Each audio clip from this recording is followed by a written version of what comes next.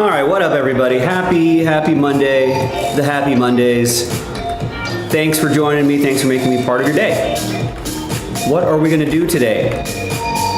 A little light on orders starting the day here.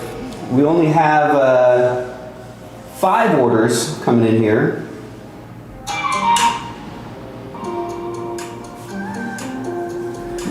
But we've got a big order from Rodney, who gets a full spot in the mystery crate. Tristan gets 4 spots in the gold pack break. That might be our last gold pack break. Tristan gets 2 in the mystery crate filler. What's going on here?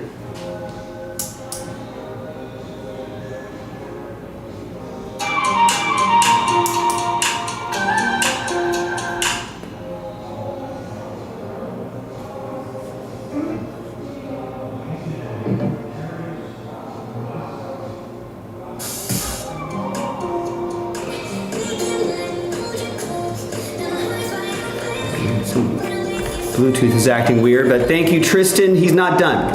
Tristan gets 2 spots outright in the autograph football break. Tristan also gets 10 in the filler for the 2, 3, 4, 5, 6, 7, 8, 9, 10. He's got 10 in the filler. He's got the last 20. Bluetooth is acting weird today.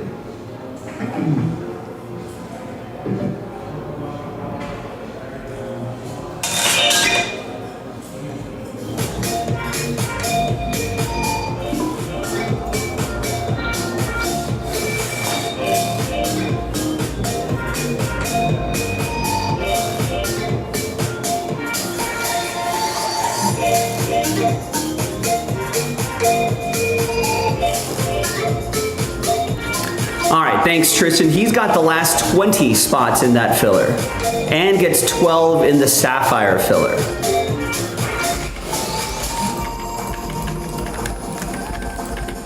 So Tristan's going to work. Who's going to help him out? Douglas is. He gets 2 spots in the resurgence box. That's the filler for the autograph footballs. Joe Lawson gets 4 in the autograph football filler. So now we just have to move 2 full spots, and then we are in Breaksville.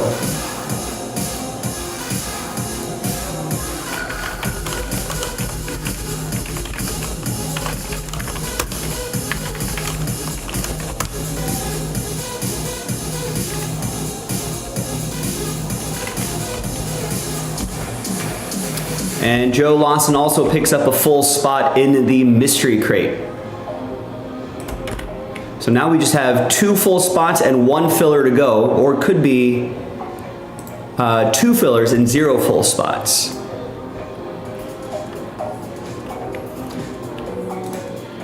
But that's all the orders I have, ladies and gentlemen. Some nice orders, but we're gonna need a little bit of help. The ones placing the orders are gonna need a little help if we wanna get to Breaksville. The place we wanna be, my favorite place to go.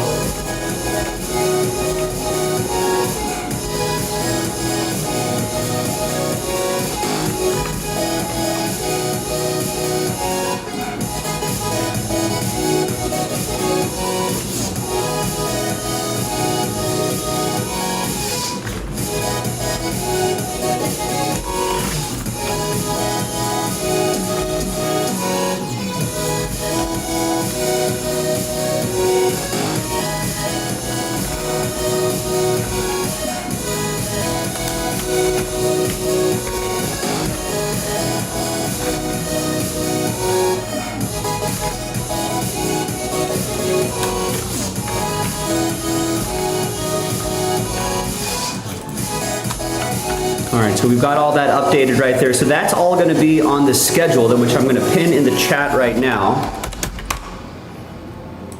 And so you can always, if you're more of a visual learner, sometimes it helps just kind of going to the break schedule and taking a look and seeing what we need to do, what boxes we need to finish, what we need to do to accomplish some breaks. I feel like all 3 of these we can do tonight and then some. Just started the evening, got plenty of time. but we're gonna need some more work happening here. Same with that immaculate football. If we can get like the $60 Packers, $60 Cardinals, $50 Rams, $50 Dolphins, $50 Steelers off the board, we're well into single digits, and then we should be able to bundle up the rest into a filler and get us to Breaksville that way.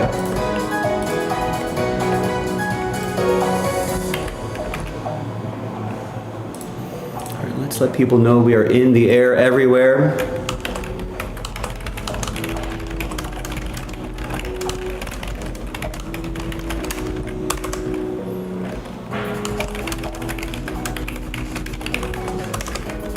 Lots of breaks are indeed getting close.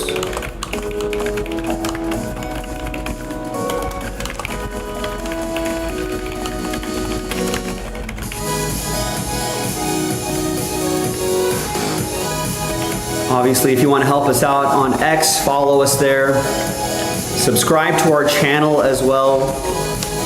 Always make sure you're watching live and make sure you have your settings at live chat. And don't forget to subscribe to our text messages. Sometimes we'll send out some announcements. Sometimes some discount codes, which could be helpful.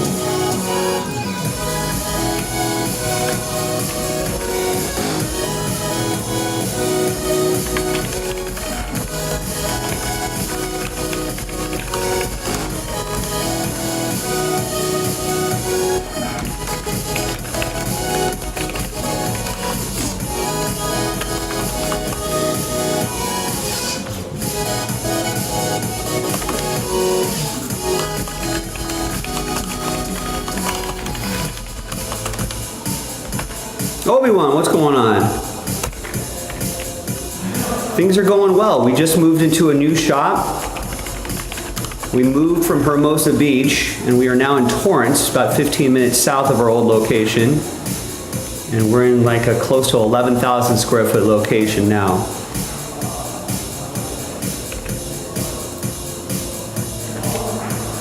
Just pretty crazy.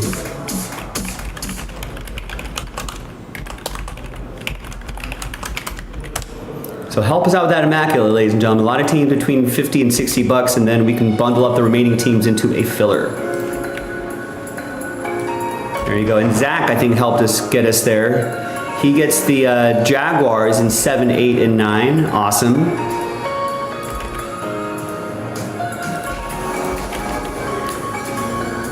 Gets the... How's Ramon, I think. I know, that was from days ago. Wasn't me.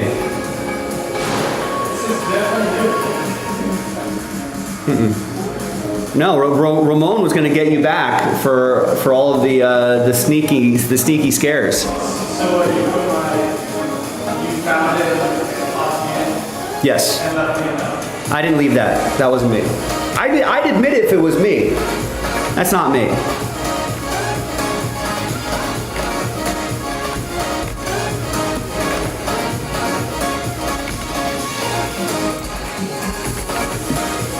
All right, thank you, Zach. Zach gets us down to 13.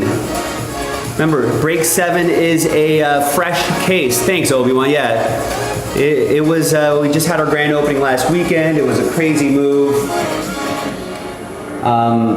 I think we're still unpacking, as it were. So, yeah, but we're here. We're getting settled into our new digs, and you know, onwards and upwards.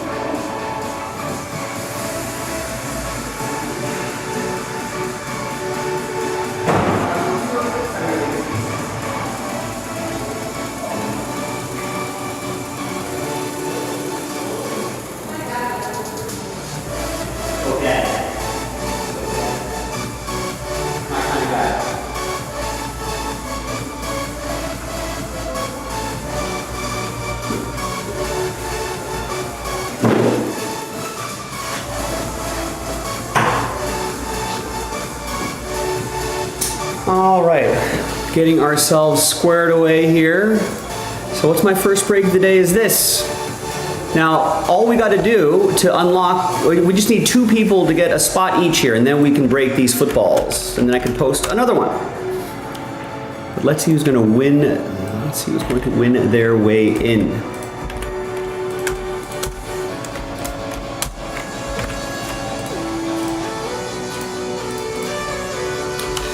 Today's Monday, the 25th, 25.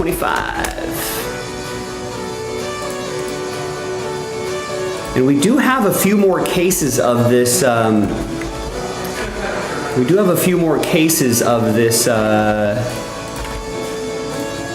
the autograph footballs. We got more fresh cases, so if we want to keep running these back, I am down.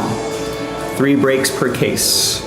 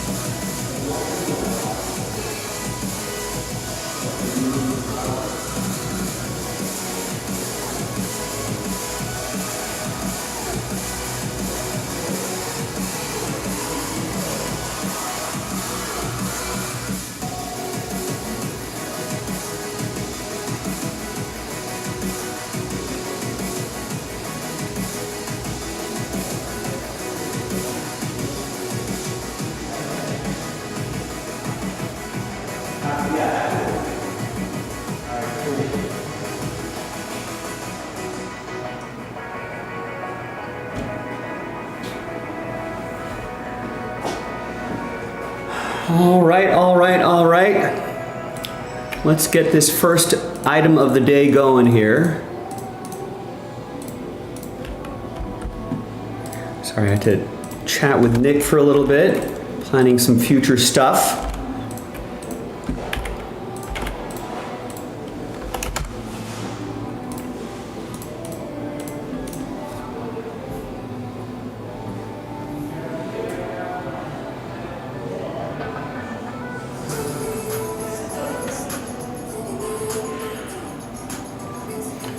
Use that mystery crate.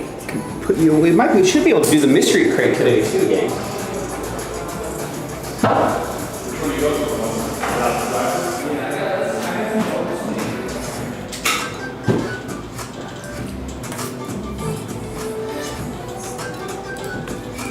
All right, good luck, everybody.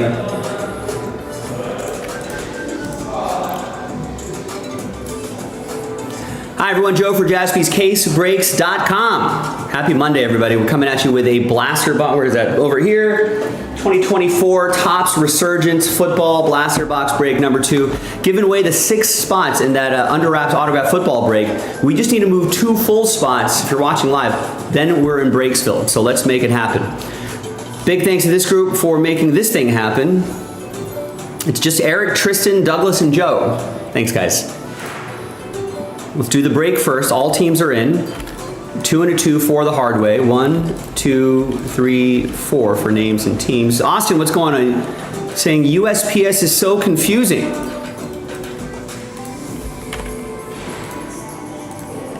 And then 4 the hard way for the teams. 2, 3, 4. Your package went from Torrance to LA to Indy to Detroit and then went to Jacksonville.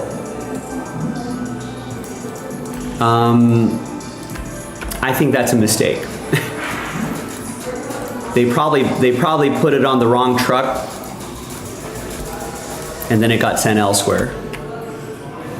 Sometimes that happens. Here's the first half of the list. Here's the second half of the list. Yeah, I'm afraid I'm not sure if there's much I can do for you there. You just have to wait it out. It'll eventually get to you. In our 11 years of doing this, I could probably count on one hand how many times a package has just been outright lost in transit, you know? And we've sent tens of thousands of packages over the last 11 years we've been doing this. Delays, that happens a lot more frequently. Something gets sent to the wrong city, yeah, that sometimes a misscan or someone dumps it into a different bucket and all of a sudden goes somewhere else. That I have seen happen. And that's most likely what happens to you, Although sometimes with overnight shipments, so let's say I was in Southern California and I overnighted something to Northern California, I'm fairly certain that, like, for example, FedEx, it'll still go to Memphis into their giant hub there and then get redistributed and sorted back out. At least that's what it used to be. It's kind of crazy to think about.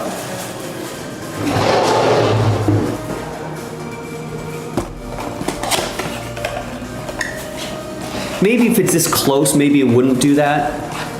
Maybe there'd be a hub here locally.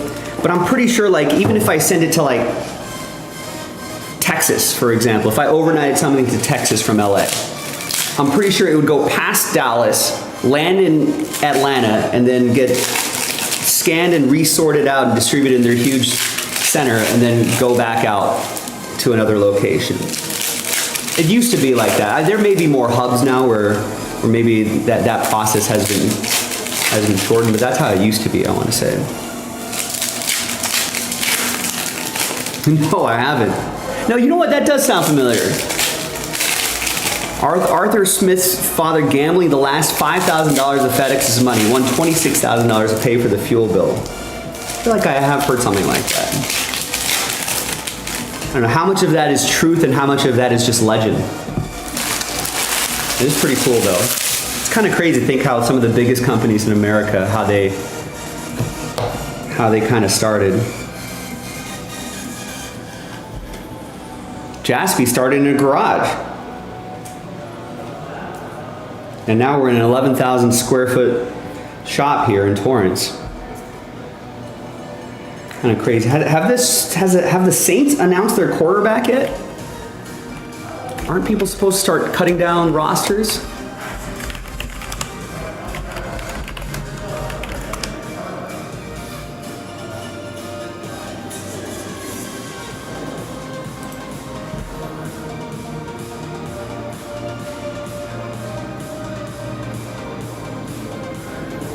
Looks like Tyler Schuff is going to be, so maybe our hopes of Spencer Rattler being QB1 are now dashed. But hold on to this, Douglas. You never know. He might emerge at some point in the season, rattle off some wins.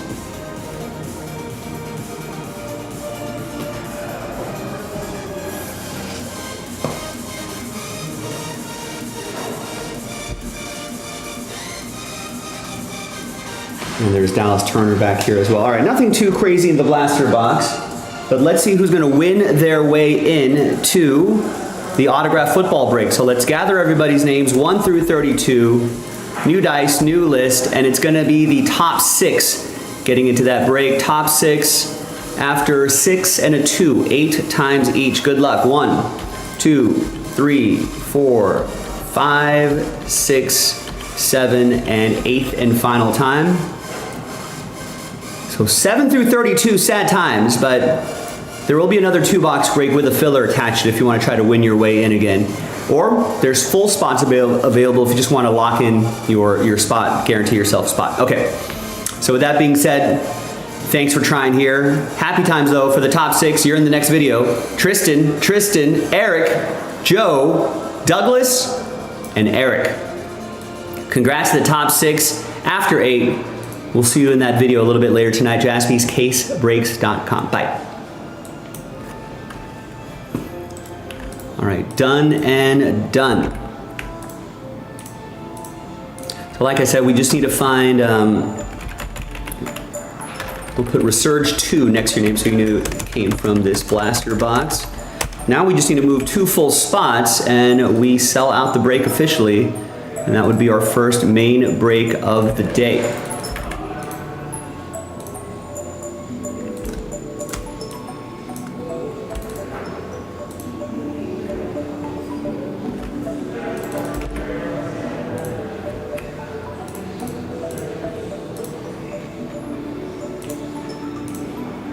Wait, what? George Herman Ruth just charged with 91 counts in Tennessee. 91 counts of what? Is George Herman any relation to the Babe? I know, I saw that. The dual logo man, MJ Kobe, sold for $12 million. Who says the hobby's dead?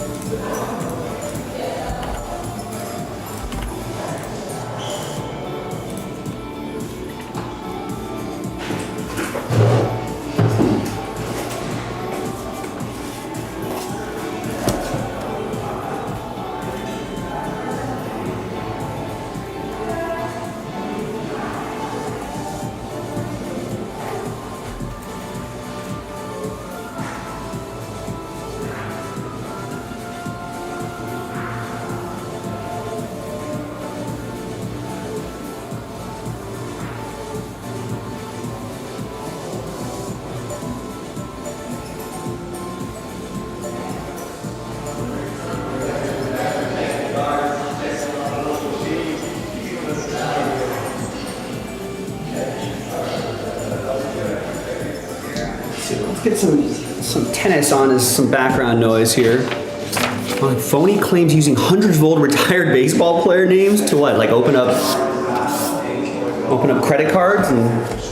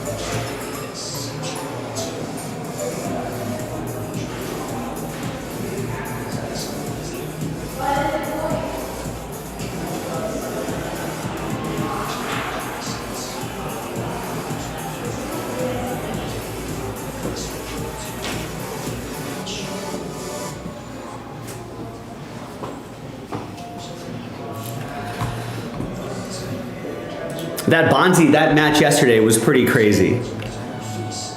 I wonder if we're gonna hear any more stories about the photographer. I don't know, I feel like eventually something will pop up.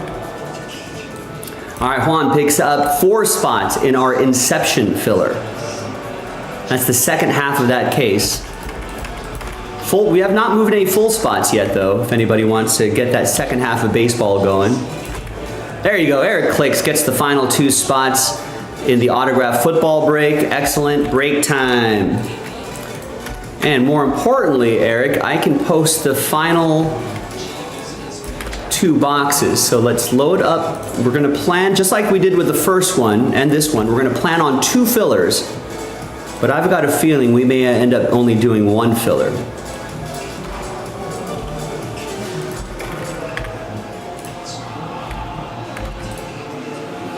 Yeah, I'm surprised Medvedev kind of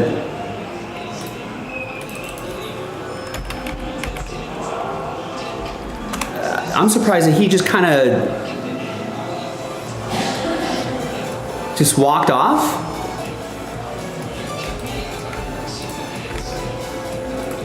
And nothing happened to him? That just seemed a little odd. And also, he kind of made it. Did you see him after the match, Austin? Welcome to Tennis Talk here at JASPY's.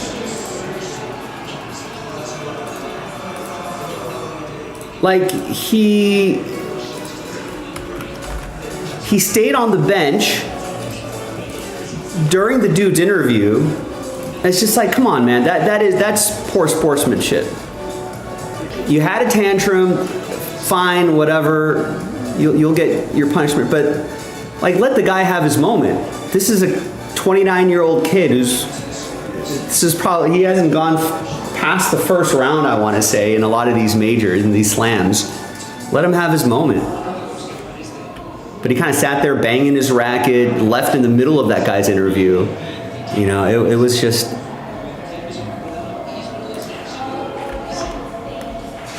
it was not cool, to say the least.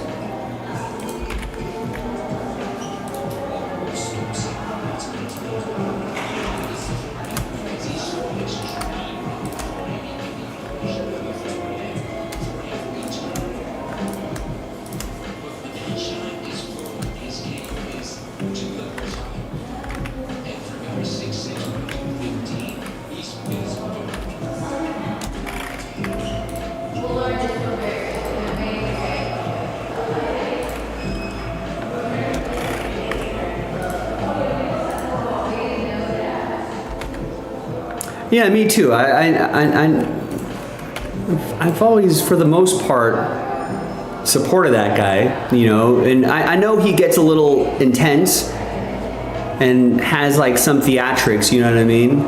But it was always somewhat like, I like Nick Kyrgios too, you know what I mean?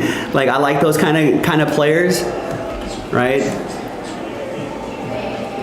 But like, even Kyrgios would be complaining or moaning, whinging, you know, but would still play, you know, still play points, chat in between, will still play the points, you know, but I don't know, Medvedev's actions last night was a little that's too much. Kind of interrupted the whole flow of the game. Looking into the camera.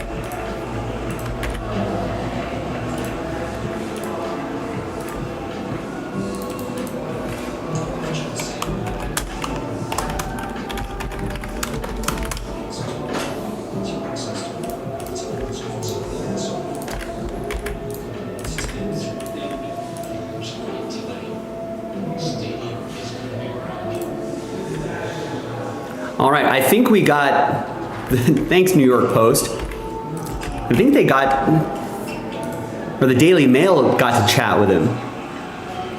Photographer who interrupted a US Open match Sunday night, creating chaos in the Medvedev-Bonzi opening round match, says he's a victim. Selçuk Akar, an experienced freelance journalist and photojournalist, told the Daily Mail he did nothing wrong and deserves to have his credentials were revoked. With Bonzi serving for the match in the third set, Akar stepped into the court and the match was paused. Umpire Greg Allensworth gave Bonzi another first serve due to the delay, which drew the ire of the 13th seed Medvedev and the Louis Armstrong Stadium crowd. After a 6-minute, 24-second delay, Medvedev ended up winning the third set, although Bonzi prevailed to win in 5. Quote, "I'm a victim and totally innocent. This incident has already turned into a lynching, and although I'm innocent, I've suffered greatly. If there's a camera there, if it's monitored, it will show that I returned to the official twice and didn't enter." Carr insists a security official told him the match stopped, which is when he entered. Oh, so man, the security official maybe gave him some wrong information too.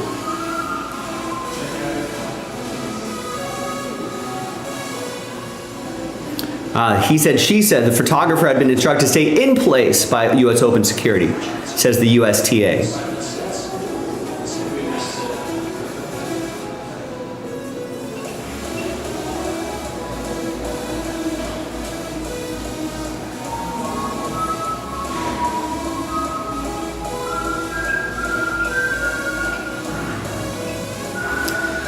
Yeah. So there it is. So I mean, maybe we never will know the full story. Photographer saying one thing, USTA saying another thing.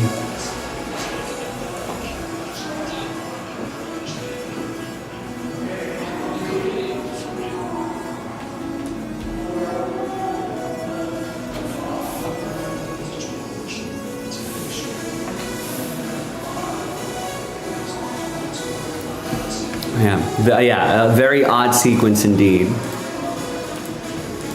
But I feel like at every point where it could have been fixed, it just went wrong. So there was the security mix-up. That went wrong. You know, so I don't know, maybe the security told him the wrong thing, which is probably seems like maybe the security guard thought it was second serve or something, or a let or something. I don't know what he thought, but he kind of went there early. Then the umpire messed up. Everyone messed up, I feel like. Security guard messed up probably. Photographer probably messed up. He should have known what the action is happening on the court as well. Right, shouldn't lose his career over it. And then the umpire, the first serve had already happened, and Bonzi was setting up for the second serve. It should have been second serve. So umpire screwed up. Right? Yeah, I don't think Bonzi's the only innocent guy out there. Then Medvedev agreeably is pissed. It should be second serve. But then he takes it too far and wastes everybody's time.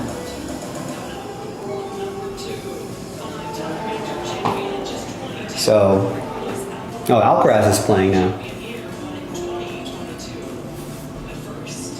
Is that the shirt he's going to play with? I don't know about that fit, Nike.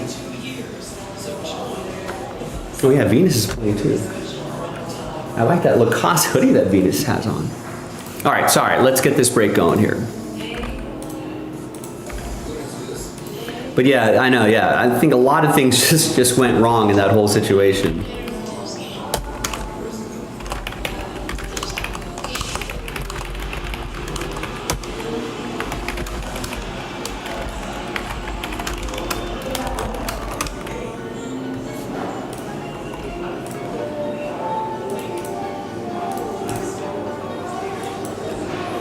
Hi everybody, Joe for JaspysCaseBreaks.com coming at you with a fun one here. 2025 Fanatics Under Wraps Autograph Footballs. It's a 2-box break. 1 spot gets you 2. This is the, so there's 6-box cases, so we're doing a third of a case at a time. So breaks 1, 2, and 3 are from the same case. Great checklist, check it out. So a lot of fun stuff here. Big thanks to this group for making it happen. So we're gonna double you up. Double up, like sort of mix a lot. Thanks to the people who bought their spots straight up, and congrats to the people who won their way in those resurgence breaks. All NFL teams are in. Let me go grab that team list.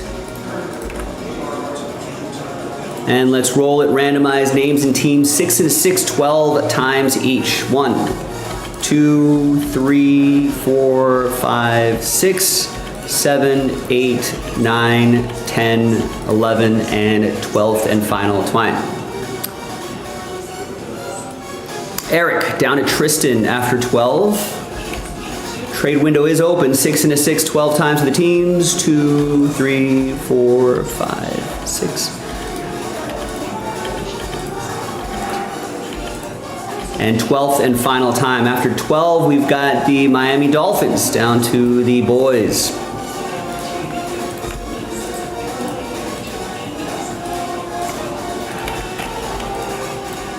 All right, Eric, you got the Dolphins and the Ravens. Tristan with the Panthers, Douglas with the Commanders, Joe with the Bills, Steve with the Packers, Tristan with the Vikings, Joe with the Browns, Steve with the Saints, and Eric with the Lions. Steve with the Eagles, Eric Texans, Jaguars, Tristan with the Titans, Douglas with the Rams, Tristan with the Bears, Eric with the Falcons, Tristan with the Steelers, Eric with the Bengals, Broncos, Patriots, Steve with the Giants, Tristan with the Chargers, Eric with Niners, Seahawks, my Raiders, Chiefs, and Colts, Tristan with the Jets, Eric with Buccaneers, Cardinals, and Tristan with the Dallas Cowboys. Trade window is open. It's alphabetized by team. You'll see Tristan with the Cowboys. All right, so he's still matched up with the Cowboys there after the alphabetizing.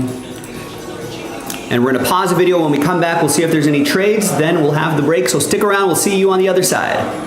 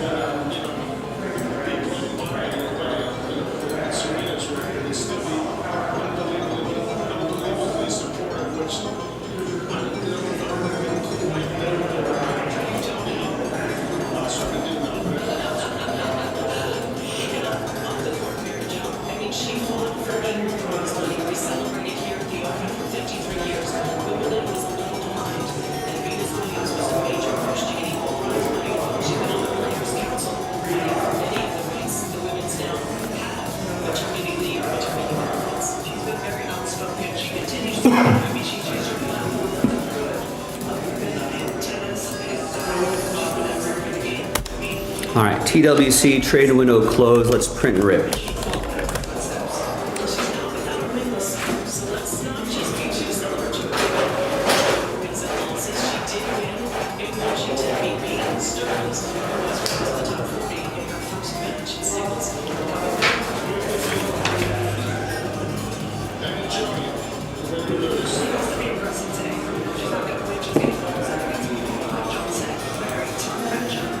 All right, welcome back to the other side of the trade window. No deals were done, so that list right there remains the same.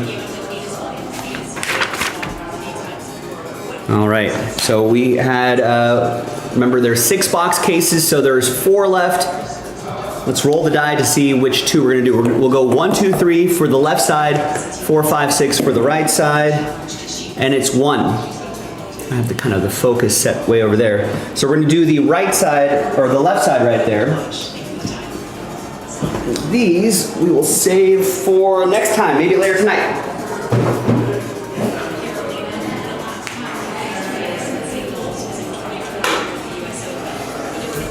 All right, Grizzlebees, what's going on? Remember I made those squiggly marks so you know they're from the same. And just in time for a little trivia, Grizzlebees. Who am I? America's favorite game. Posted by yours truly, Joe JASPY. I give you the clues and you try to guess the player inside. What's in the box? What's in the box?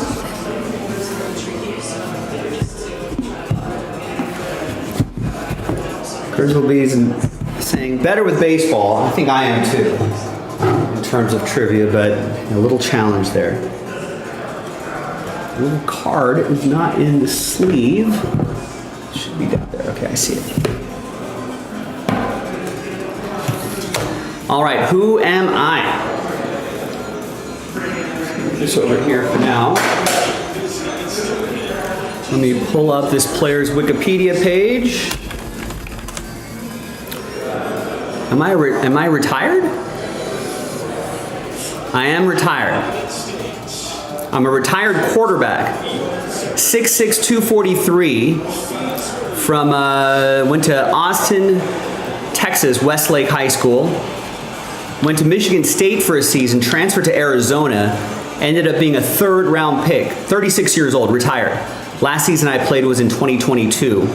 A Super Bowl champion, a Super Bowl MVP, and an NFL passer rating leader and a one-time Pro Bowler. I have an NFL record 7 touchdown passes in one game, which I think was against my Raiders, if I'm not mistaken. Yeah, it was. That was a rough day in my life.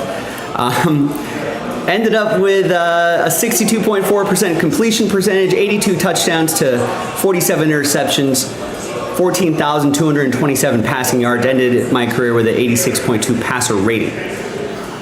Now, with all those impressive, not so impressive stats, and 6 teams, played for 6 teams in my entire career, who could this be? Not too many players from ASU, played for that many teams, bounced around a lot, but still ended up being a Super Bowl champion and Super Bowl MVP. Who am I?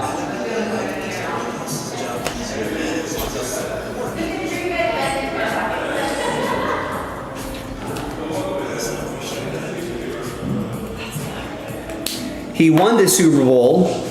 Oh, let's see. It's probably this Super Bowl team, but I'm going to check the checklist. It's got to be. There's no way.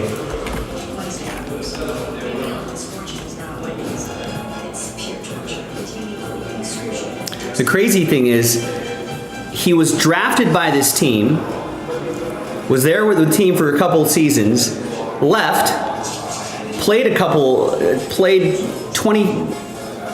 with 2 different teams, went back to his original team, and that's where he won the Super Bowl. The team got him back.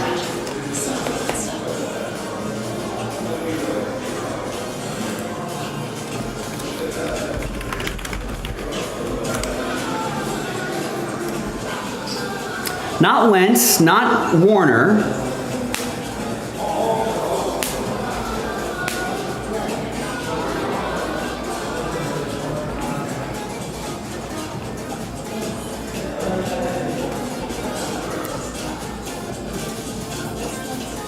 If Jason was here, he'd get this right away. That's for Philadelphia. Nick Foles.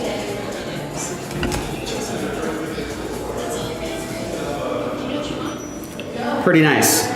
You got all the authentication stickers right there. Let's see if I can change the focus level a little bit.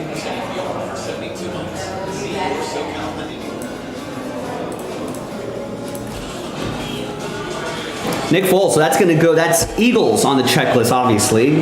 Wouldn't be with any other team in a break like this. That's going to be Steve Herrick with the Philadelphia Eagles. The Fly, Eagles, Fly.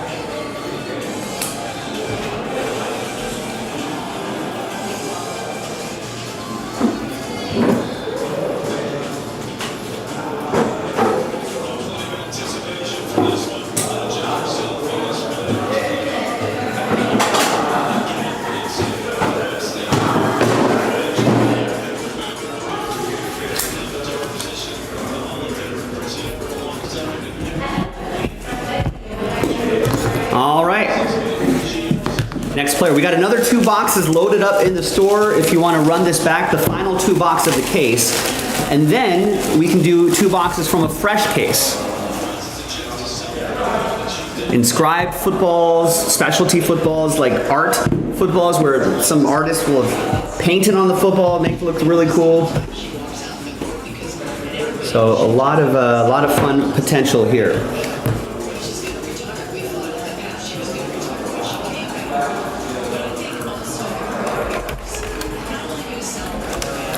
All right, this one's going to be pretty easy. We have an active quarterback, 6'4", 210, from Fontana, California, here in Southern California. Went to high school in San Bernardino, went to Arizona State, then went to LSU. Second overall pick, NFL Offensive Rookie of the Year, a Pro Bowler, a Heisman Trophy Award winner, Walter Camp Award winner, College Football Player of the Year, Davey O'Brien Award winner, Manning Award winner, Unitas Golden Arm Award winner, Consensus All-American, All-SEC, SEC Athlete of the Year. Not Burrow, the other quarterback from LSU. They got completion percentage, 69%, 25 touchdowns, 9 interceptions, 3,568 career passing yards, passer rating of 100.1, 891 rushing yards, 6 rushing touchdowns in my rookie year, which was last year.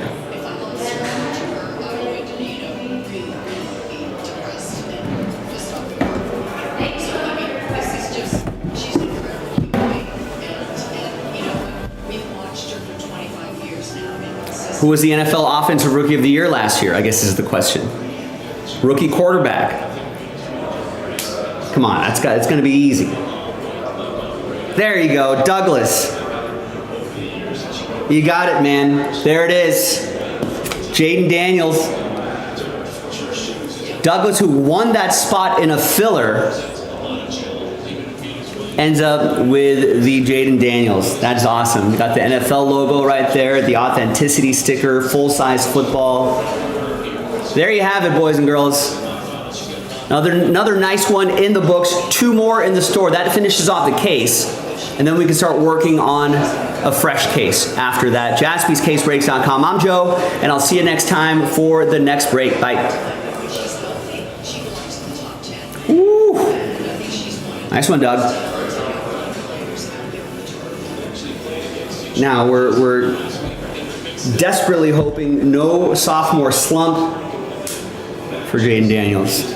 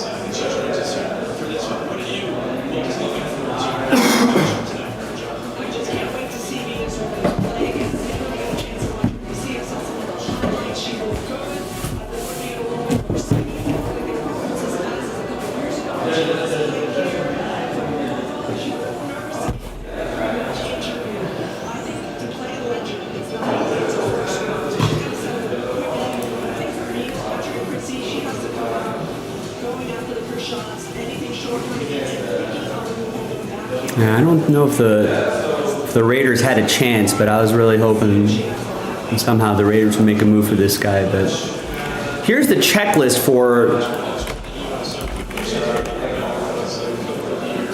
So obviously, right, not too many rookies, so it's always cool to get rookies out of here. You can, inscriptions are in there as well. Multi-sign, I haven't seen a multi-sign one yet, but there's a multi-sign one. I think all of these are.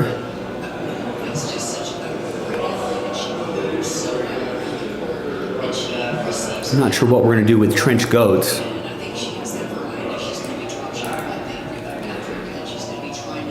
We'll try to figure out each autograph and then do a 10-way randomizer there.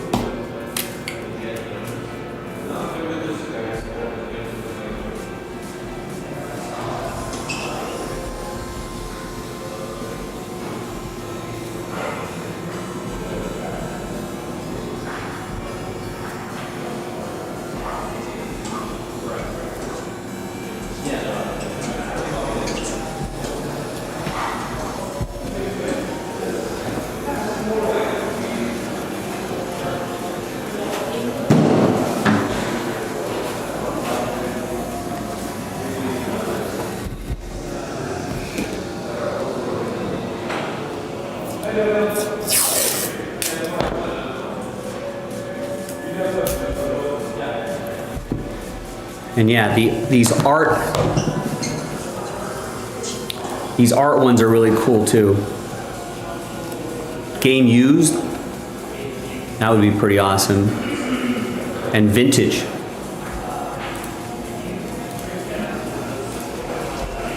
So another 2 boxes loaded up, and with another couple fillers for that as well. Rex, hello, what's going on?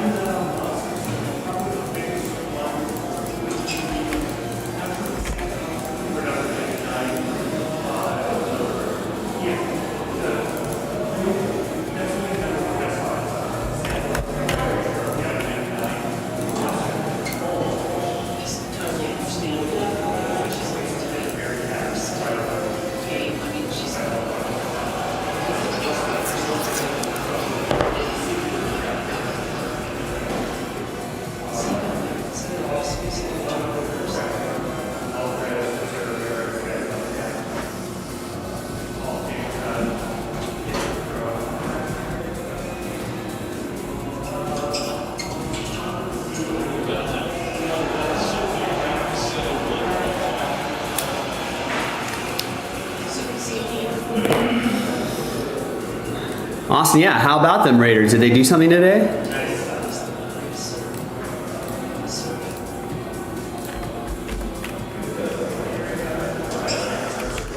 I know they're looking for a backup quarterback. I guess Terry McLaurin got paid. Hendrickson guy gets paid. Hey, look at that. Amari Cooper back with the Raiders.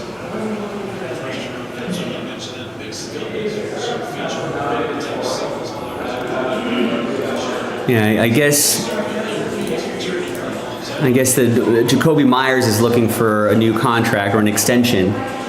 So maybe they're kind of planning for that. Yeah, that's not a bad season for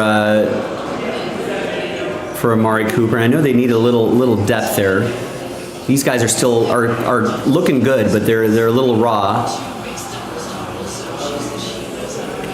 And they'll probably end up paying Jacoby Myers, maybe give him a couple-year extension or something like that.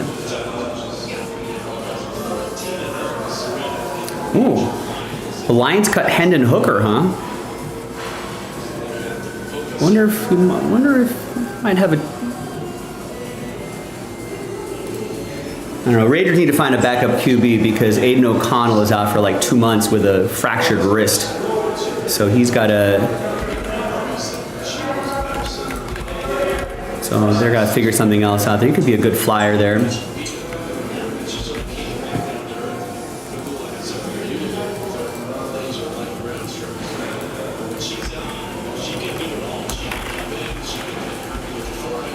Should have done what years ago?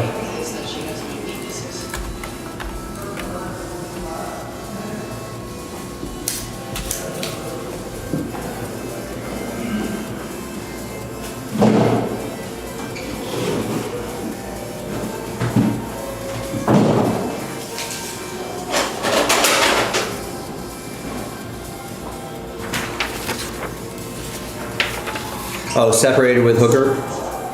I always thought he was an intriguing project. Yeah, maybe it just didn't work out with.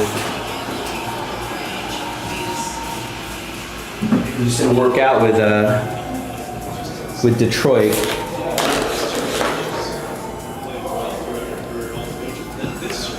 All right, only one order coming in here, and that is from Alan Murdoch, who gets a few spots with that one order. Gets the first spot in the next Under Wraps autograph football filler, gets into the Sapphire basketball filler, joining Tristan's 10 spots, 12 spots, and gets a spot in the mystery crate filler.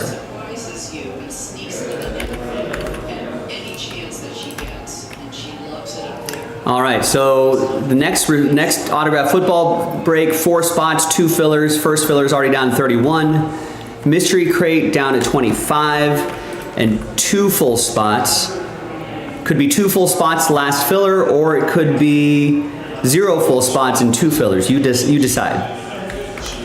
And that Sapphire's been on the move a little bit. We're down to 17 on the filler, 2 fillers, 4 full spots. So I know there's not a lot of quantity on the site, but there is a ton of quality on the site. So you know where to go. Grab your spots, grab your teams, let's do it. Especially that Immaculate. I'm trying to get this Immaculate going. I'm trying to convince I just need someone to believe that all we got to do is move those 5 or 6 $50 to $60 teams, right, which are the cheap teams as far as Immaculate goes, and then that might activate some high rollers to get some of the more pricier teams, and then we might only have like a 4 to 6 team filler, a random number block, and I'll bet that'll sell out pretty quickly then. This is something I definitely want to get going tonight. That's been marinating on the site a little too long, and it's 2 boxes from a fresh case.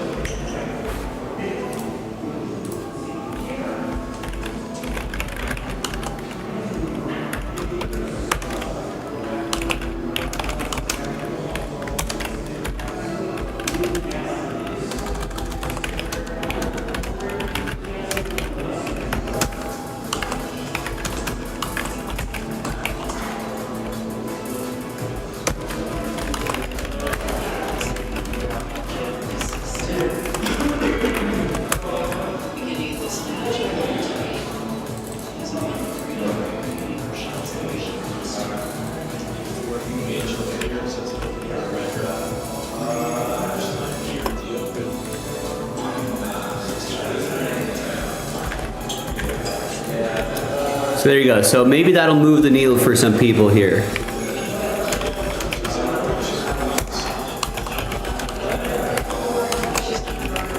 Yeah, oh, sorry, Rex. Yeah, I missed what you said earlier. Yeah, Kyle Tucker heating up again. Maybe he's finally healthy. Feasting on Angels pitching. Can't hurt either. Yeah, I did see that. Phillies Twins in the Field of Dreams games next year. No idea how they pick team for those games.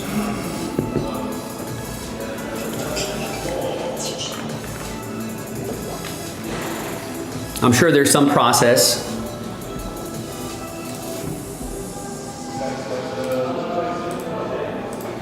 Probably, I don't know. Guess you want to try to get some big names out there. Probably players on the team. Maybe there's an internal rotation process they have there, but I mean, they're not going to put the Rockies and like White Sox in a Field of Dreams game, you know what I mean? So, actually, you know who probably picks that is the network.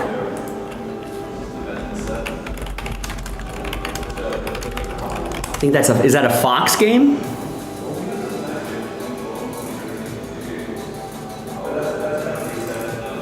Yeah, I think Fox broadcasted, right? Fox probably chooses. Although I'm sure they have. I'm sure they have.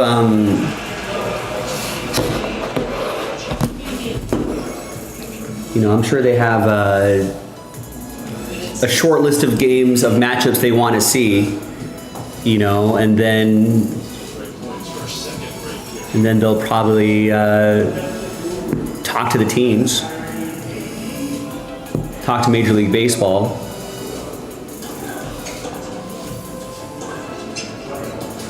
You probably try to get, as close to their first choice.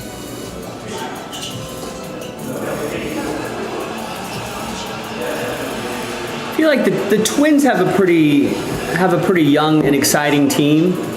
Royce Lewis, Byron Buxton, guys like that, Brooks Lee. Probably want to highlight guys like Royce Lewis and Byron Buxton. I don't know, perhaps there could be some parameters on maybe Major League Baseball's like, we kind of want this set of teams and this set of teams. And then you guys choose what you want. I'm sure there's some kind of negotiation involved there. But I'll bet it weighs a lot more with the with the TV network because, you know, they're the ones kind of producing it, paying for it, and they want to try to get ratings, sell ads.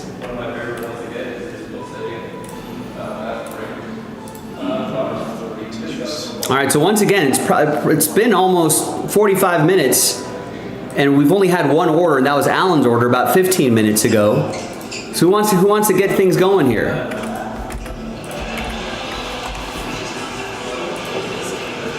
We're in a big new shop here. We got to do our part to keep the lights on. So help us out. JaspysCaseBreaks.com. Doesn't matter if you get a small spot, 1 spot, or 100 spots. Doesn't matter to me as long as we're getting spots. We can run back those autographed footballs. We talked about Immaculate, right? We got the hit crate, the mystery crate, 2 full spots and a filler, or 0 full spots and 2 fillers. That's probably going to be the last of our gold pack breaks. I don't think we have too much more left after that. Second half of Inception, let's get that rolling. Topps Chrome Sapphire basketball is getting close. So we got a lot of stuff inching closer and closer. We just need a little more help. We need a little bit more, some more people getting spots and keeping this, trying to keep these breaks alive, get some momentum going here.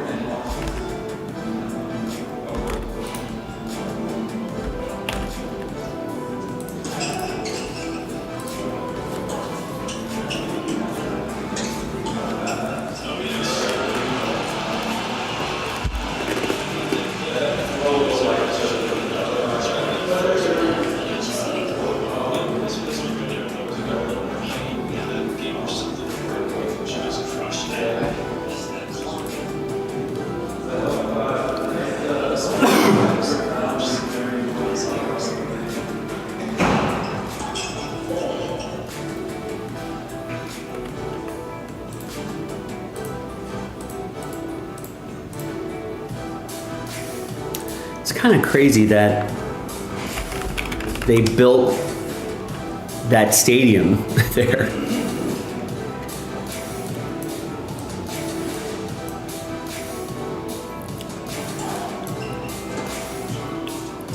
It's in Dyersville. I've been to the Field of Dreams before the stadium was actually built.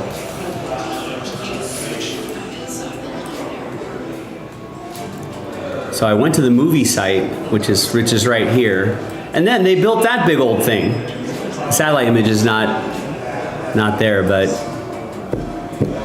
kind of wild.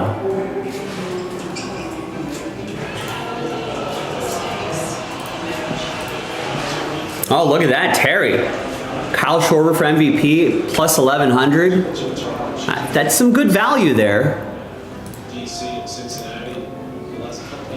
You know, if you were gonna, yeah, if you build it, they will come.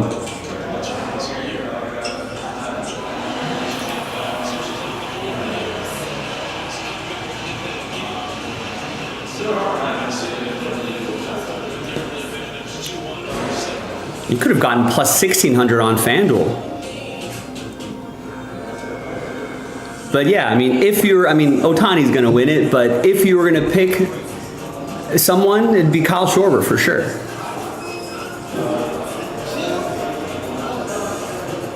This race is a little bit closer. There's really no value in Tarek Skubal or Cal Raleigh at plus 150. But yeah, that Schwarber's a good value play.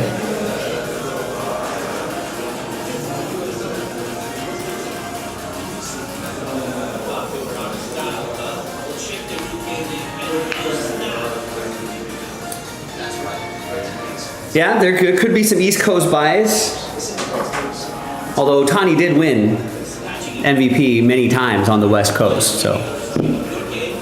But I think more than East Coast bias, I think what's more likely is Ohtani fatigue. People may just be sick of voting for Ohtani, even though he deserves it. So that might be more of a factor.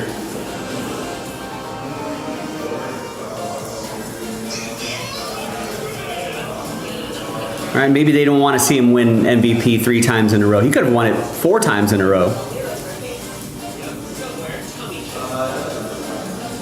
Wait, who beat him for MVP that year? Oh, some guy named Aaron Judge. That's right. Yeah, he had a pretty nice season. 62 homers. A lot of bold numbers in that top line right there. It's kind of crazy that and Ohtani finished 4th in Cy Young voting too that year. That's crazy.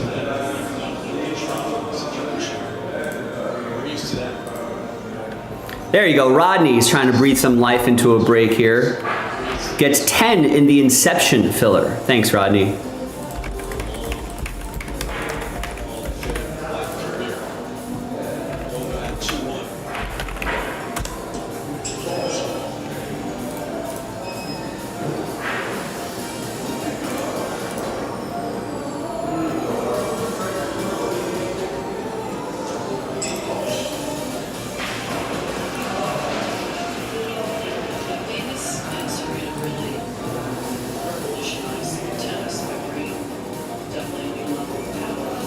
Yeah, trouble with Kyle Schwarber is that he's like 2 full points behind Ohtani and wins above replacement.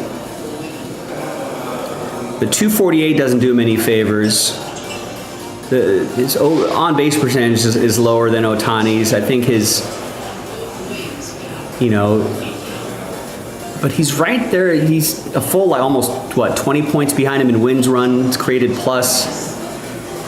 Ohtani's got 1,000 OPS. Average is a lot lower.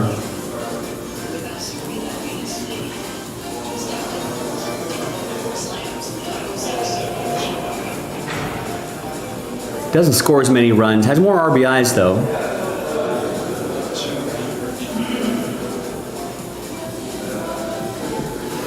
No, not these days. In the fantasy baseball world, there's always conversations about getting rid of the RBI stat just because that's so luck dependent. That just depends on who happens to be in front of you, right? So like, Ohtani's 84 RBIs, it doesn't look good, but kind of happens that like he bats leadoff and the bottom third of the Dodgers lineup has been pretty garbage for like the last couple months. So that doesn't help his RBI numbers. Mookie Betts has been struggling too. But he's getting driven in a lot. That means he's getting on base a lot.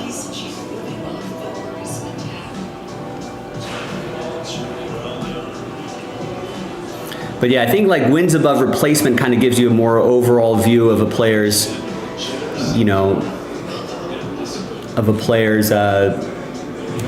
overall kind of season.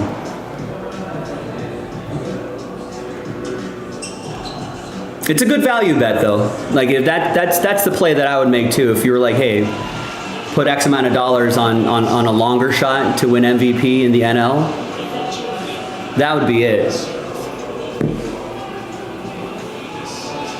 He could finish with, he could easily finish with like 55 home runs, maybe 60 if he goes bananas. Right, it's like RBIs are like kind of, like wins for pitchers as well. It used to be weighed a lot more, but that's when pitchers would go 6-7 innings, and they are more of the direct result of a win.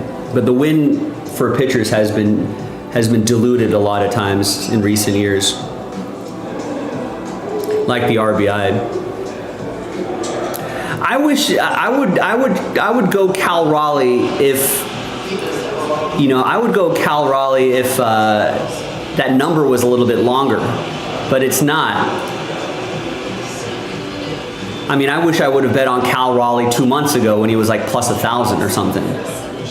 Like Schwarber's plus 1,100, that would have been a nice number. But he's at plus 105 to plus 150 in a lot of books. So I feel like there's no value there.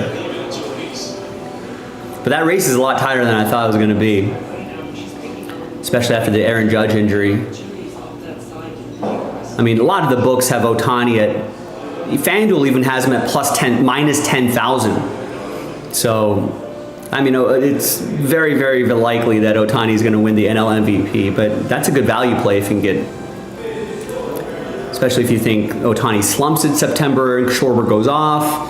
There's a couple things that has to happen, but that has to be a pretty big slump, and Schwarber would have to go off pretty go bananas, but it's possible. If anyone could do it, Schwarber would be. Let's see. They're a lot more similar. Judge is 7.3, Cal Raleigh 7.3.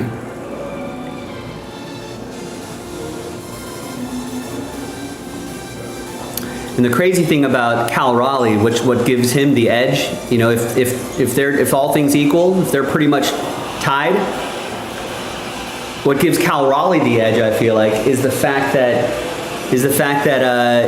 he's catching.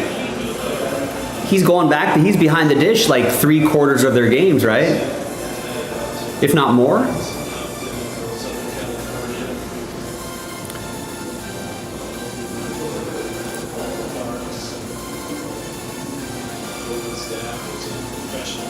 Soccer player.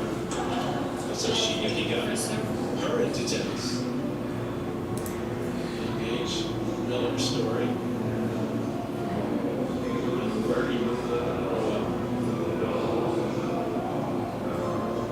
Yeah, he's catching a lot.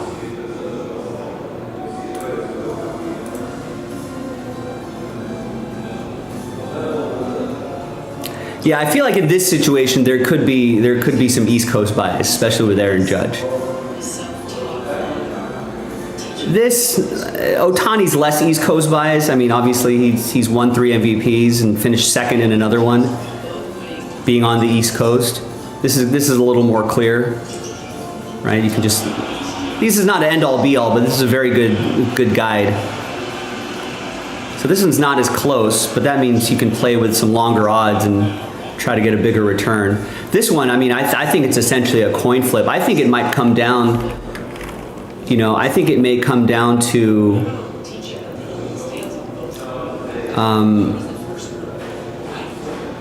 I think in this case it might come down, because the Yankees and Mariners are so close in record, it may come down to who has the stronger September and which team finishes ahead of the other team. Does Ohtani get if the Dodgers don't win the division? Yeah, I think so. I mean, look, Aaron Judge is minus 150 basically, right? Ohtani at best is minus 5,000 to minus 8,000. That's significant. That's a significant difference, and I think the market is saying it doesn't matter where the Dodgers end up. You know, Ohtani's putting up numbers where he's going to be the MVP pretty clearly. But those numbers could change, obviously. But I think Ohtani's been comfortably leading it for much of the season. I think Ohtani is, I don't know which line is Ohtani. Maybe that bottom line, I think.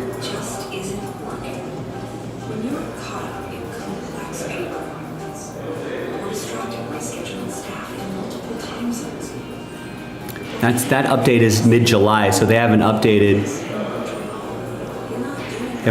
that yet into August. But I'm sure we'll get an update. But as of mid-July, Ohtani was minus 950. Pete Crow Armstrong was plus 700.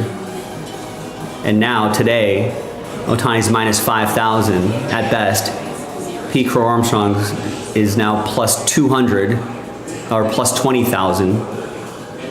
But Schwarber's crept up that list a lot.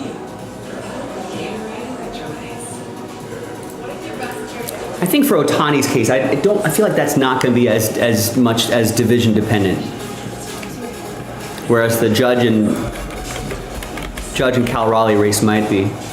Dan gets a spot in the filler for Inception. So we've got a little action there. That's down to 14 if anybody wants to get that done.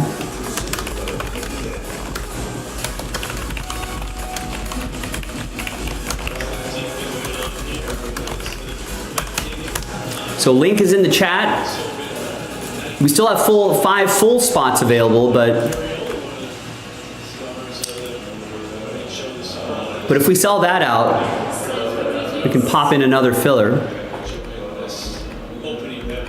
We can even do 0 spots, 3 fillers. Right now it's 5 full spots, 2 fillers. Let's see what's in that second half of the case.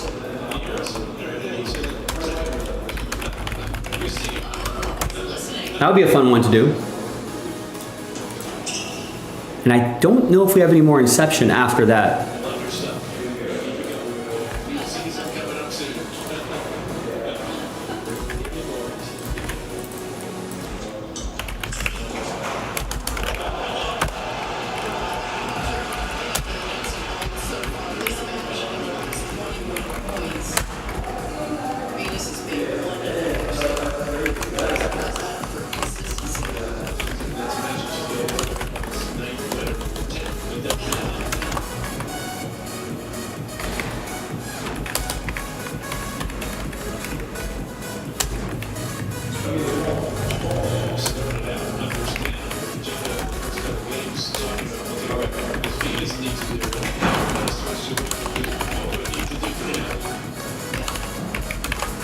And remember, in that Inception, remember it's 2024 edition, right? And it's the second half of the case.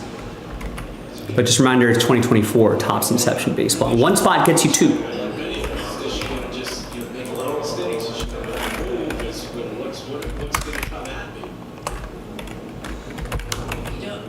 don't know what version of Venus is going to be. So one spot equals 2 teams, as a reminder. And the filler is down to 14. And I could post number 3 as soon as we sell out number 2. It's almost in single digits. It's over halfway there. It's only 20 bucks a spot. 20 bucks to try to win a $100 spot, I feel like is a nice little return. And it's that Fanatics exclusive box too.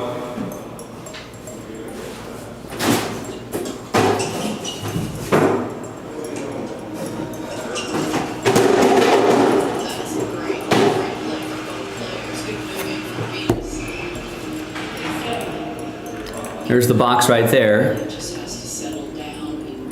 And I'm a big advocate of the immaculate break today. Can someone help breathe some life into this break? I feel like if we do a random number block for 13 teams, it's going to be kind of expensive, and I think it would sit just as long as if we were just waiting for 13 teams to get to single digits. I think it'd be a lot easier if we can get some full teams going.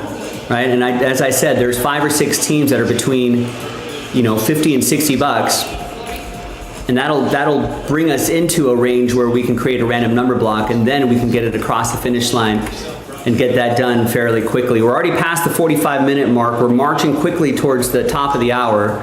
Maybe we can get something going by 15 minutes past the hour. No, Joe says let's do something now. Did he fill that up? No, but got excited there for a second. Joe gets 12 spots in the mystery crate filler, which is the Topps Chrome Football Blaster box. So now all of a sudden that's down to 13. Now there's a chance we may have to, if those full spots don't move,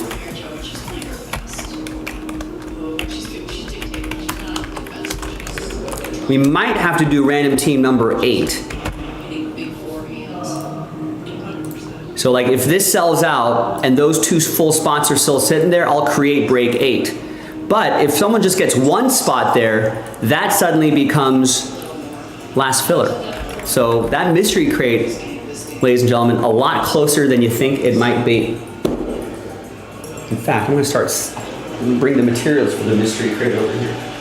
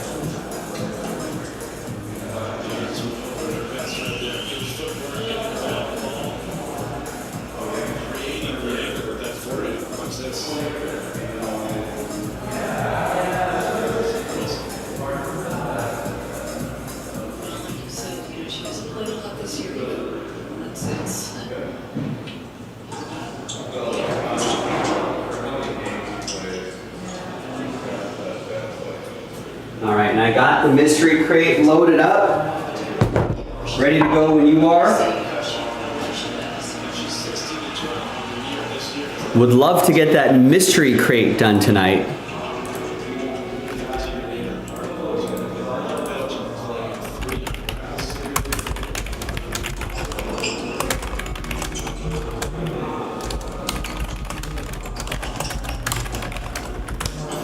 And if, like I said, if we can get someone to get just one full spot,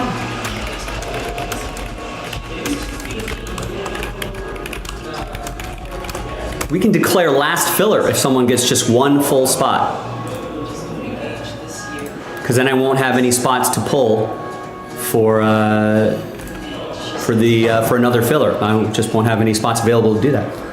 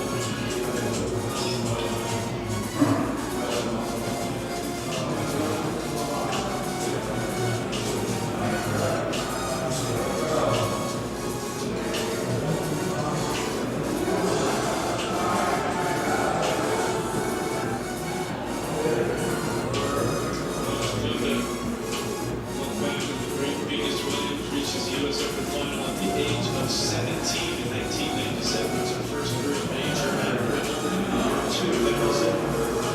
Once again at the U.S. Open, and then again in 2001, 7 singles, 14 doubles majors.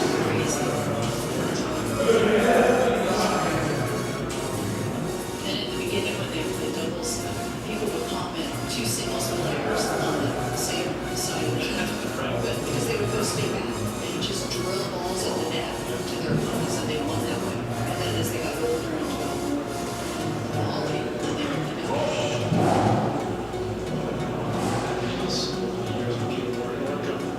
yeah, she did. And yeah, she won 2 weeks. I mean, that says it all. Whatever it was.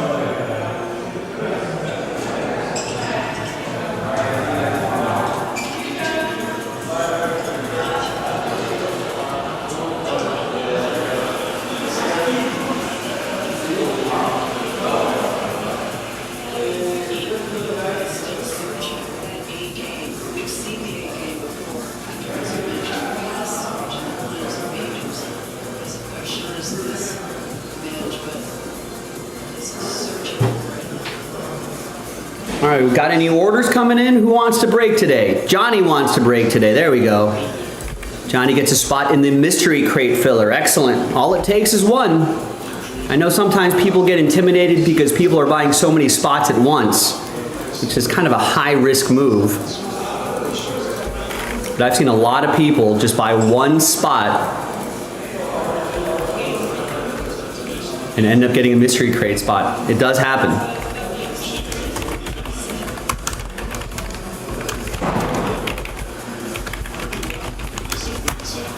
So now we're down to 12. Do I have blaster? Yes, I do have blaster boxes near me. I can just grab one right here, ready when you are. Got their mystery crate right here, ready to go. Listen, we just need everyone to step up and just keep grabbing spots, and we can get there.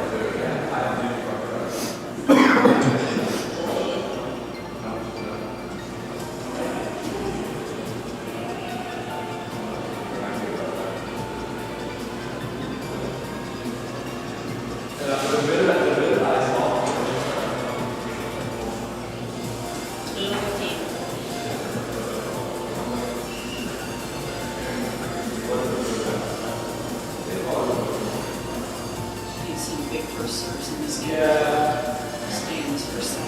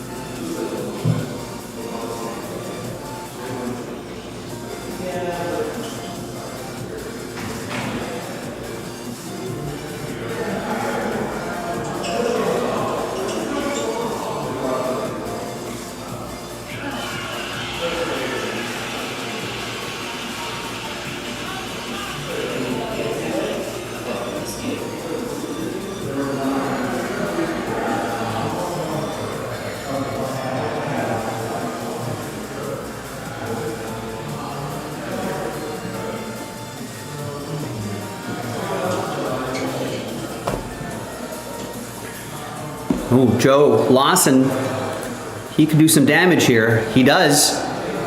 He gets a full spot in the mystery crate. So, guess what? We're down to, well, now we're down to 8. Who got us down to 8? Austin picks up 4 spots to get us down to 8. And Austin, guess what? That's the last filler. So let's officially declare it. Ooh, mystery crate time. Love it.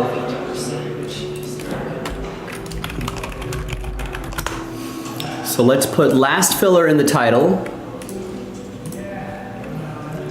And now this has become a little more important now. Let's bring this up to the top of the page here.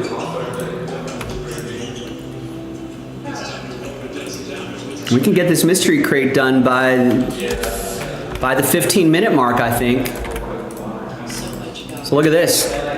We no longer can do 8 because there's no more full spots for me to pull. So 8 spots in the Topps Chrome Football Blaster Box and 1 full spot sells out the mystery crate. Let's get mysterious. And here it is. There's the blaster box. There's the mystery crate. Ready when you are. As am I. I'm ready when you are. This would be a great one to do sooner rather than later. And then we could maybe force Nick to create another mystery crate for us. So all that's in the football section. Go and get it.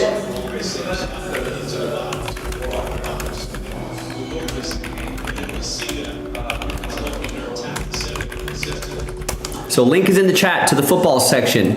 1 full spot, last filler, sells out the mystery crate, ladies and gentlemen. We're getting there. Nice. Dan just picked up a spot in the filler for the mystery crate. We're down to 7. And the 1 full spot. I'll tell you, if the full spot or the filler sells out, if either one sells out first, I'll bet the other thing will sell out twice as fast. Let's go. Let's go. I'm feeling the momentum, feeling the love for the mystery crate. We got Venus Williams down 3-5. Alcaraz, I think, is going to be playing soon. US Open tennis happening.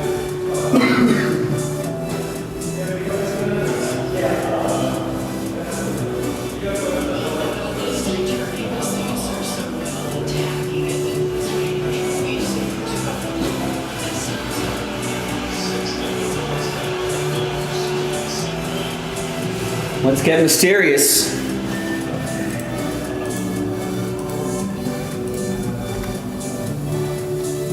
Tell your friends, tell your family, tell your coworkers. Let people know that the mystery crate is about to happen. Nice 12-item mystery crate. In the slot she wants it. She's standing in line.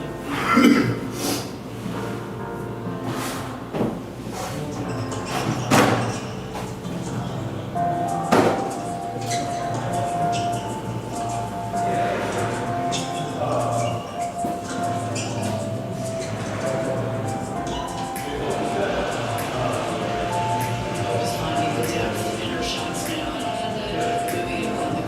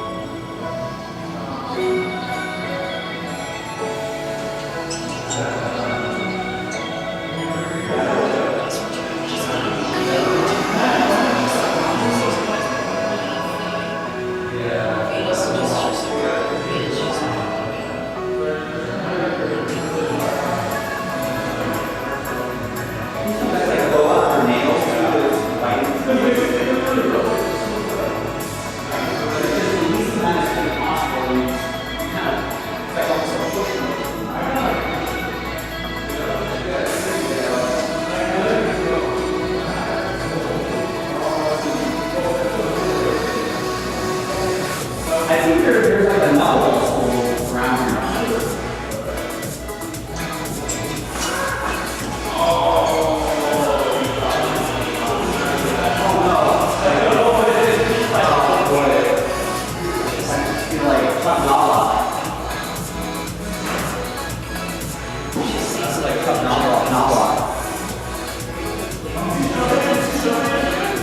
Yeah, like shook the hand of that Padres fan in the front row.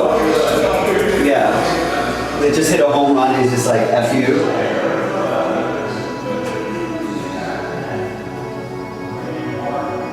Where's the bat? Did that make a move?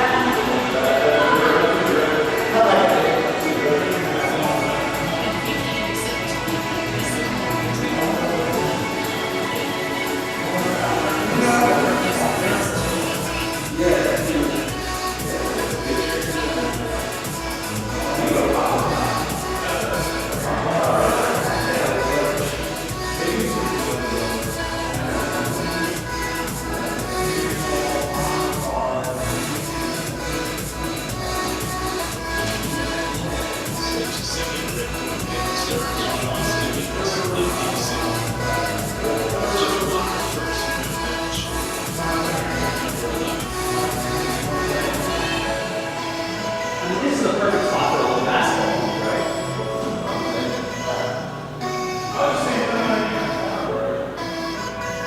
Yeah, I know what we're doing here.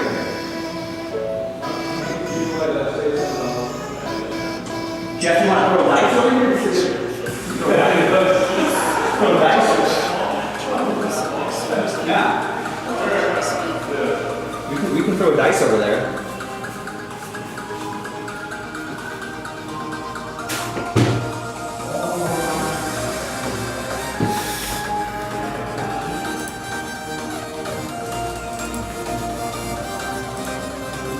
All right, we got a few orders here. Alan Murdoch picks up a spot in the last filler for the mystery crate. John McGee picks up 2 spots in the last filler for the mystery crate. Joe Lawson picks up the final 4 spots in the last filler for the mystery crate. Now we just need someone to get 1 full spot, and then we are done.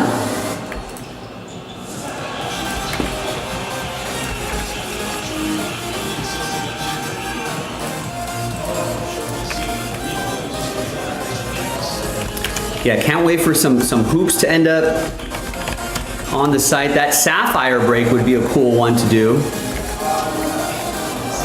Just ahead of the basketball season. And I think Topps will have officially licensed basketball by the fall. So we have that to look forward to as well. But in the meantime, that sapphire that's on the site right now is a good looking product.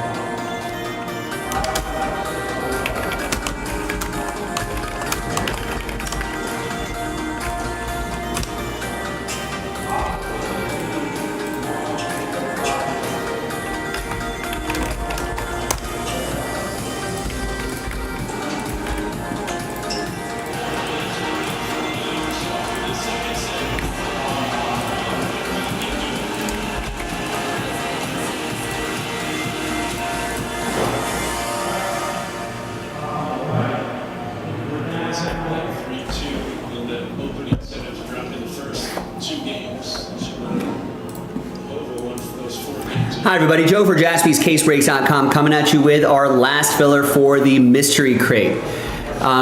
It's going to be a blaster box, 2024 Topps Chrome Football blaster box, random team number 7. We'll do the break, just like a normal break first, and then at the end we'll randomize everybody's names, and top 2 will get spots in the mystery crate for a fraction of the price. Big thanks to this group for making it happen. There are all the teams right there. Again, let's do the break first. 5 and 5, hard 10 for names and teams. 1, 2, 3, 4, 5, 6, 7, 8, 9, and 10th and final time. Just feel like she has to really take care of herself. If she can get, 5 and 5, 10 the hard way for the teams. 2, 3, 4, 5, 6, 7, 8, 9, and 10. such a big weapon for her. No trade windows in these filler breaks.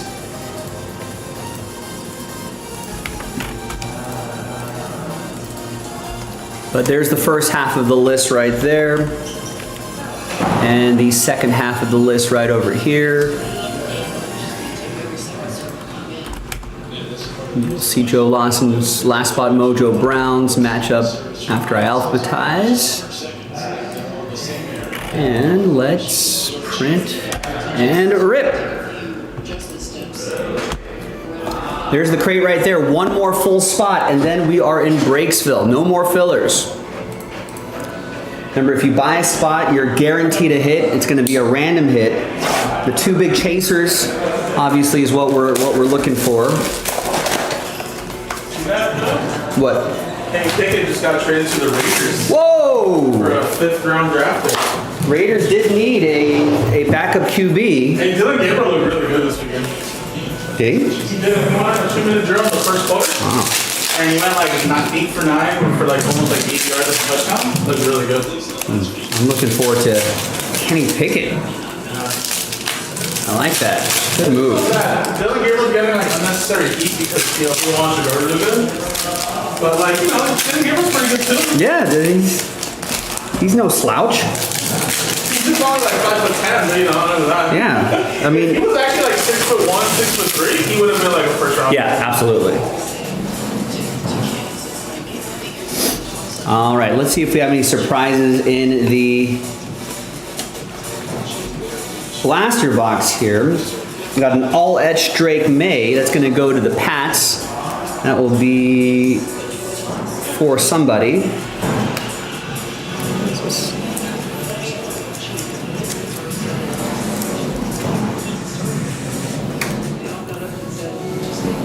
Quick back to my list here. That's going to be for Chris and the Patriots. I think there's a thicker card on the bottom there.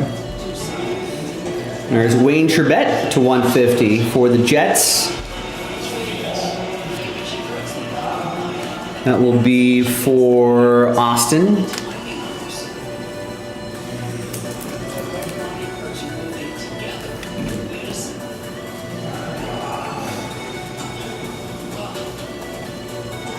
Here's a nice hyper parallel Marvin Harrison Jr.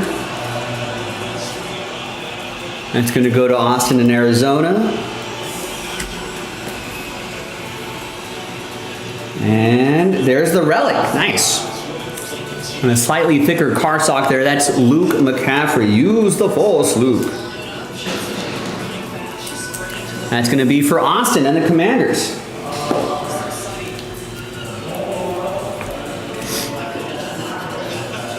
It's cool to get a relic out of a blaster box. Rookie relics are always nice. And Ray Davis at the end right there. All right, not a bad blaster box. Now, let's see who's going to win their way into the mystery crate. Let's flip back to the list right here. Let's gather everybody's names, 1 through 32, new dice, new list. Just the top 2 after 9. Fingers crossed, everybody. Good luck. 6 and a 3, 9 times. 1, 2, 3, 4, 5, 6, 7, 8, and 9th and final time. Again, only the top 2 can get in, so there's a lot of sad faces here, but I appreciate you trying. 3 through 32, close but no cigar, Joe. But only the top 2 can get in. Happy times for Tristan and Austin. Look at that. It's a nice blaster break for you, Austin. You got some cards, you got that relic, and you got a spot in the mystery crate. I'm Joe for JaspysCaseBreaks.com. I'll see you a little bit later for that mystery crate. Bye-bye. All right, done and done. Now all we need is one bold soul to get a full spot in that mystery crate, and then we break.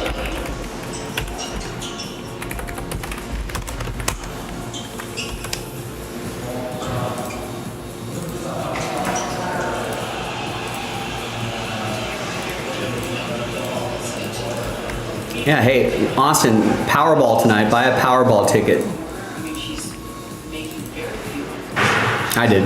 only depth and power.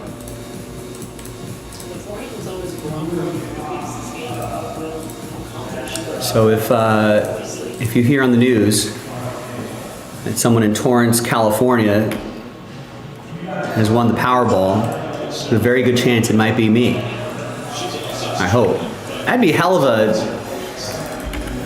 a gut punch if I was in the city where the winning Powerball ticket was, but it wasn't me. That'd be rough times. That'd be the close but no cigar prize. Apparently, Jason was saying the Raiders picked up Kenny Pickett as for their backup quarterback job. Aiden O'Connell went down with a wrist fracture. He's out for a couple months, if not more.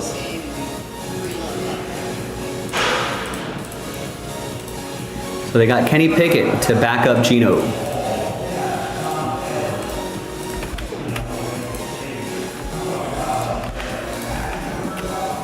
I mean, there could be worse backups.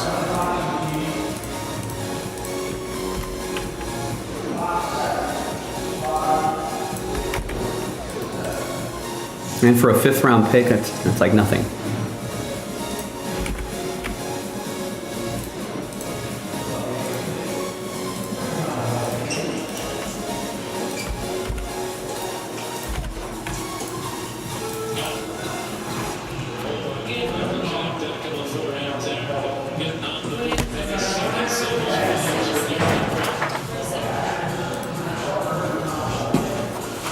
You think Jacoby's demanding a trade because Kenny Pickett's on the team?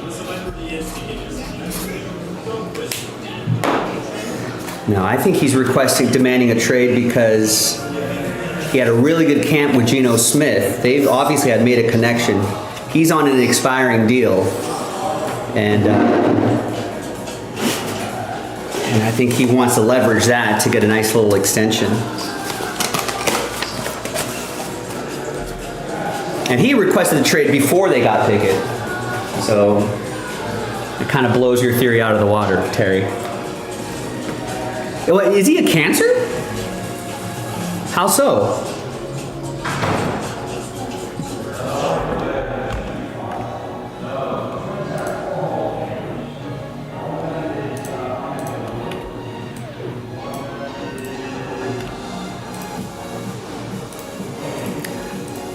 That tells me that he's not very good.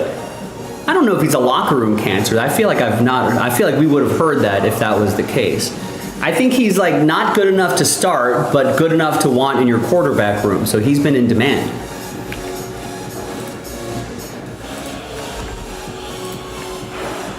You know, NFL teams aren't picking up, QB room cancers. If that's his reputation, because it's such an important position, they're not going to want. Then nobody would pick him up. That's not worth the trouble. All right, Zach Moore, nice. Just picked up Last Spot Mojo, Mystery Crate time.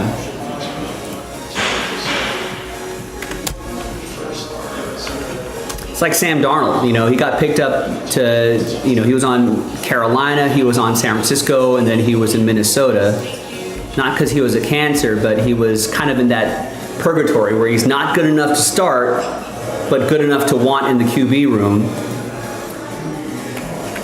I don't think he was a clubhouse cancer. That doesn't mean cancer to me.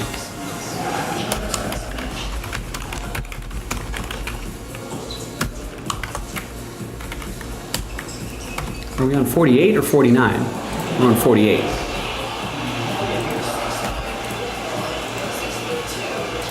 And I think teams are kind of gambling on the fact that maybe you get another Sam Darnold story.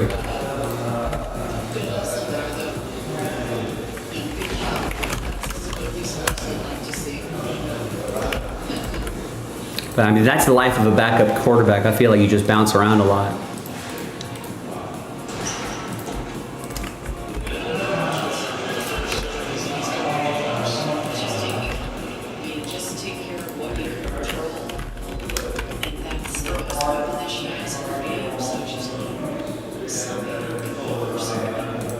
I don't think so. I think it's a good move. Losing the first set. Time she didn't make a major. I mean, is Baker Mayfield a cancer? He went to what, Browns, Panthers, Rams, before he landed with the Buccaneers, put himself in a good spot, got himself a nice little extension. I think the idea of typical Raiders hopefully is behind us. I think Kenny Pickett was a...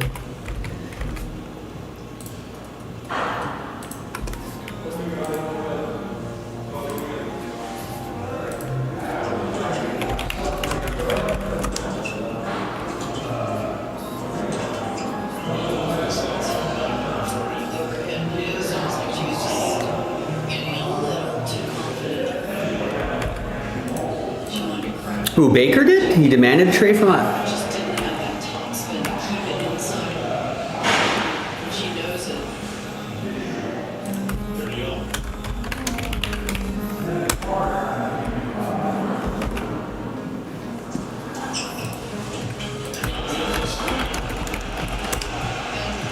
took some base off of it and just placed it.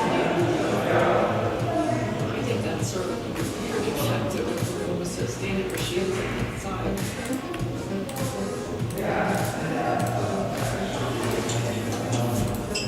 I mean, listen, if I'm Kenny Pickett, I would probably ask for a trade too. I want to be in a position, the best position possible to try to play. And they've got so many, Browns have so many players in the quarterback room. Wouldn't you ask for a trade, Terry, if you were on the Browns? 7 different quarterbacks in that quarterback room. You're like, what, 4 or 5 on the depth chart or something like that? You know, and it's Cleveland. And you know that organization. I'd want to get out of there too. I don't know, I think my read on Kenny Pickett is completely different than yours. It's the only thing I don't like about college football is freaky dollars. Quarterback cancers usually aren't traded for.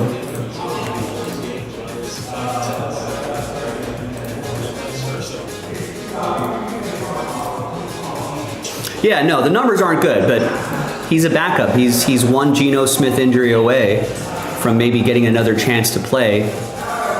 You know, you could argue that Sam Darnold had terrible numbers before. Baker Mayfield kind of tailed off after his first couple seasons.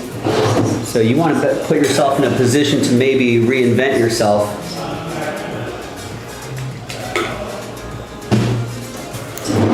Even Geno. Geno's another good story too.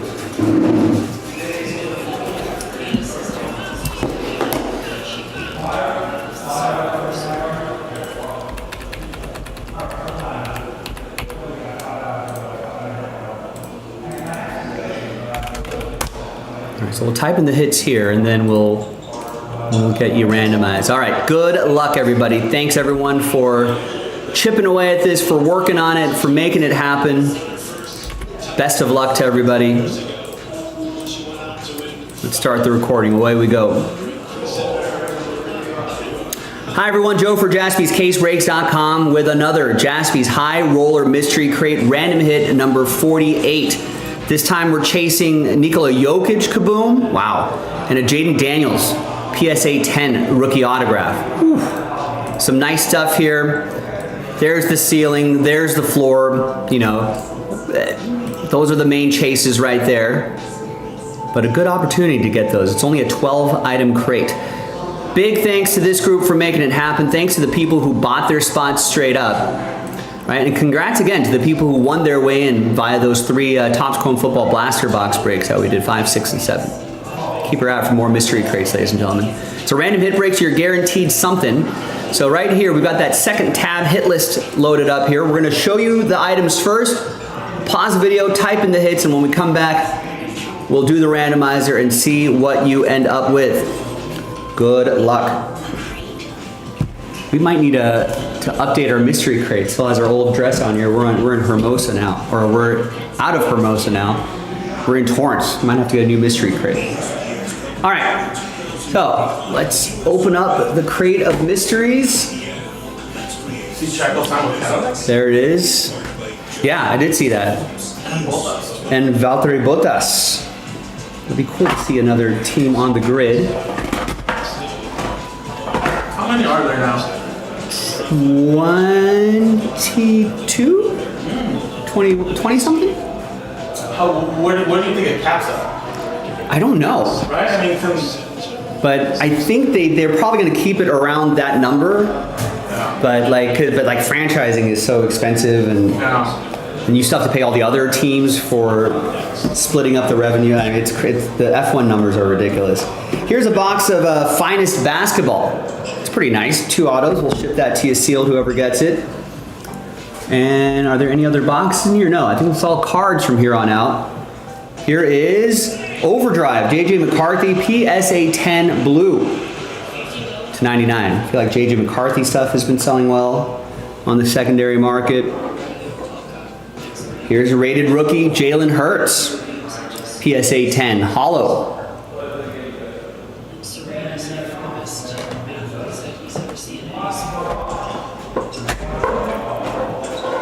Oh, nice Junior Caminero. He's been having a nice season. 252 out of 299, PSA 10. Bowman first. Next up is Travis Hunter. Very excited to see how he'll do this year, trying to play offense and defense. That's a 188, 64 out of 188, PSA 10. How about a SGC 9510? That is Mike Evans. 7 out of 10. Good as gold, jersey and autograph. That's from 2017 gold standard. What was Mike Evans' rookie year? 2014?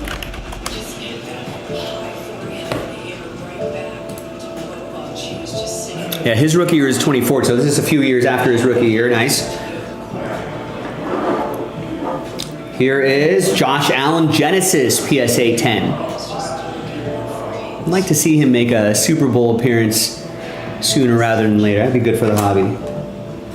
Or win even. Him and like Lamar Jackson. Here is Drake May Resurgence rookie auto to 249. PSA 9.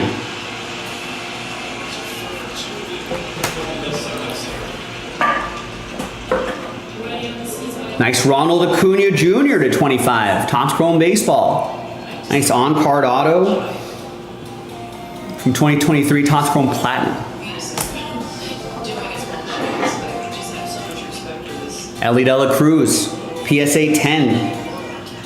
Aqua Ray Wave, 46 out of 199. Yeah, so far so good, Rodney. I think so too. Nice looking cards, I agree. And here are the chasers. These are the 2 non-mysteries. Jaden Daniels, rookie auto, PSA 10. From Finest Football. And so this must be the Jokic. It is. Kaboom! Nikola Jokic. Kaboom. Try to get that graded. It feels like it could be definitely gradable. Nice. That is the mystery crate. Got an empty crate here, nothing else inside. So let's get all the hits typed in. I'm gonna pause the video really quick. When we come back, we'll run the randomizer and we'll see who ends up with what. So stick around, I'll be right back.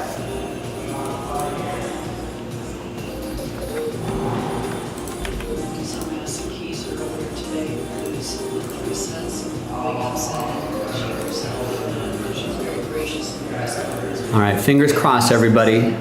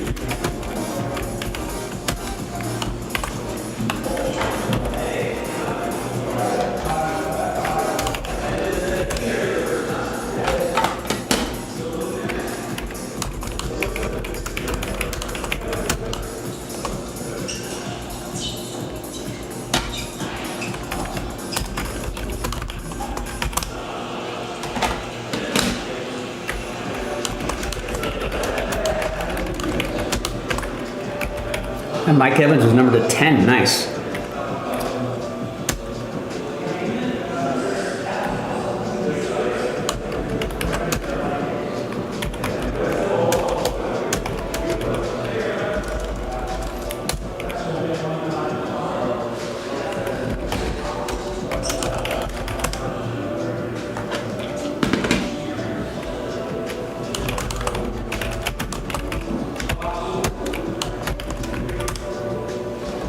Nice short print on that Josh Allen.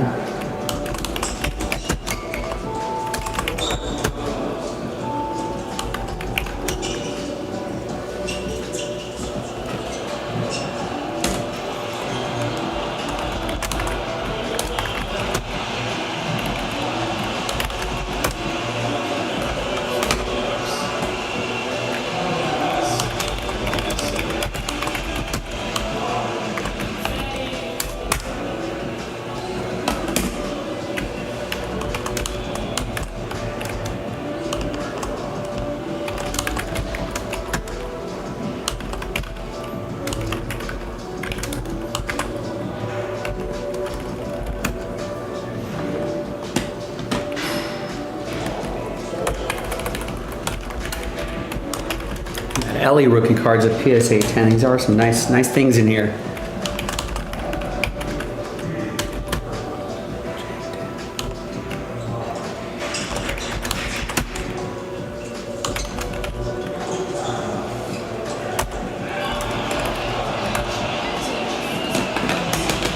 Venus Willings up 5-2 in the second set. Gonna go to a third.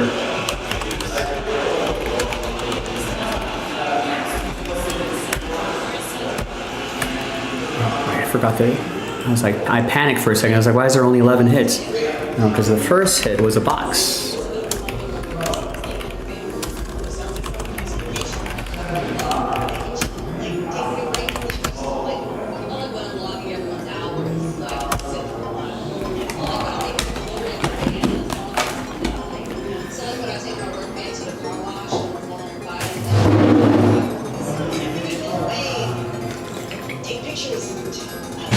All right, good luck, my friends.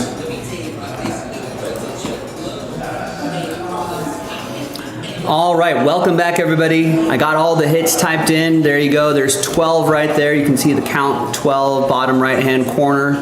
I got 12 of you on the list. So let's copy that list, put it into this clean list right here. And there's 1, 2, 3, 4, 5, 6, 7, 8, 9, 10, 11, and 12. You're gonna be guaranteed a hit. Fingers crossed, good luck, get all the lucky charms out, hang on to that rabbit's foot, find a 4-leaf clover, etc., horseshoes, whatever other charms you have. 6 and a 3, 9 times for names and hits. Your names first. 1, 2, 3, 4, 5, 6, 7, 8, and 9. We got Heath down to Tristan.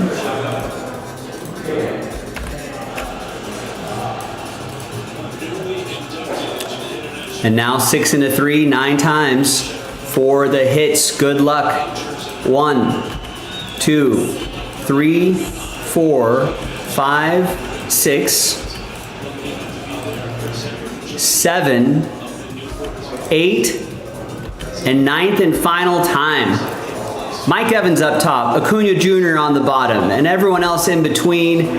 Here's how it shakes out. Congrats and good luck.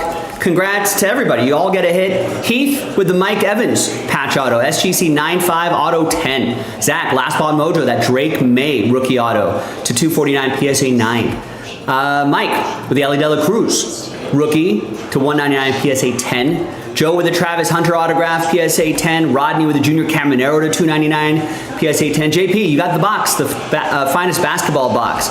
Matt with the Jalen Hurts Hollow, PSA 10. And Rodney with the Nikola Jokic, kaboom! And Mike, look at that, the Jaden Daniels rookie auto, PSA 10. Those are the chasers. Austin, you got the Josh Allen Genesis PSA 10. Joe with the JJ McCarthy Overdrive rookie card to 99 PSA 10. And Tristan with the Ronald Acuna Jr. autograph to 25. What a break. Nice mystery crate. There's the box right there. We'll ship that to you sealed. And here's another quick look at the cards again, now that you know what you have. Love these mystery crates. Thanks everybody for getting into them. And you keep your eye out for another mystery crate. I'm sure Nick is already thinking about the next one now that this one's done.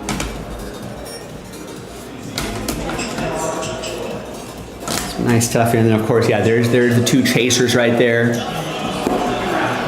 And there's the Kaboom. Love the way the Kabooms look. Awesome stuff. Thanks for watching. Thanks for breaking with me, everybody. I'm Joe for JaspysCaseBreaks.com, and I'll see you next time for the next mystery crate. Bye. All right. Thanks, everybody.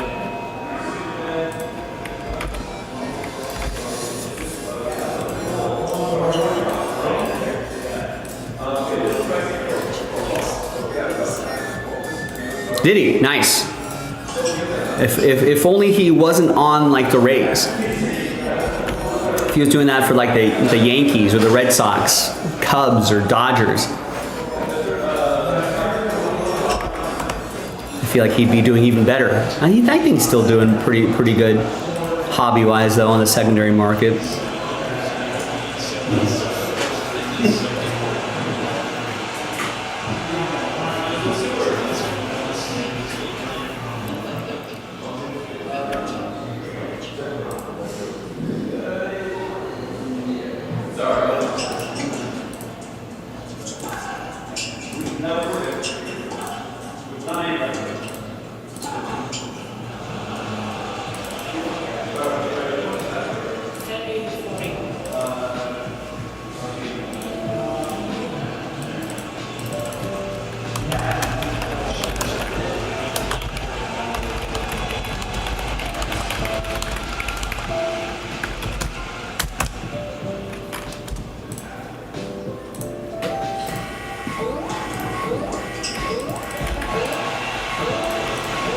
These mystery crates have been pretty fun. It's a pretty, you know, a little more of an slightly easier way instead of, if you don't, you know, if you're not into like group breaks and trying to grind out some hits there, this is a really easy way to get some high-end stuff, mostly graded, usually graded, and get that right into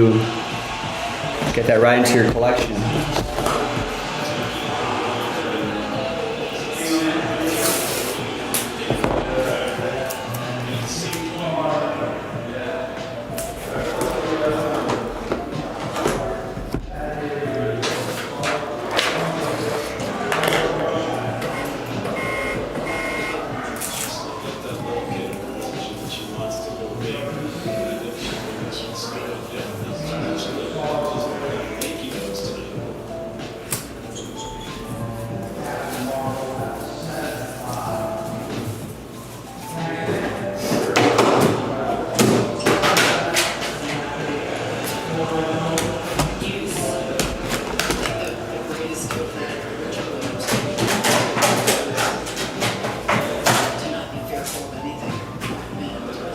Let's see, speaking of baseball,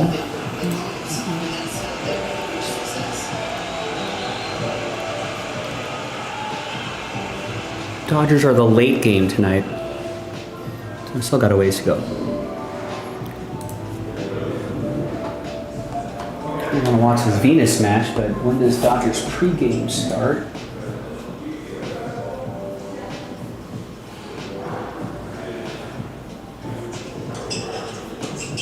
For a little bit.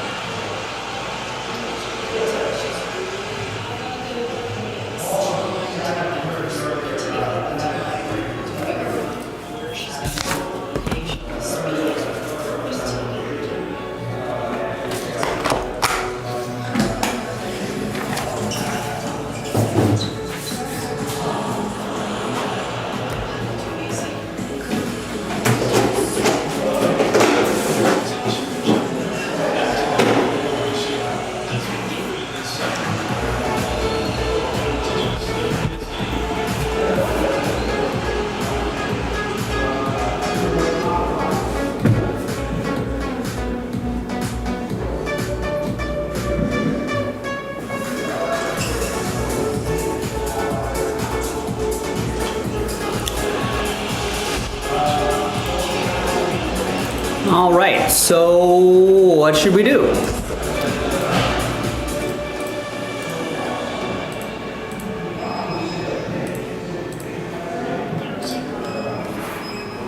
Now Pickens, on the other hand, does sound like he's a little bit of trouble.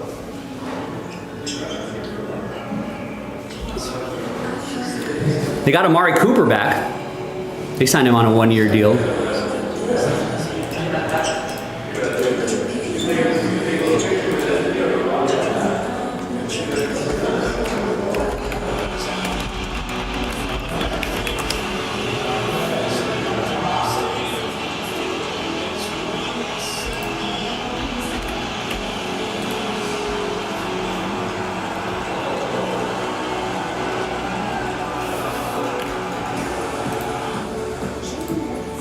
But Amari was just on a one-year deal. I don't mind that at all. We'll probably get that extension done with the Jacoby Myers anyway.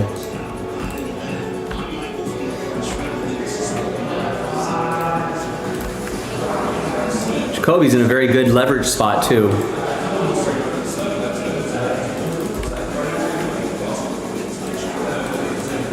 So I'm not surprised that's what he's doing there. Oh, looks like Nick did pop that immaculate into a random number block. So, but we're giving away 2 spots there, so that's not so bad. So that's a 13-teamer, right? 1, 2, 3, 4, 5, 6, 7, 8, 9, 10, 11, 12, 13.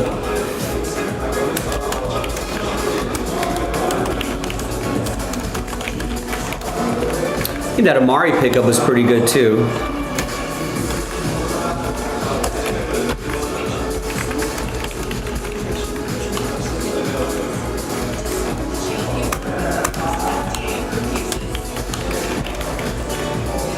Pretty low risk deal. Kind of a solid vet receiver, can kind of help the youngsters. I think some of the younger receivers need a little bit of marinating.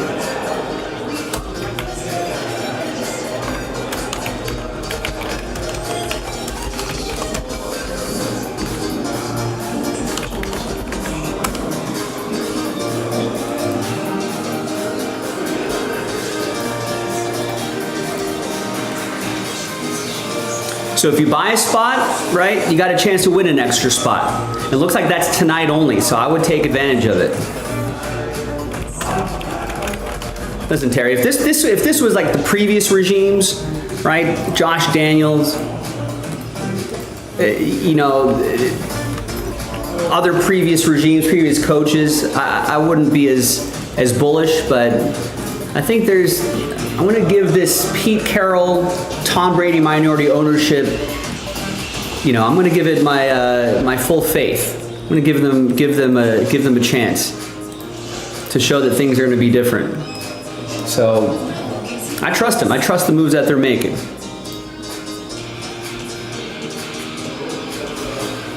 Not sure if that's going to mean playoffs this year or anything like that, but you know, but I believe in them trying to establish, you know, high floor, kind of fill in the blanks, you know, because there's going to be some contracts that are going to expire. They want to get a little bit younger. They want to try to have everybody kind of grow at the same time. So, you know, so I think I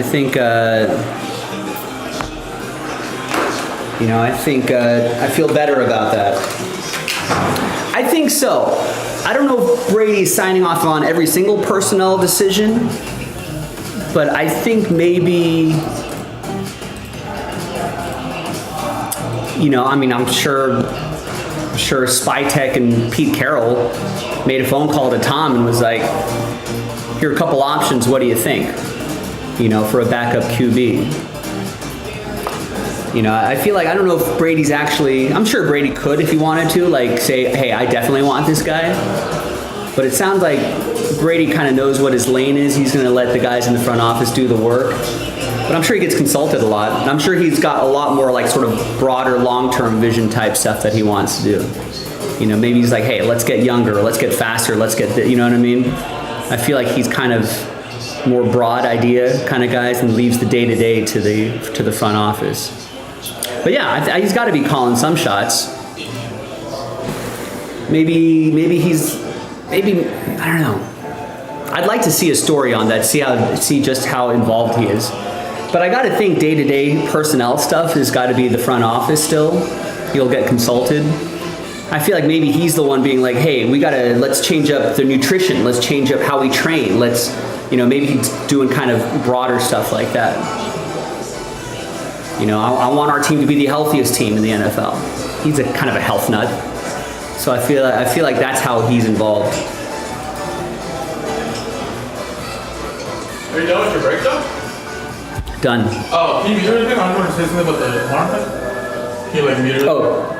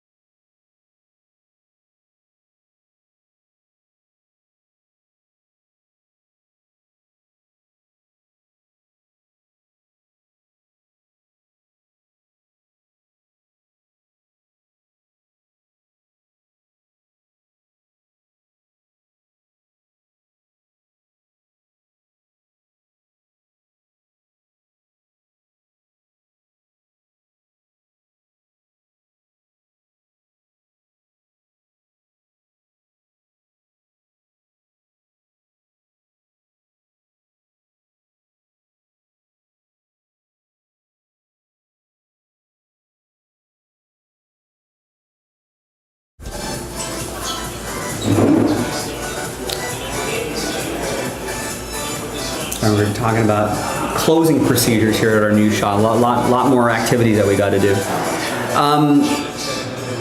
Yeah, I'm not sure what the rules are. Can a partial owner be an employee? Right? But I guess like owners like Jerry Jones is like a GM basically. So yeah, I don't know. I feel like there's also things with his broadcasting job that conflicts with what he can do as a partial owner. So that's also another tricky thing.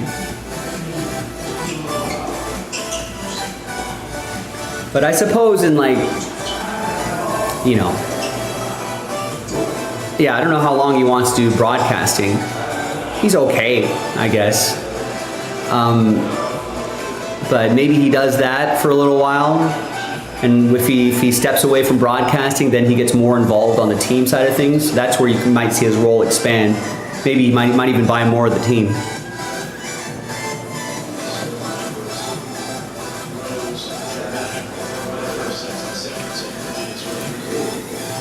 But yeah, I mean, I think it's a pretty critical time for the Raiders. If they can't get it right with Pete Carroll, who's gone to USC and has turned that program around, when he was there early on, went to Seattle and put that organization on the right foot. So hopefully he can do it again with the Raiders. I feel like Tom Brady's minority owner is pretty good.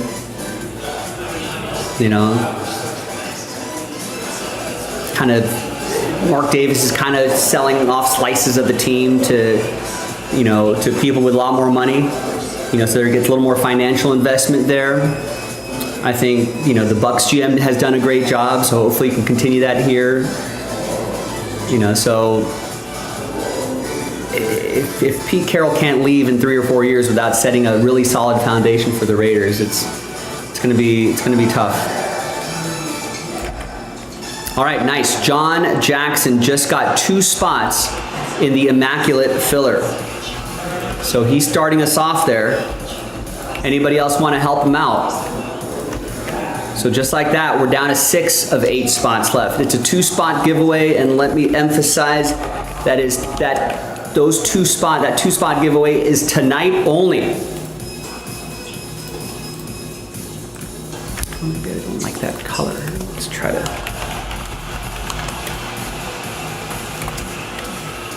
Maybe a bright yellow announcement here, tonight only. There you go. Tonight only. So at end of show tonight, 11 o'clock Pacific, 2 a.m. Eastern, those 2, if that hasn't sold out by then, those 2 spots are being added back in. So I would take advantage of this now.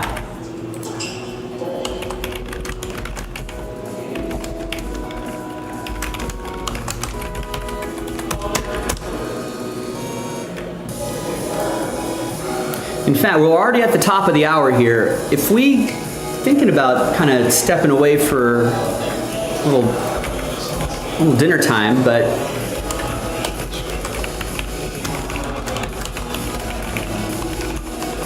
I'd be willing to do that immaculate before my dinner break.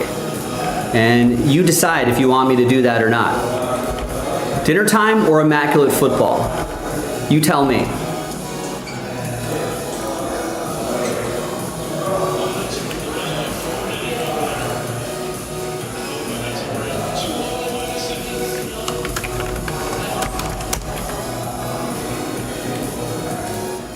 That's Chiefs, Bears, Broncos. Chiefs, Bears, Broncos, Patriots, Eagles. Patriots, Eagles, Bills, Niners, Bucks, Cardinals, Packers, Rams, Dolphins, and Steelers. All right, so we got all the spots accounted for. Great. And remember, this is from a fresh case too, so, you know, hope springs eternal, I feel like, in a fresh case. And it's, I think Zach got last spot mojo with the Colts and Jaguars. Double last spot mojo.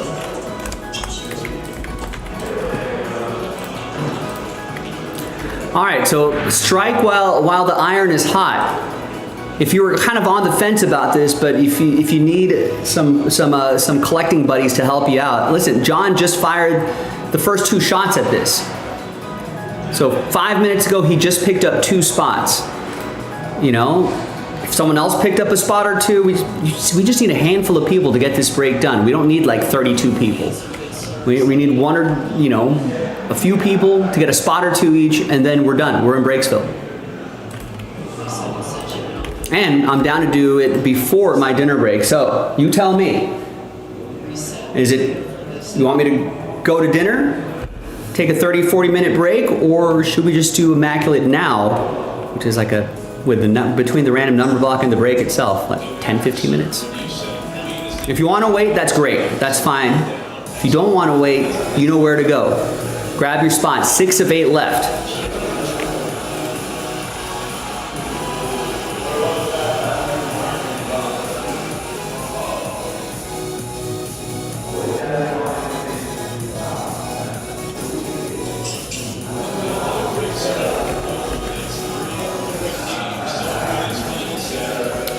If you don't want to do it for me, do it for John. Help him out. He's got first couple spot mojo, needs a little more help.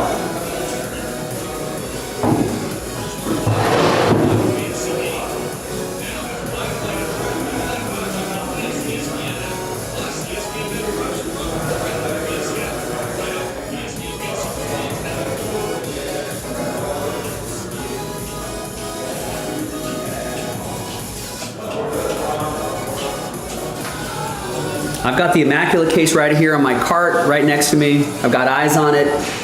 I want to do it. I want to break it.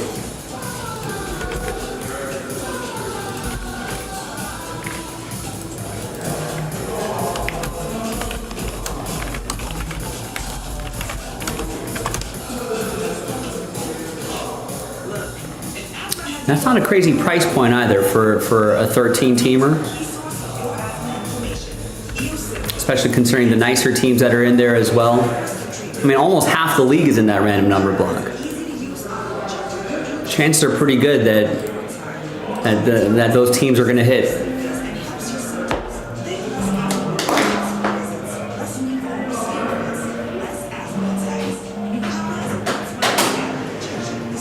Now, I know there's not a lot of quantity on the site, but we got a lot of quality on the site. Immaculate, that's a quality break. What about those last 2 footballs from that case? So we got 4 spots and what should be our only filler right there. Gold packs are down to 9. Inception baseball, second half of that break. We're planning on 5 spots and 2 fillers, or it could be 0 spots and 3 fillers. However you want to do it. That filler is $20 a spot. It's over halfway there. Let's finish it off. Right? How far are we away from that basketball break? We've got that filler that's down to almost halfway there. 4 full spots. So that's inching closer and closer. I know we don't have a lot of stuff on the site, but there's a lot of good stuff that we can narrow in on, kind of narrow our focus into those breaks and get those breaks done. Let's do it.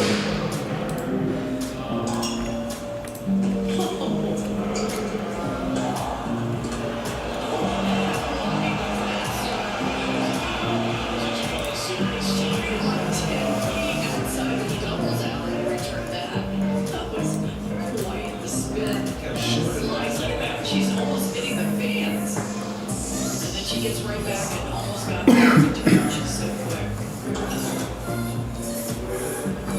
Oh no, Mukova's already out to a 3-love's third set over Venus. The Venus comeback might not be coming back.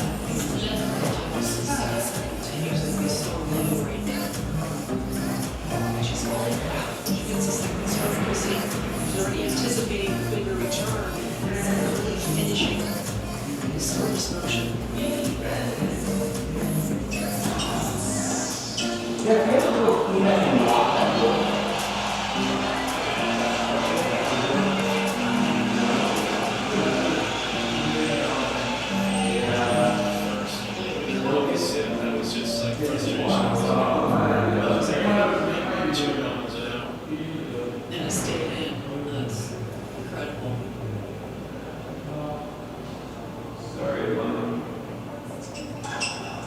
There we go again. That's the serve. Such a sharp angle. Like right now, it's what do you have? Like, I think the second set. Yeah.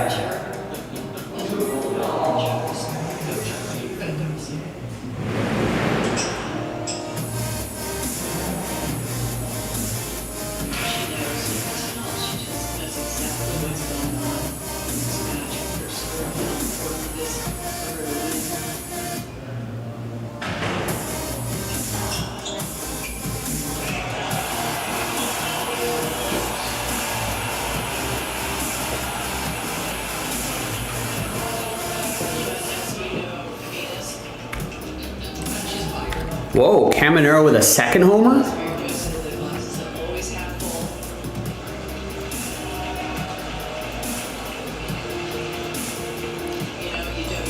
I've got him on my fantasy team. Happy about that. He's 3 for 4. The game's not even over. 3 for 4 today. 2 homers, 3 RBI, 3 runs scored, a stolen base as well. Let's mix in a stolen base.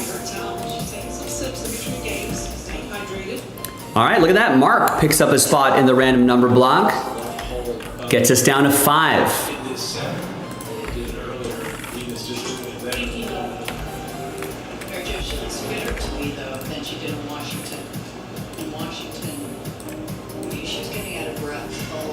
You know, Max Muncy's not getting any younger. I think he's on the last year of his deal. You know, are the Rays going to pay Caminero? Probably not. Dodgers could use a third baseman. Third baseman of the future.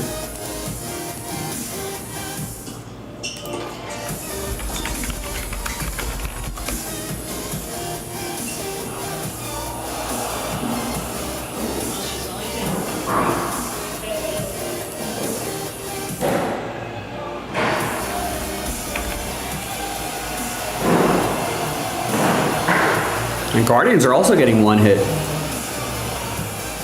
That's right, Mark. Liverpool had a big win today over Newcastle. 10 men Newcastle are very feisty today. Liverpool does have a bit of a leaky defense. It's combined effort right there for the Rays, one hitting the Guardians. But a late game goal by the 16-year-old kid, Rio. That was the winner. Fun game. Yankees are shutting out the Nats 7-0. Blue Jays leading 10-4. Mets Phillies. Mets up by a run. Brewers shutting out the Diamondbacks in the 5th, 6-0. They're getting one hit too so far. Now, bottom of the 6th, Royals getting one hit by the White Sox. That's not good. Royals have playoff aspirations. They can't get one hit by the White Sox. Pirates up 4-1 on the Cardinals. Angels up 2-0 early. And we got a finals, Red Sox over the Royals, or Orioles that is, 4-3.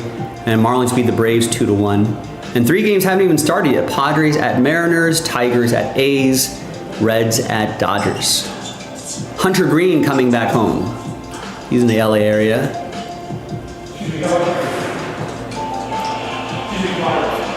So with the Yankees winning, so that puts a little pressure on the Mariners who want to hold on to that wild card spot, but I guess the Royals are going to help them out because they might lose.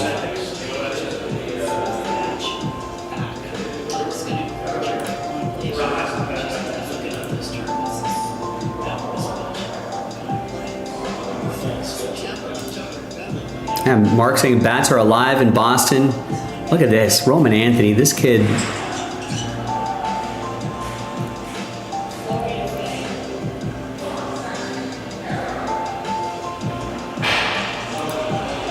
This kid's pretty good. 2 for 4 on the day with a home run.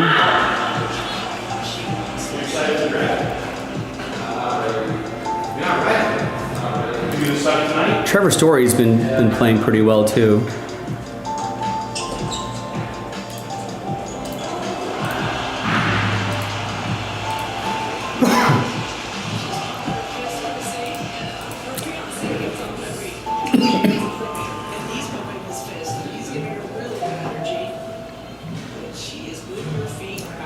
It's gonna be a nice September. You know, I feel like we might have to daily standings watch once the calendar turns September because it's gonna be a great final month.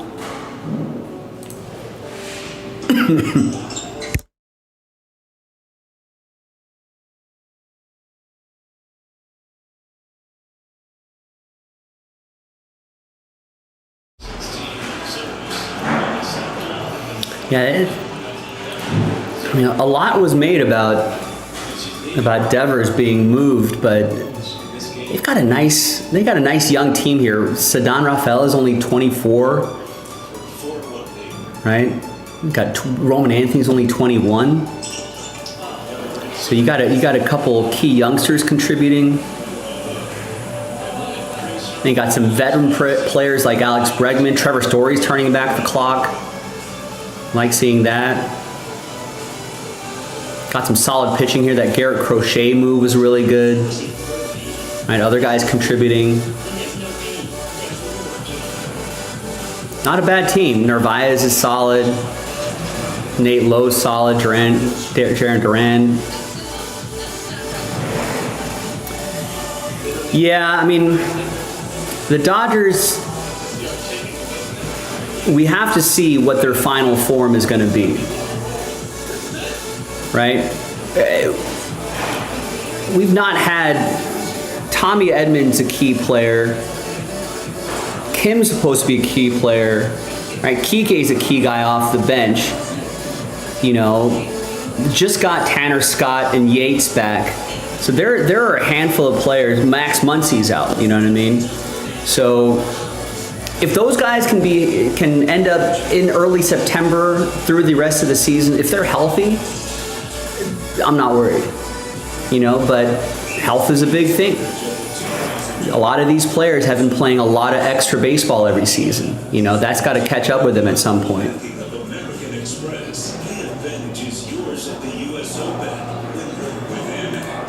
I know no one's 100% by the end of any baseball season, but still, for the most part, they got to be able to roll out their best lineup every week. I mean, left field is a black hole right now. That's got to change. Edman at the bottom of the lineup is a lot better than Conforto. That's been kind of rough. And losing Max Muncy's bat in like that 5th spot is also pretty tough.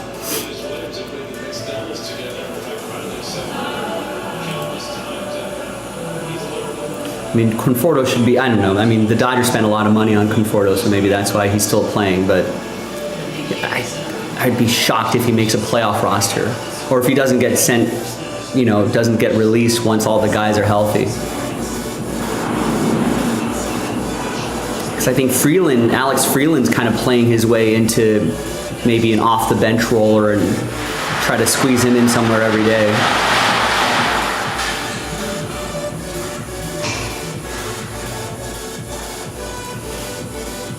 Yeah, I feel like Red Sox need that one extra, someone behind Crochet, and that could be a dangerous team. CT3 died, so Conforto. I was begging for CT3 to be released a long time before he even did. Well, remember, Conforto was signed before they got the deal done with Teo. I think they were worried a little bit that Teoscar Hernandez wouldn't end up re-signing with the Dodgers, so Conforto was the insurance, but he ended up staying there. But it seems a little rough now, but the Dodgers, according to Fangraphs, they have a 16.8% chance to win the World Series, best among any team. Next closest are the are the Phillies at 10%. And these are regularly updated numbers too, taking into consideration all the games, even the recent ones. So I don't think fans outside of the Dodgers are shedding any sympathy tears for our team.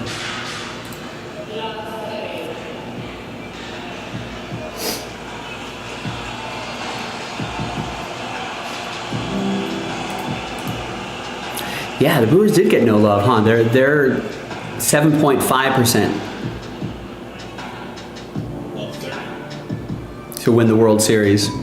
They got a young team. I think experience kind of factors in there as well.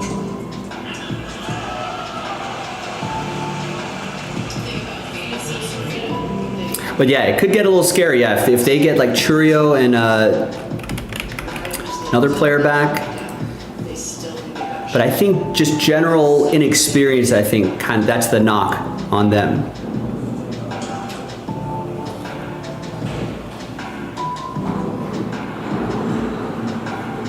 Which experience does count. Brewers are gonna be scary if all those players like Isaac Collins and stuff like that, if they're not flashes in the pan, if that's kind of the norm, and they just keep improving upon that, they're going to be a scary team in a few years. Maybe next year.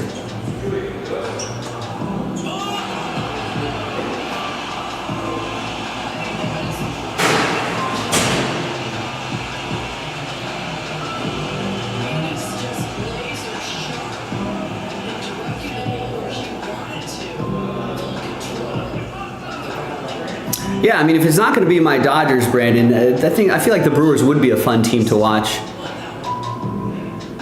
in the postseason.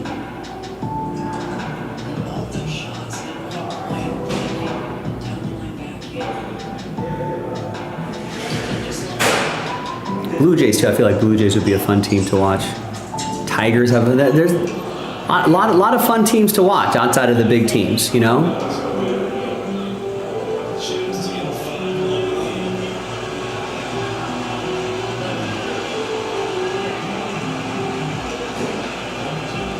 Mariners too. Mariners would be a fun team to watch.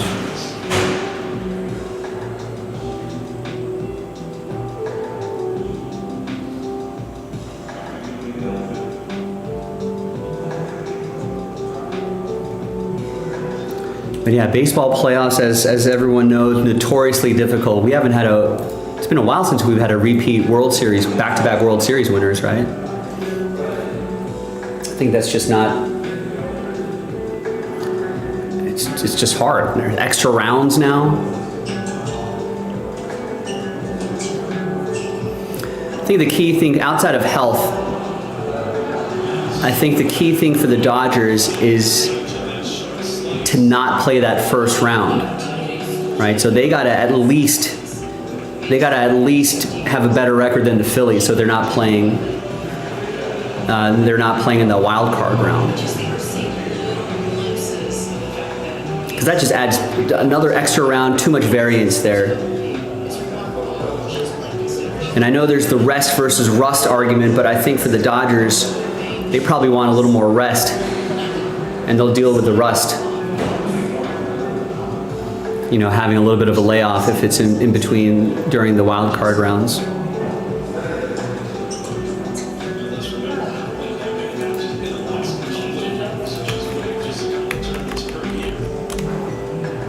She was out for the last 16 months, and actually, during these 16 months, had surgery. So her first match back was Here's the lineup. Conforto is in. Yeah, the top section of this the top section of the lineup is pretty good, but then Freeland, Conforto, Pages, and Rojas. It's pretty rough. Pages is solid. Freeland's just, you know, he's young. He's inconsistent. He's gonna need some more seasoning. Rojas is a pro, but I feel, you know, you feel a lot better if like you see Max Muncy's name in here. Right, Tommy Edman's name in there. Right, then if it's like Tommy Edman and Max Muncy and Pages, and then maybe Haesung Kim, you know, and the speedy guy at the bottom of the lineup to turn it over for Ohtani. That's where you start getting a good lineup here.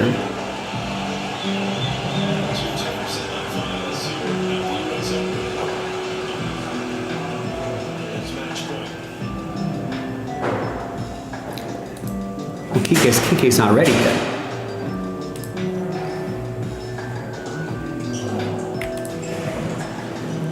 Well, I'm hoping that Kike, Muncy, and Edman get enough, you know, playing time. There you go. Venus out of the first round. Get some Dodgers pregame show action going now.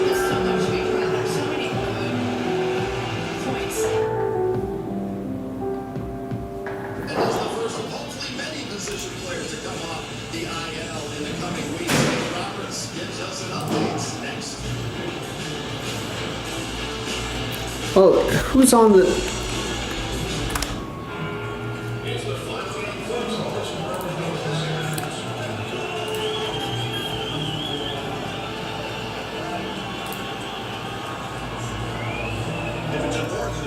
Well, Hunter Green, I guess that's why. Hunter Green's a righty, so I guess you're starting lefty Michael Conforto, but I mean, I feel like Alex Call has been playing, he's being platoon. He starts against lefty pitchers, but why not just give him a shot against a righty?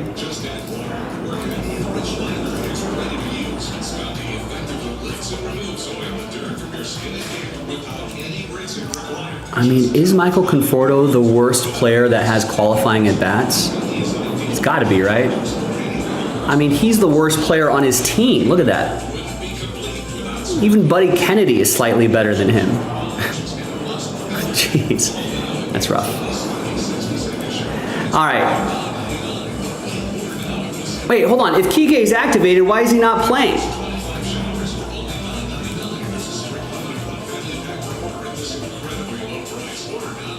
I mean, if he's activated, he's ready to play, right? He's gone on rehab assignments. I don't know, maybe they're going to ease him in. It's a little frustrating. Conforto drives me bananas, especially when those guys get on base. All right, I'm going to start my dinner break.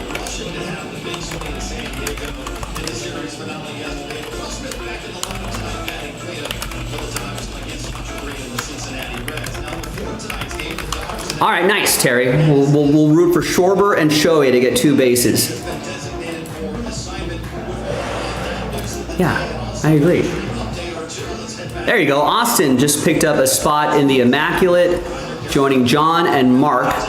We are down to 4, so we're halfway there, so hopefully we'll get that across the finish line by the time I get back. That would be a great break to do, to start the second half of the show. So 4 of 8 left in the RNB, in the random number block. Again, grab those spots while I'm away. And when we come back, hopefully we can get started. If we start the second half of the show, right, when I'm back for breaks, if we start the second half of the show with something like Immaculate, I feel like that sets a good tone for the second half of the evening, and maybe we can get, you know, maybe another football break done, maybe get that Inception break knocked out, maybe get that Topps Chrome Sapphire basketball break knocked out, the gold packs, right? It's probably the last of the gold pack breaks too, so hopefully that'll set the tone for the remainder of the evening. So I'll be back in a little bit. Thanks, everybody.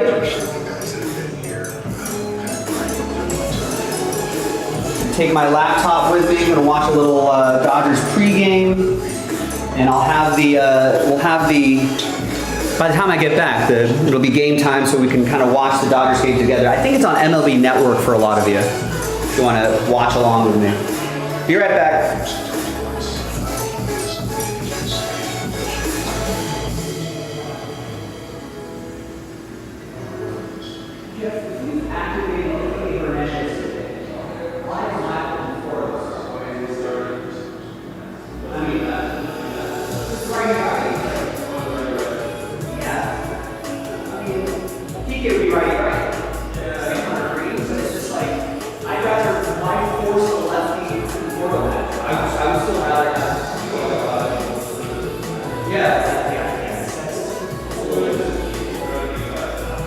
He's back, he's ready, right? Doing rehab starts? Yeah, he should, he better. Baffling. Baffling why Conforto's in the lineup.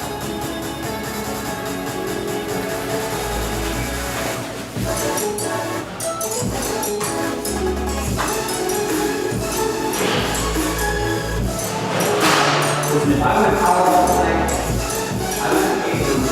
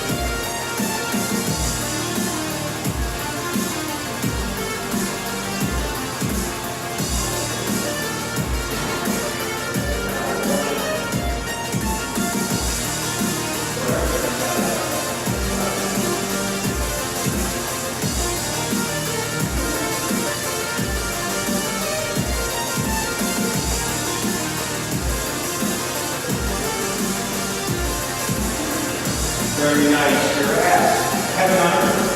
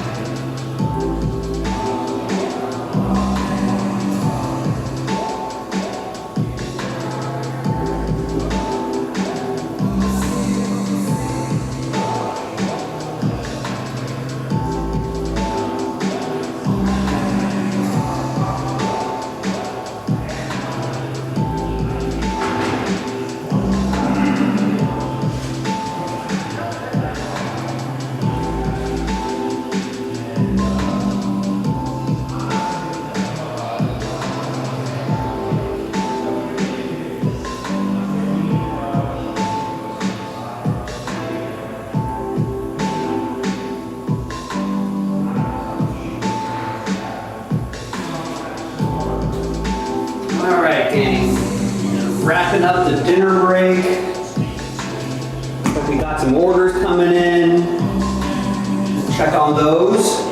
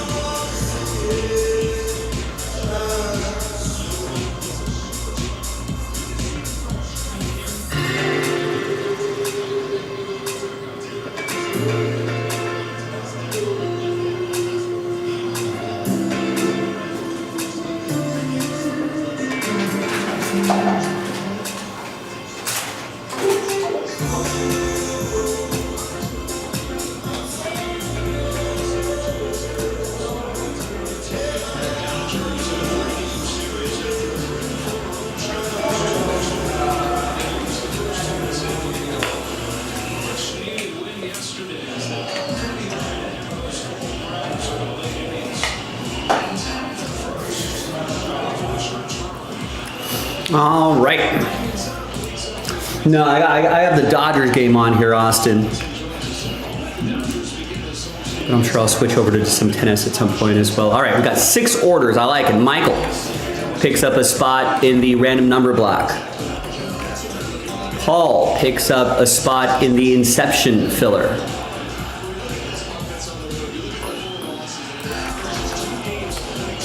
Steve H picks up 3 spots in the next autograph football break.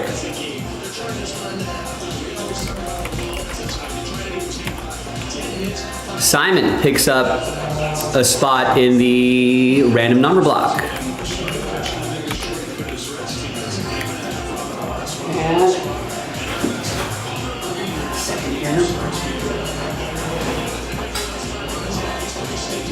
AC blasting in here, it's a little too cold.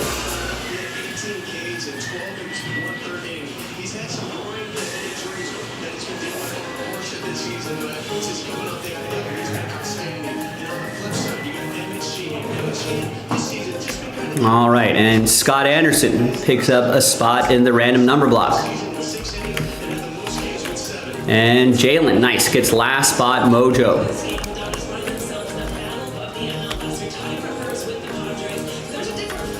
All right, excellent. Good. This is what I wanted to do.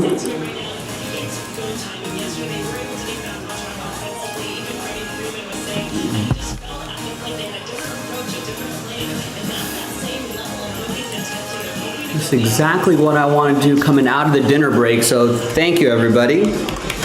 Appreciate your efforts here. Best of luck to everybody.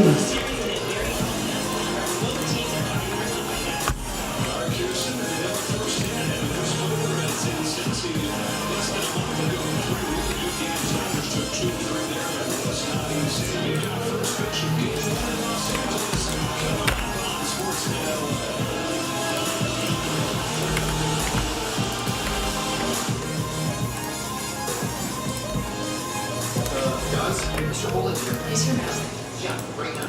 Okay, so it's today. It's supposed to be tomorrow. Kyle.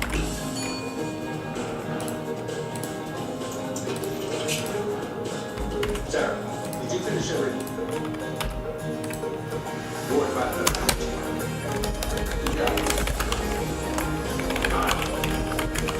Always be ready. The seat is going to be all over for special business.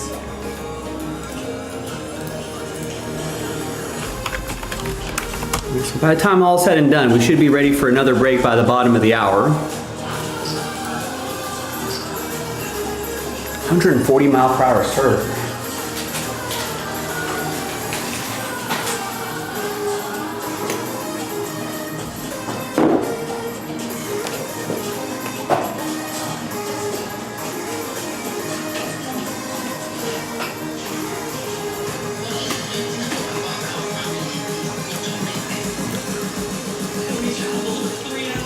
Okay. Thank you and good luck, everybody.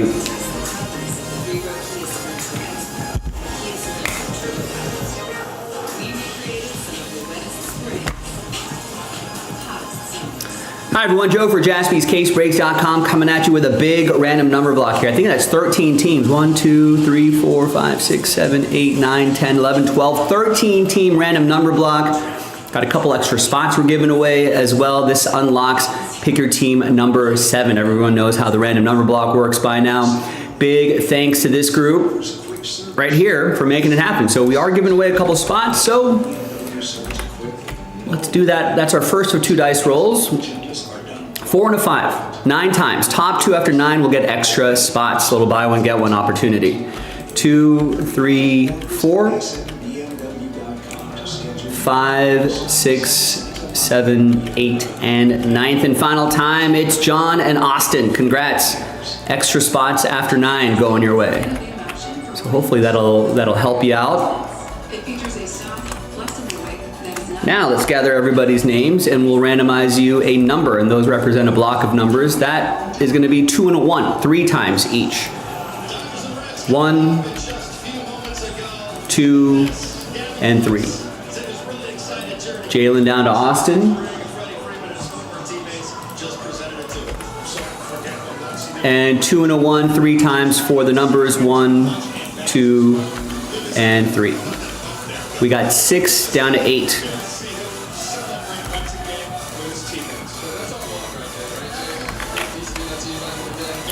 All right, Jalen with 6, John with 9, Simon with 0, Austin with 1, John with 3, Michael with 7, Scott with 5, John with 2, Mark with 4, and Austin with 8. Let's order these numerically. And we'll see you in the next video for the break itself, jaspyscasebreaks.com. Bye. All right, excellent. So let's upload this really quick.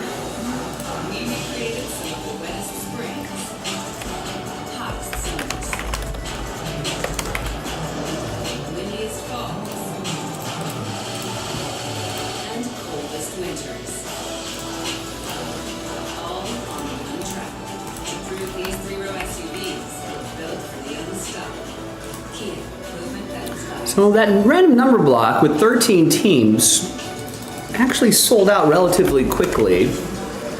So maybe, however many teams are left in the next one, maybe I'll just throw that into a random number block as well and see if we can move it that way.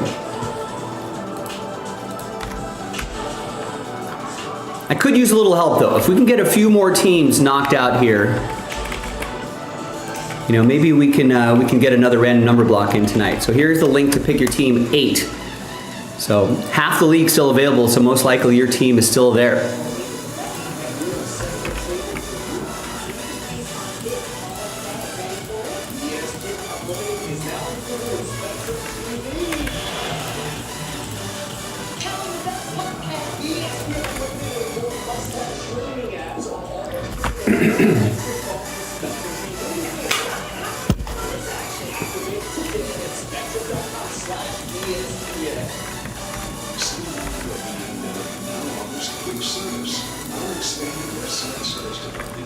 Alright, so set up the team list here.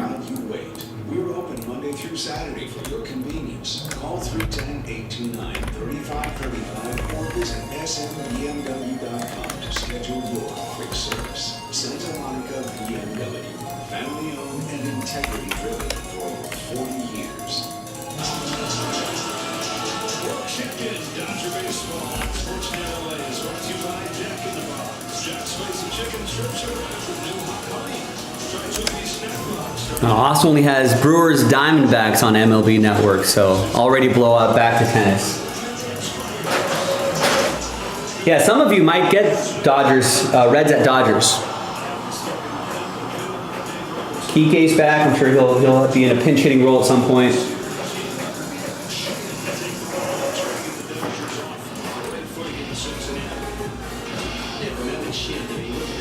I might need some more top blowers. Hang tight. Let me grab those.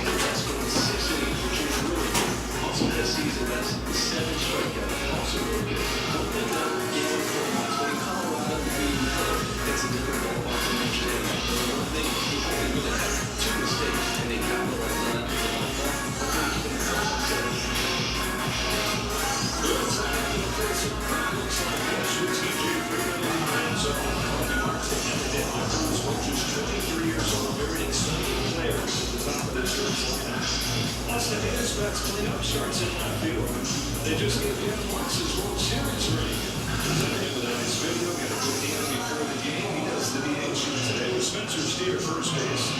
He hits the third. Works intervening against the catcher in that third. Got that second base shooting line for Terry. He mentioned 6 innings for Michigan. As long as that finish, he's got the win. The season on his second page of Washington showing this that he's been getting. He's only given a step in. He will be first field. Now he really knows that. And Michigan did an excellent job. Given them a chance to win the series feature here. This is his first win that he's done over the course of this season. He's going to get that four-seamer. Yeah, I think based on your region, might get a different game.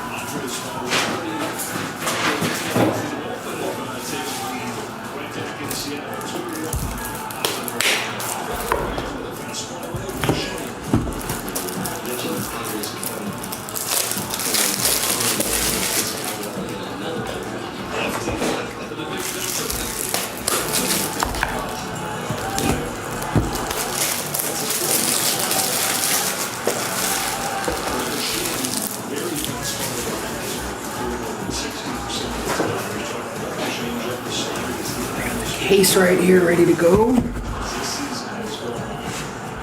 I said last year, as one of each years,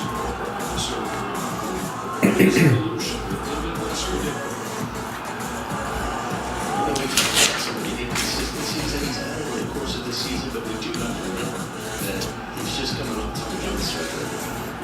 So when we see him finishing it, I mean, this is really good when we see her what he's delivering for the Dodgers. But I just like his presence on the mound, and I love the way he's confident in that fastball and he attacks hitters. All right, looks like Nick is working on that filler already because Figure Team 8's been zeroed out. he still has a role. It's pretty much a six-man rotation at this point. But here, as we talk about the team, they give us 31-game sprint to the finish. Same deal for a guy like him. Oh, thanks to Nick for that. So we'll look forward to another one.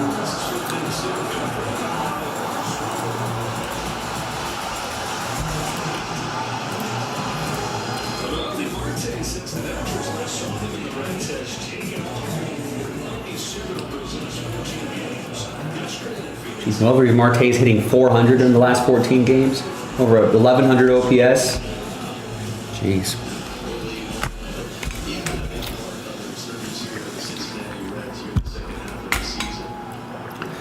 All right, here we go. Good luck, everybody. Thank you for the fill. Let's get another one of these going.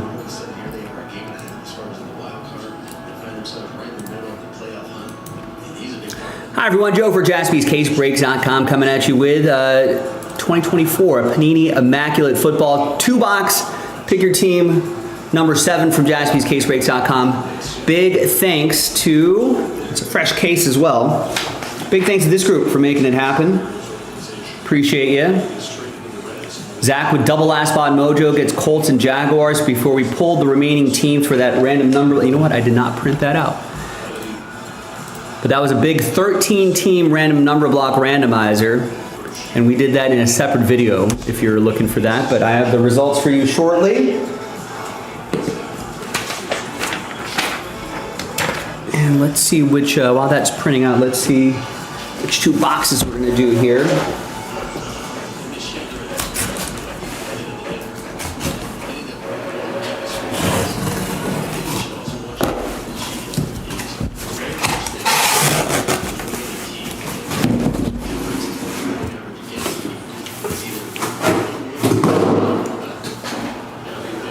Here's the results for the random number block.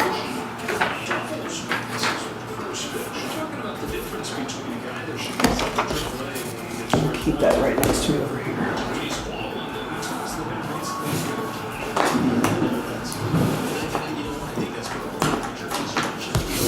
All right, so we got 3 rows of 2. So for the first row, that'll be 1, 2 on the dice roll, 3, 4, 5, 6.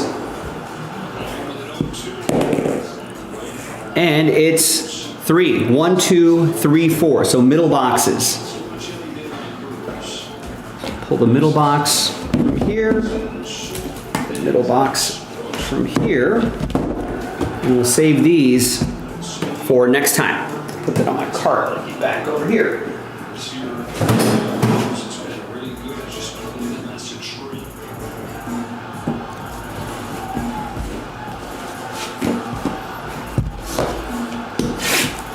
Good luck. Got a little Reds at Dodgers on the background. Emmett Sheehan starting, and I think he just 1, 2, 3 the Reds. Quick first inning there. We like that.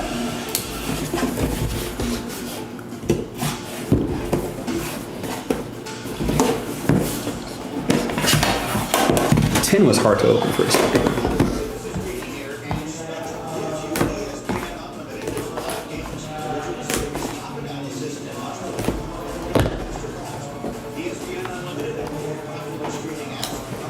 Kind of a shallow box here. That often means redemption? No, just thin cards.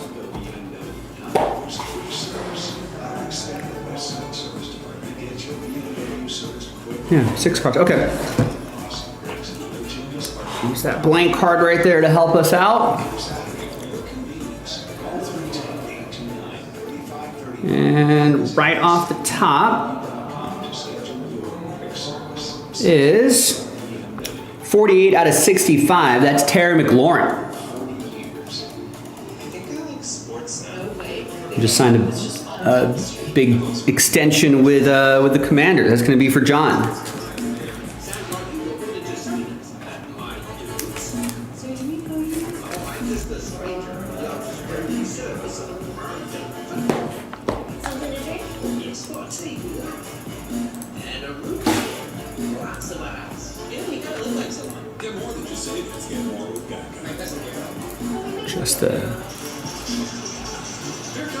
Just to focus a little bit here. All right, the relic is Kirk Cousins, 4 out of 49. Falcons, that's going to be for Yannick with Atlanta.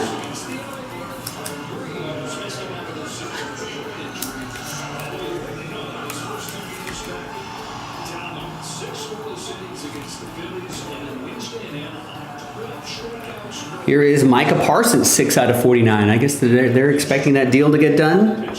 Shane with Dallas.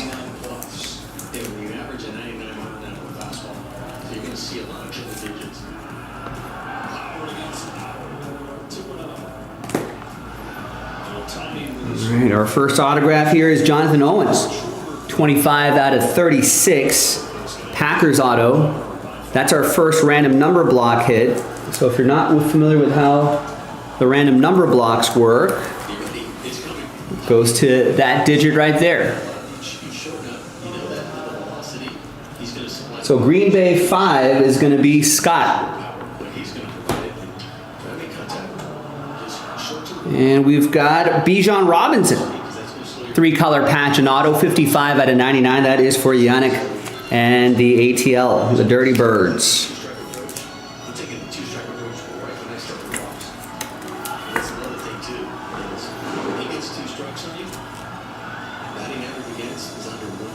Yeah, this is not the player we're looking for, though. So let's hopefully we can find him here. Here is iBlack Silver Ink Auto Jonathan Brooks, 29 out of 99. It's going to go to Wesley in Carolina.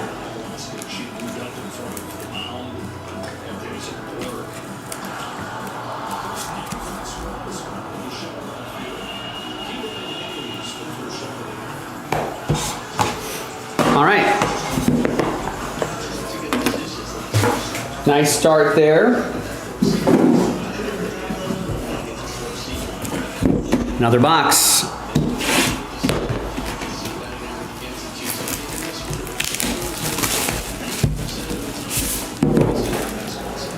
Now I think Nick has 2-box Pick Your Team 8 already in another filler. So if you want to get your team outright and break 9, please do so. Might make the filler a little less expensive, might be able to get that done sooner rather than later. Let's do another 2-box break.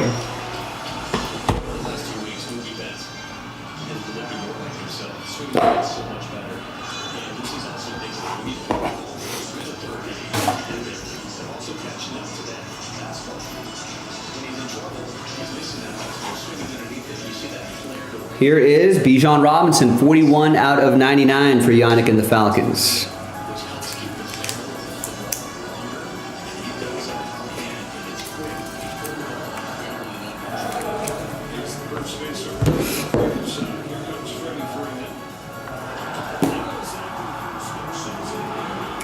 Here is DeAndre Swift, 5 out of 99. Big piece of the jersey, clearly immaculate jerseys.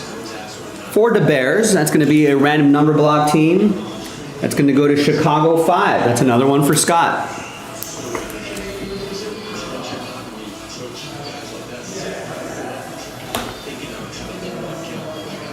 And we got Nico Collins. Texans 32 out of 65.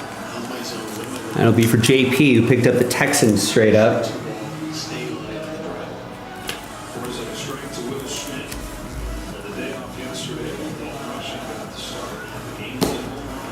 The rest should be autos. Yeah, we got a 2-color triple relic auto, 28 out of 99, Alec Ingle.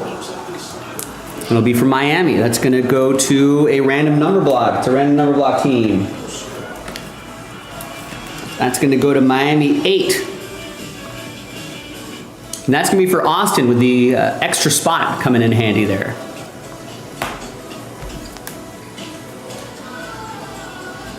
Here is 42 out of 53, Jalen Ford.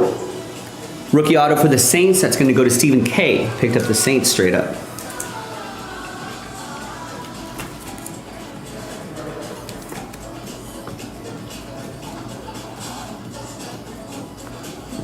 And the last one is a Bear. 2-color patch, on-card autograph, rookie, Rome Odunze. 26 out of 99. Bears are a random number block team. And that's going to go to Chicago 6. And that is Jalen, last spot mojo. The $7,500 federal tax credit for eligible electric vehicles is ended. Must take delivery by September 30th, 2020. Yeah, let's see if the new coaching staff can unlock that offense. Today. Who are you? Your lungs. Even though you All right. smoking years ago. Those are the first 2 boxes of Immaculate. We've got 4 more to go. The next one's already in a random number block.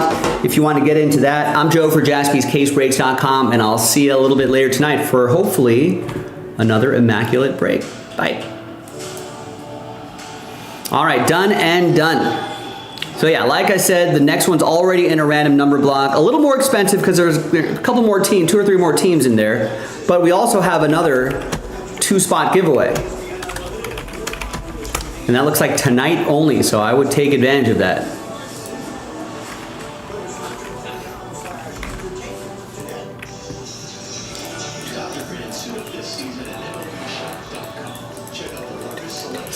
So that's half the league, plus the Commanders in there as well.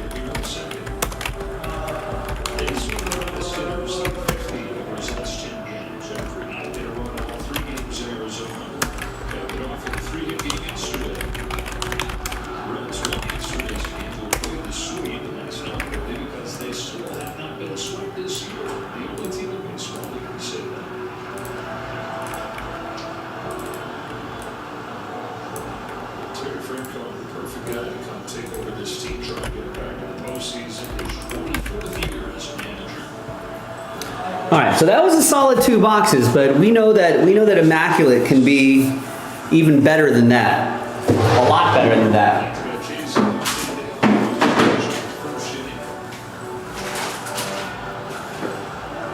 You see like a high floor, but even a higher ceiling.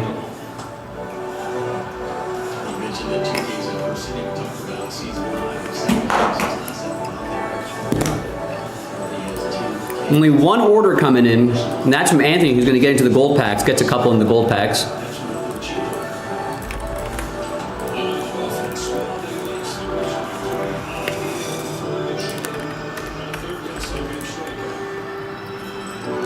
But we can get another Immaculate done.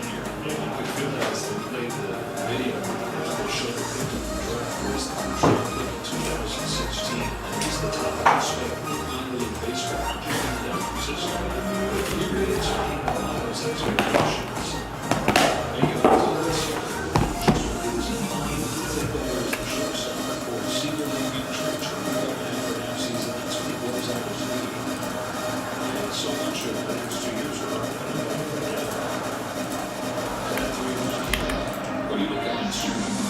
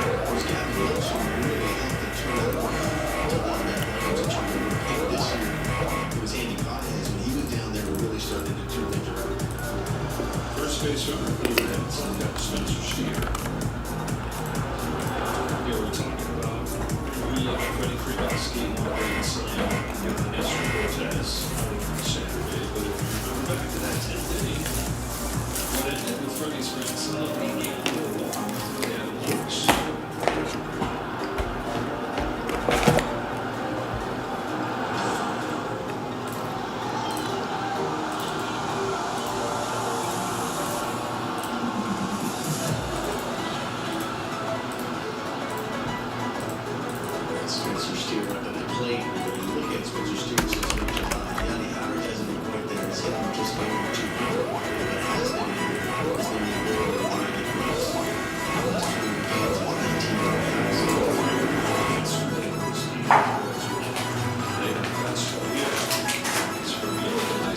19 And Junior Caminero had a 4 for 5 night. 2 home runs, a double, I guess a single, 3 RBIs, 4 runs scored, stolen base.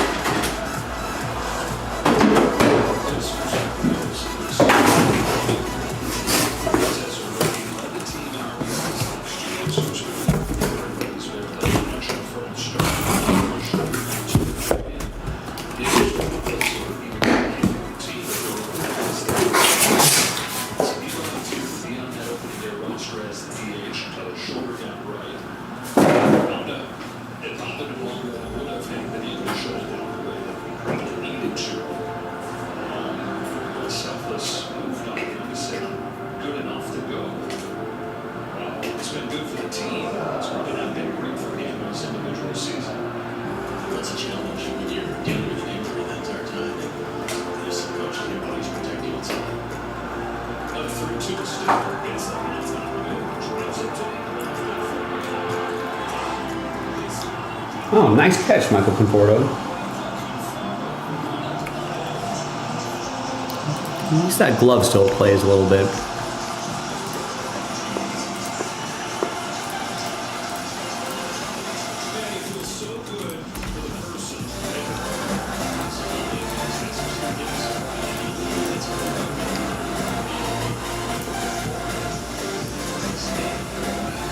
Yeah, he's pretty good. Breaking news, Carlos Alcaraz, pretty good.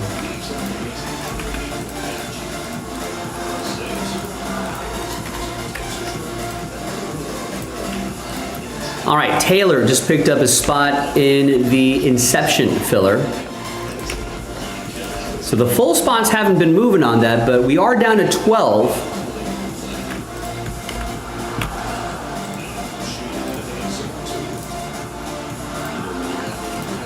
So if anybody wants to get that going, that'd be nice to do.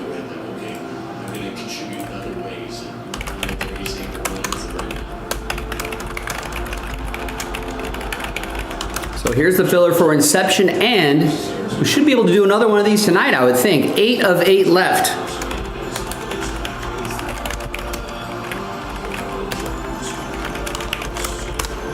Eight of 8 left in a 16-team random number block, which also includes the Commanders, Broncos, Patriots, Chiefs. Sells out that 2-box break.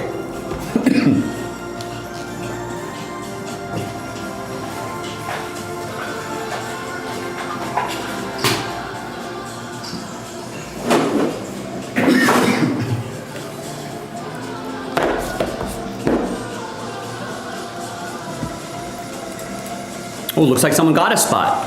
Yes, yeah. Yannick picks up the first spot in that random number block, hoping to kick things off there. Thank you. Remember, that 2-spot giveaway is tonight only. Tonight only.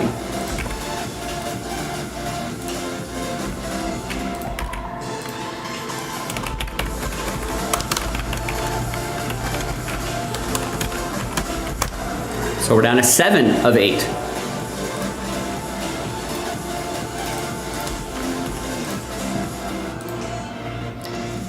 Remember, if we reach the end of the night and we have not sold this out, I'm adding these 2 spots back in. Just letting you know. So I would take advantage of that little promo tonight. Tell your friends, tell your family, tell your coworkers. Shout it from the mountaintops, from the rooftops. Let your neighbors know. So Chiefs, Commanders, Broncos, Patriots, Bills, Chargers, Eagles. Chargers, Eagles, Niners, Bucks, Cardinals. Packers, Raiders, Rams. Dolphins, Steelers, Jets. All right, nice. I've got everybody.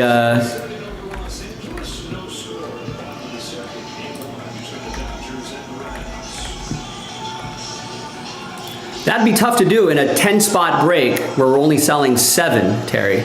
That math doesn't work out.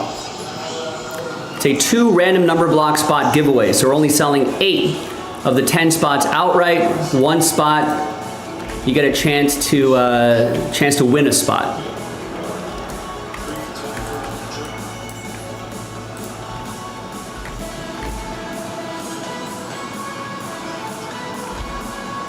So buy a spot. Well, 2 of the 8 spots that we sell outright are going to get extra spots. Let's put it that way. Who got last spot mojo? Considering the teams are involved, considering half the league is involved, I feel like that's a pretty solid deal. Zachary got double last spot mojo in this one as well. So Yannick got us started. 7 of 8 left. Remember, that giveaway is tonight only.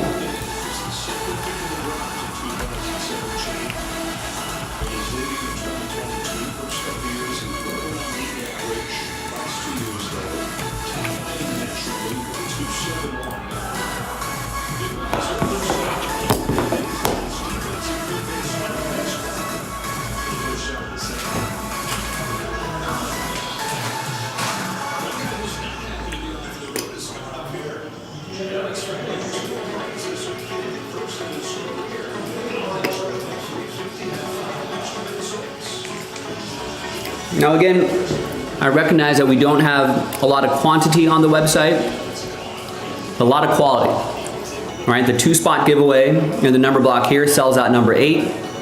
We've got 1 spot, and I think that's probably the last filler. No, we're planning on 2, but if we sell out that 1 spot, I could add some more spots back in, and that could potentially be the last filler. We can do the final 2 boxes of that autographed football break, and then the next 2 boxes will be from a fresh case. Inception's inching closer. That filler is almost in single digits. That's only 20 bucks a spot. That Sapphire is getting close too, as well as the filler. And we've got a couple gold pack spots moving as well.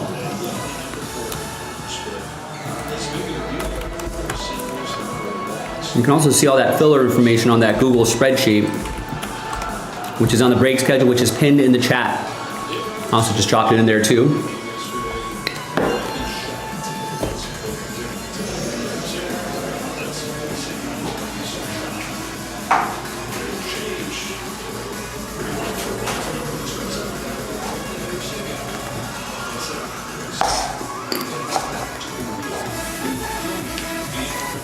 Reds Dodgers still scoreless. Just game just started, bottom of the second. He said, if you're in a fight, you're not thinking about how do I punch. Well, you've done the technical work already. You're just punching. Said, so starting today, give me a 30-game streak. Fight the grind, take what they give you, and let the slug follow.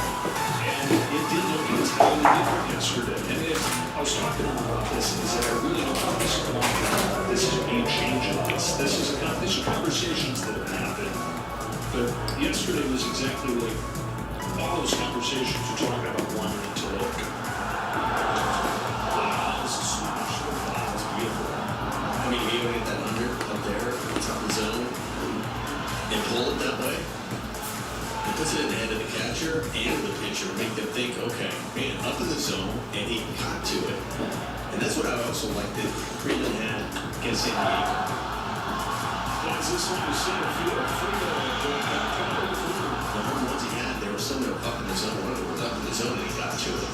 But it was the breaking ball. It puts you in their head, especially when you have a guy who likes his fastball. And you were talking about Dave Roberts. When you have 5 at-bats, not that the Dodgers are looking to slow, you just hit the ball because they're capable of it. But I think it's a byproduct when you have those at-bats that you can fight and say, listen, this is going to be a good at-bat. I'm going to put it in play.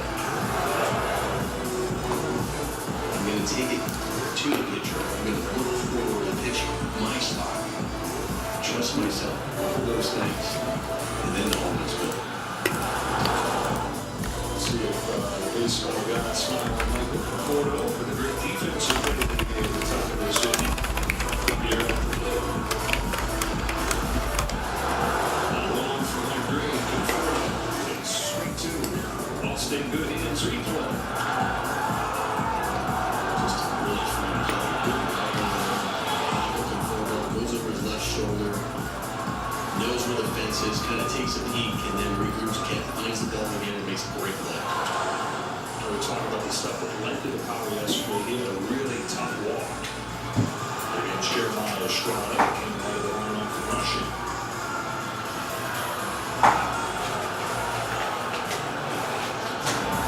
Come on, Michael. Let's do it. Michael Conforto, let's go. The 1-2 pitch.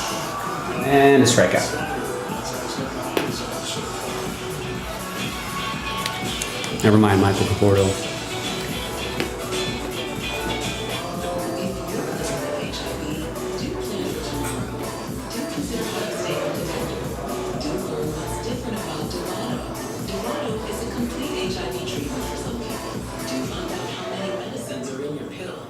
HIV pills contain 3 or 4 medicines. Dovato is as effective with just 2. No other complete HIV pill contains fewer medicines than Dovato. It is unknown if Dovato is safe and effective if you have HIV and hepatitis B. If you have Hep B, don't stop Dovato without talking to your doctor because it may get worse or harder to treat. Don't take Dovato if you're allergic to its ingredients or taking Ifidilide due to serious or life-threatening side effects. If you have a rash or allergic reaction symptoms, stop Dovato and get medical help right away. Other serious or life-threatening side effects include severe liver problems and lactic acid buildup. If you are female or obese, you may be more at risk. Tell your doctor about medicines or supplements, medical conditions, liver or kidney problems, pregnancy, breastfeeding, or planned pregnancy. Do look beyond today. Do ask your doctor about fewer medicines. Do Dovato. I think it's been the best decision because I gained a son that came up out of touch. He's the best son ever. When I say that, I mean that. Learn about adopting a teen at adoptyourkids.org. Disney Plus is included in your Spectrum TV plan at no extra cost. Going in the right direction? Ready to activate? Simply visit spectrum.com/Disney, and from there, follow the steps. With Spectrum and Disney Plus, you can stream movies and shows from Disney, Pixar, Marvel, Star Wars, National Geographic, and much more. Disney Plus, included at no extra cost with your Spectrum TV plan. Activate now and start streaming today. Join the Dodgers for Salvador Heritage Night tomorrow. Enjoy vibrant pregame performances and claim an exclusive Salvador Net jersey with a special ticket package. Visit Dodgers.com/promotions. Now score top 3 in machine to Jose Trevino. Specs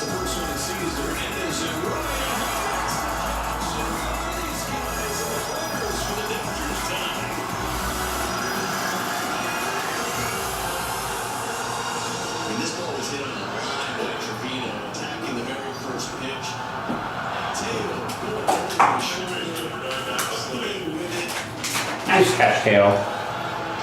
Kale's waking up on defense here. We like that. Pick up your pitcher. The Reds hit the ball hard. Good finding gloves. You know what's anyway? Seemingly, the offense has challenged the line for the home team oriented. Off of that? Against Hernandez, no challenge to be better in right field.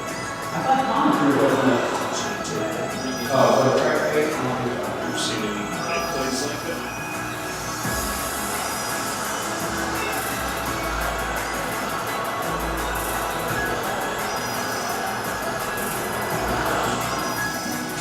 It's a good way to come back with that, especially after that squeeze on the pitch before. Good job by the machine. Stay focused there.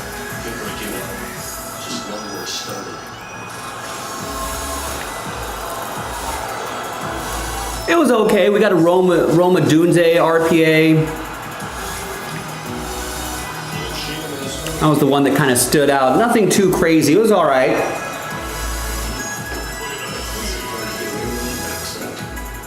But no like NFL Shield or anything like that.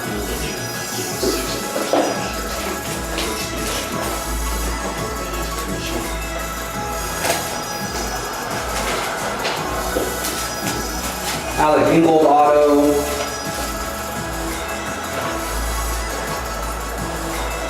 Bijan Robinson patch auto. Second year Bijan.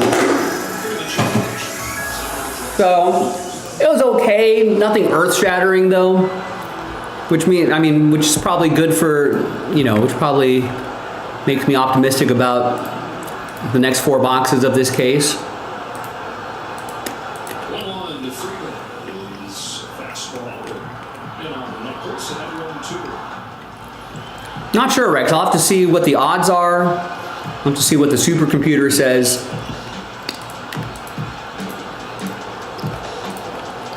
Are odds even out for tomorrow?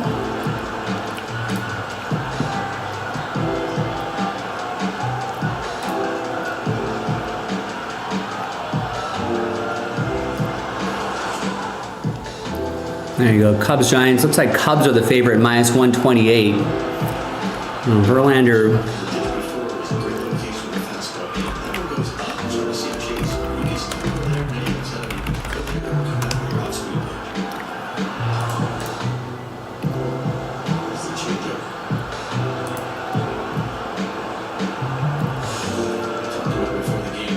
Those odds might not be good enough for me to work with the Giants, so probably a pass on that.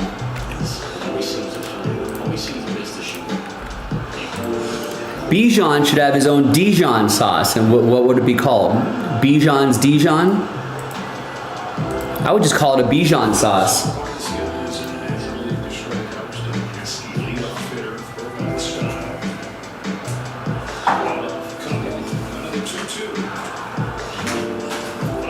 And Dijon base, and then he'll add his own extra spices on it. The basic ones like on base percentage, but also number 1 in majors in run hits. He's top 10 in the majors in getting hit by pitches. In fact, he tied a major league record last month. He hit 3 times in one game. Yeah, that might not be a bad play. Cubs team total over runs. Yeah, I wonder if Verlander hangs it up after this season.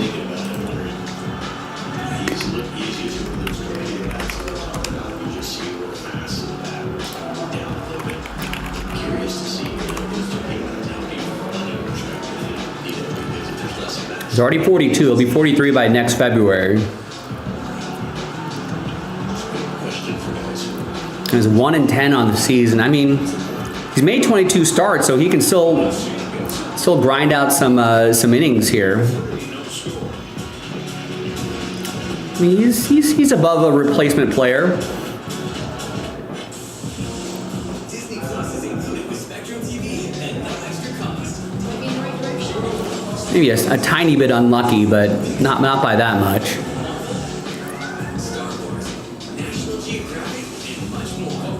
I think he's only on a 1-year deal. Free wherever, whenever, across your devices. Spectrum is your entertainment destination with popular streaming don't know. We'll see. TV included. Start streaming today.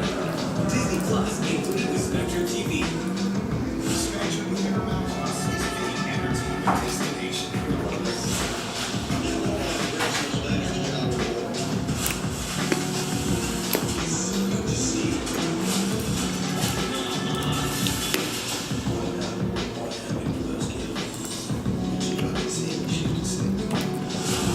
I think Sauce Gardner got his own barbecue sauce at some place.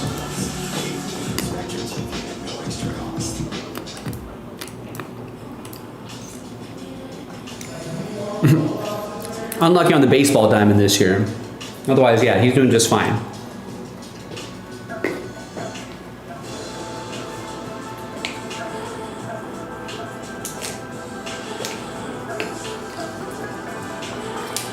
The $7,500 federal tax credit for eligible electric vehicles is ending. Must take delivery by September 30th, 2025. Visit your Southern California Cadillac dealer today. There's only one thing that will save somebody's life, and that is naloxone nasal spray. Get 911 on the phone, get the emergency responses there on the way. World champion, Travis Noel on Sportsnet LA is brought to you by Carl Jr. Give it to Carl Jr. Looks kind of gusty out there at Dodger Stadium. The ball could fly a little bit if someone connects. Back inside Dodger Stadium. We're scoreless to the bottom of the third. Yeah, I know. I don't think Ohtani's gotten two total bases yet either. His first pitch. He's only had one at bat though. I'll try. We'll get him next time. All right, folks. So if you're just joining us, welcome. We got another random number block up for Immaculate. That is, I almost said NT. Immaculate. 7 of 8 left. We're only selling 8 of the 10 spots outright. 2 spots are going to get extra spots, and that is a tonight only special. So at the end of the evening, if we have not sold out this break, I'm adding those 2 spots back in. Now it's a little more expensive than the one we did previously, but there are more teams, including the Commanders, in this. Half the league is in this. This is a 16-team random number block, and that sells that out. We got 1 spot left. We can cancel a filler and add more full spots, making that the last filler if you want to. Gold packs are down to 7. We got 5 left. This filler we should do because it's down to 12. It's almost in single digits. It's only $20 a spot. And that's going to help sell out Inception Baseball, second half of the case we popped open last night. That basketball is getting close too. Let's keep working on that filler.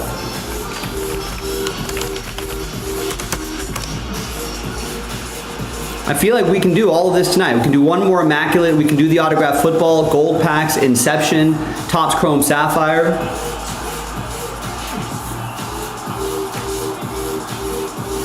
There you go. Andy Pott has solo shot.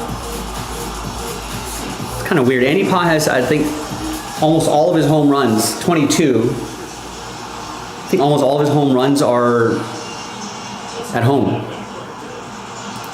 I said just a few moments ago, I was like, the wind is blowing out. If someone gets one in the air, might get out of there.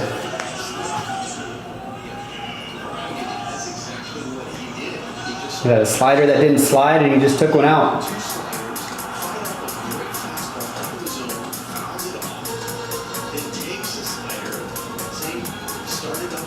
17th home run at home.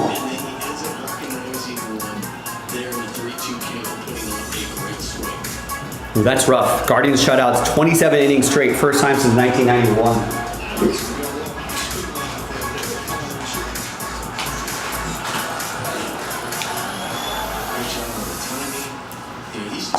Dodgers had a weird stat in San Diego that people kept repeating. It was like the Dodgers in their first 2 games were 1 hit by the starter through 6. So Darvish, I think, 1 hit them through 6, and then Cortez 1 hit them through 6. And apparently that hadn't happened since like the early 1900s, which is kind of crazy. Kind of a weird stat. You're kind of cherry picking, but still.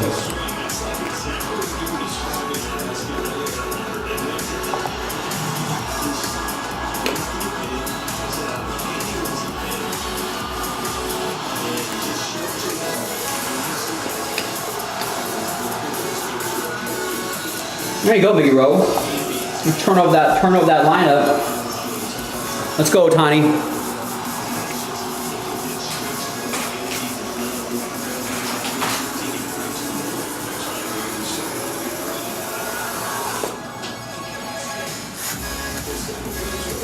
All right. Wild pitch. Pitch Rojas a second. Or pass ball. Wild pitch.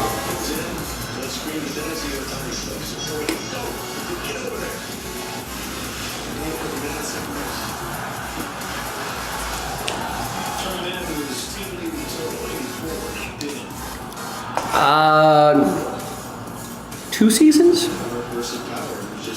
I don't think the Vegas stadium is going to be ready until 2027.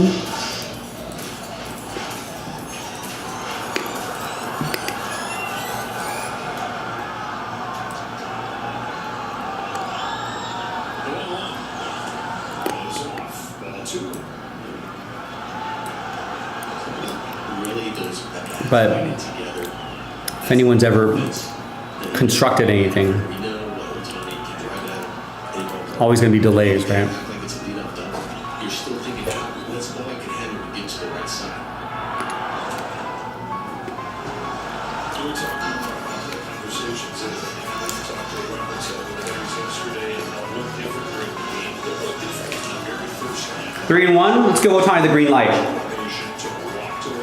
Give him the green light. Swings are a little bit shorter. Oh, got the green light. Swung through a slider. Oh, splitter. That was in the short. When you're 3-1, that's what you're thinking fastball. I'm going to try to turn on this. I'm going to cheat a little bit early, and then you end up being in front of it. So now you got to get short. 3-2. Otani, let's go. To the right side. Check swing. These are set to them, you guys love. To the outside. What team did Babe Ruth hit the most home runs with? It's got to be Yankees, right? I think he played for the Yankees a lot longer than the Red Sox. But maybe that's too obvious. Maybe that's a trick question.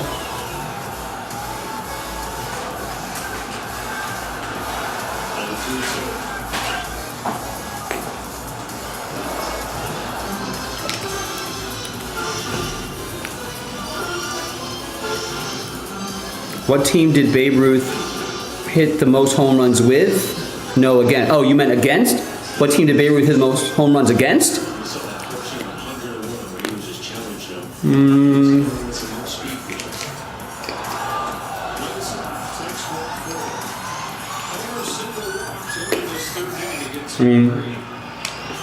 He's in the AL, where it's like half the number of teams back in the day. I say the Boston Red Sox.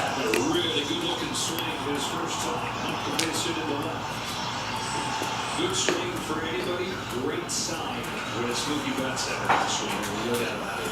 We're talking about how much I really like that swing, especially with the fastball. Guys throwing in the 90s to 100 miles an hour and hit hold of that ball. After 3 hits yesterday, Mookie Betts over the last few weeks against 4-seam fastballs is 10 for 17. So that's a good sign when he's firing that arrow, throwing it back to that. It's a northern team. The Cleveland Indians. Cleveland Indians.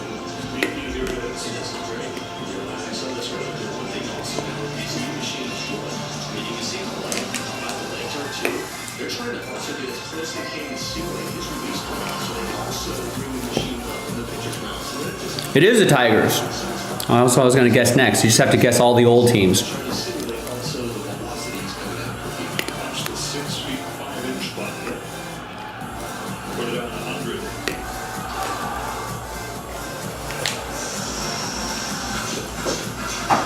Hitting's coming. Today batting practice is about hauling that in. 2 on, nobody out. That swings and misses. Splitter right there makes it 0-2.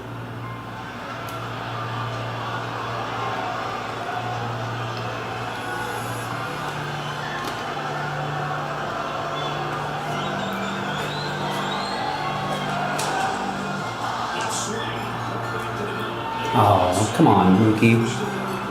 Anything but the double play.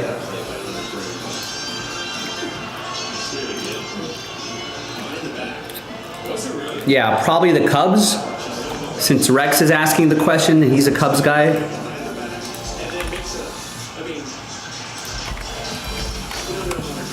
We've probably played each other a ton. Any AL Central team.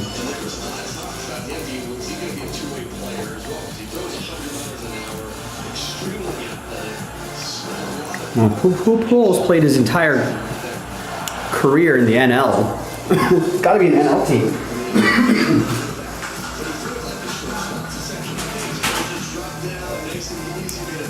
What? It's an AL West team?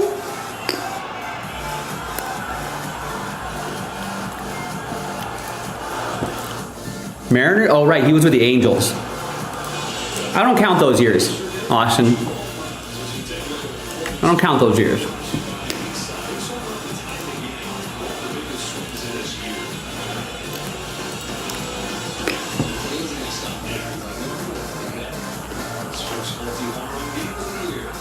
I just count the Cardinals years, the 1 year with the Dodgers, and then the other Cardinals years.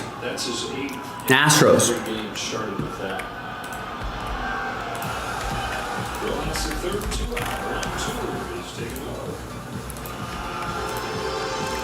All right, fans of Immaculate, we're down to 7 of 8 left.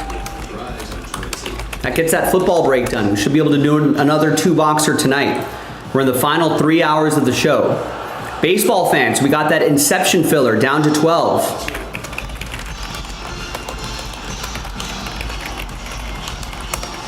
That's only $20 a spot. Sapphire fans, basketball. That filler, full spots, those are getting close too. We just need another little push to get these over the finish line. Remember, those 2 spots that were given away in the random number block is tonight only. If 3 hours go by and we do not fill up that break, we're adding those 2 spots back in.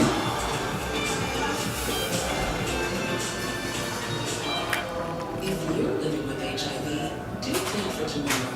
Do consider how you stay undetected. Do learn what's different about Dovato. Dovato is a complete HIV treatment for some people. Do find out how many medicines are in your Albert Pujols never should have.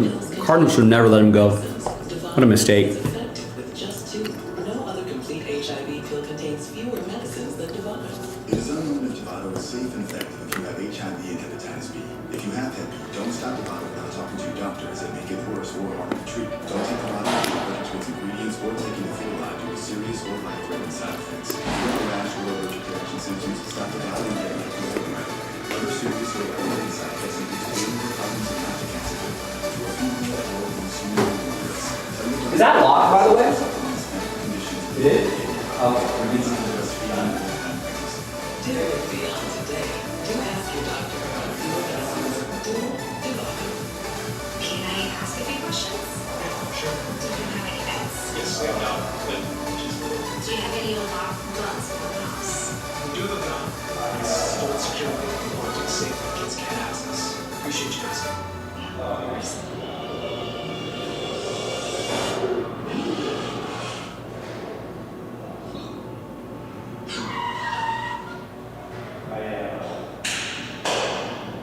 Eyes forward.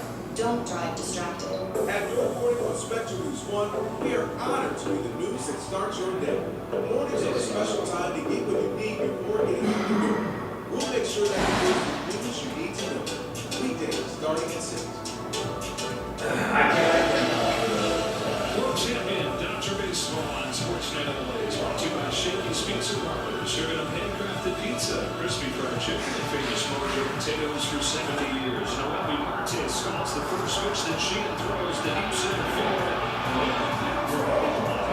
Which one up here before? Reds. Ready early with the pitch they can hit.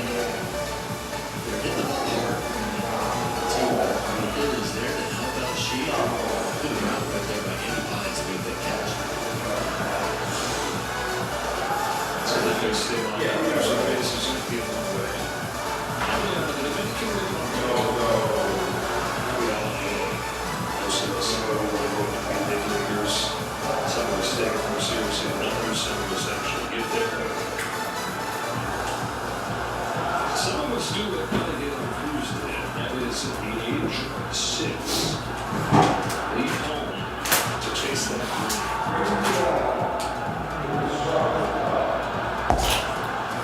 This one is over. Houston done his record to limit the relative.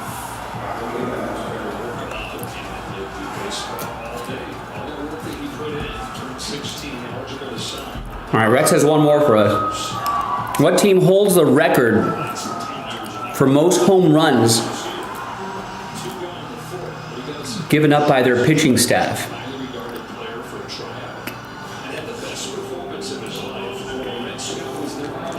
Remember, folks, this is Rex. You do have to fact check him sometimes. We had to do that the other night. In a single season, I say the 2025 Rockies.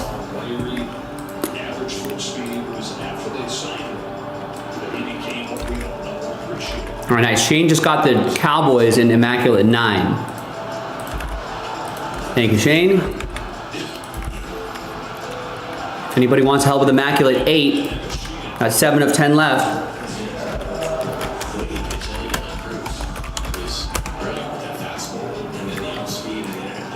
Or 7 of 8 left.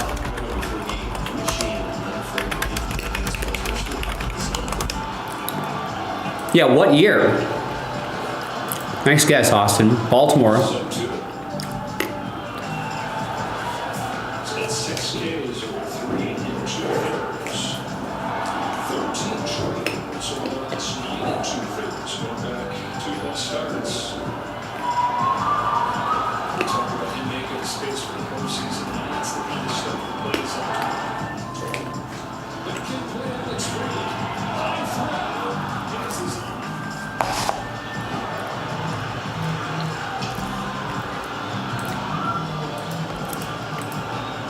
So what was the Orioles record? What was the record? And what year? Yeah, I guess the Orioles have had some bad teams. There's the 2019 Orioles, and how many homers did they give up? Third base, second base. This one, he gathers himself, and he just met with the base point. And it just kind of sails on you. And you're thinking to yourself, maybe move my feet, get a little extra, maybe hop, maybe put my shoulder real more this thing. I thought it would be the Rockies, just 309? Wow.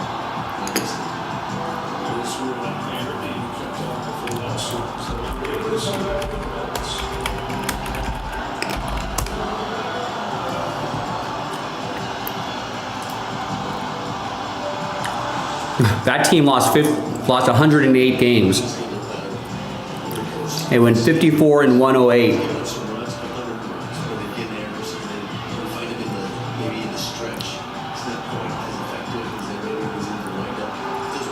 So that was, who are your pitchers here?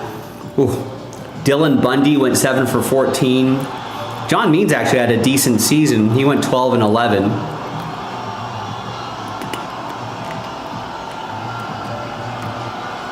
Andrew Kashner, Asher Wojciechowski, David Hess, Aaron Brooks.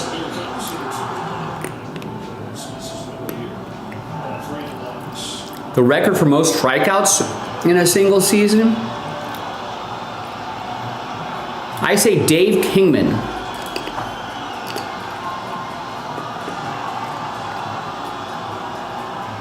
Or Rob Deere.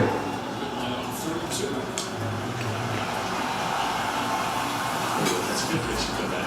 Lex was looking dead red, looking to pull, looking to drive the ball.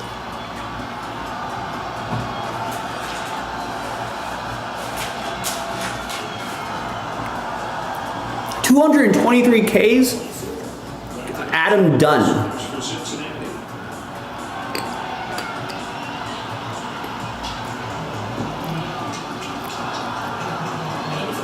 Or Josh Hamilton.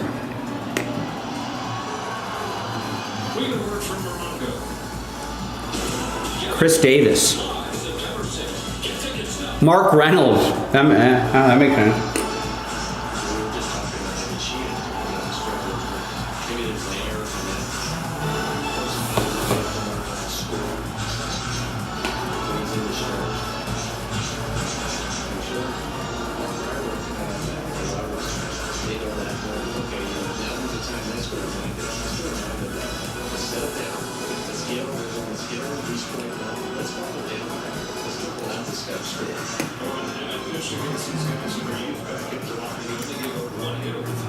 Thought it could have been that and done.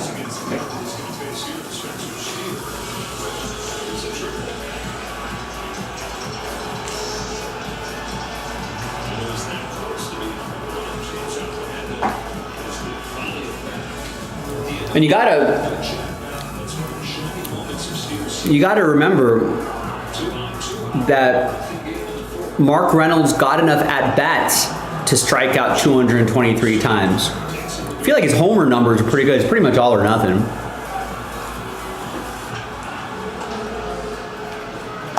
I'm sure McGonnell will get a September call-up, right? I mean, that's 1100 OPS is good. That's still against AAA pitchers. Maybe 1 out of every 4 pitcher he faces is gonna be a major leaguer consistently.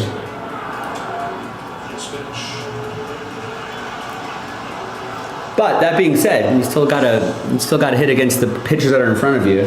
It's got to be a September call-up.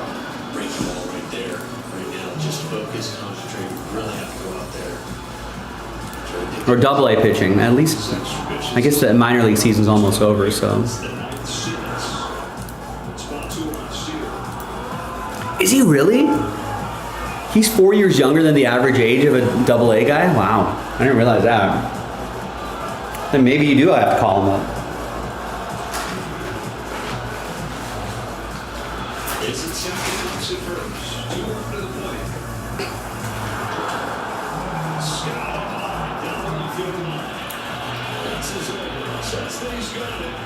There you go, Mookie.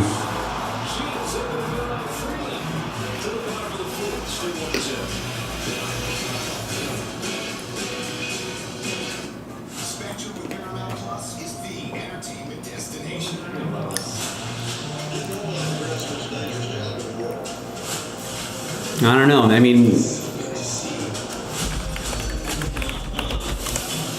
maybe they like Trey Sweeney's glove. Maybe he's out of options.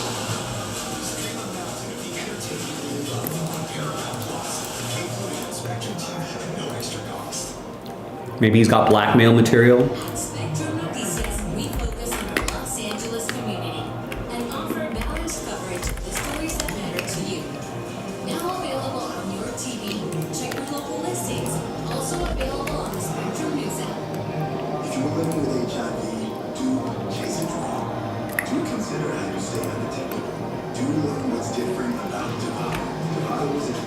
All right, folks, listen.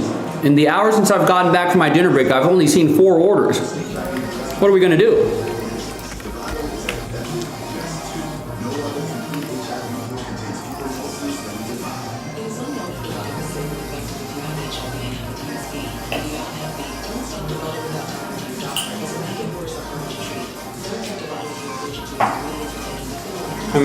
If we're done breaking tonight, just let me know. I can leave early. But if we're not done breaking tonight, you know where to go. JaspysCaseBreaks.com. Get your spots, get your teams. Let's try to get something going. I think the number block we can definitely do. Get another 2 box of Immaculate done. That football break's pretty close. Gold packs are pretty close. That filler, we gotta do 2 of those. That's close. All right, that's only $10.99. You're telling me we can't move 17 spots at $10.99? If that's the case, we may as well just call it. What's the point?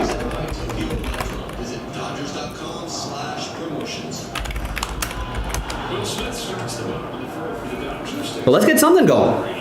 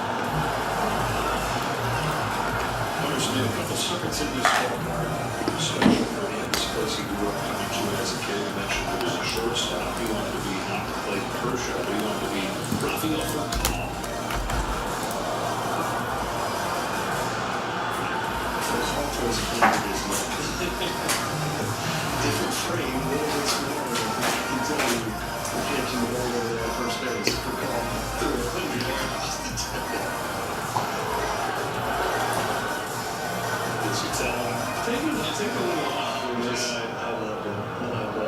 He was the best.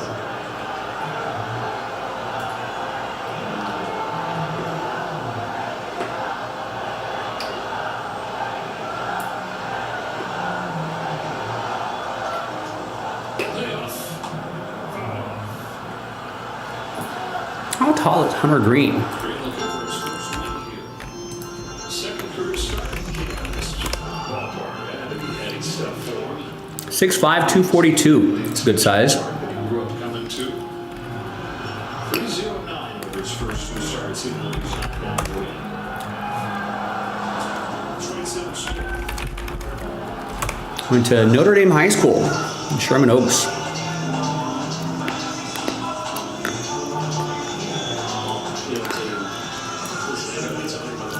I think Jack Flaherty, Lucas Giolito, that group, Max Fried, went to Harvard Westlake, which is right over there. All grew up Dodger fans, I'm sure. All right, James wants to break tonight. Thank you, James. Gets into that Inception filler. That's only $20 a spot. Let's at least get that done. What do we think here? Down to 11.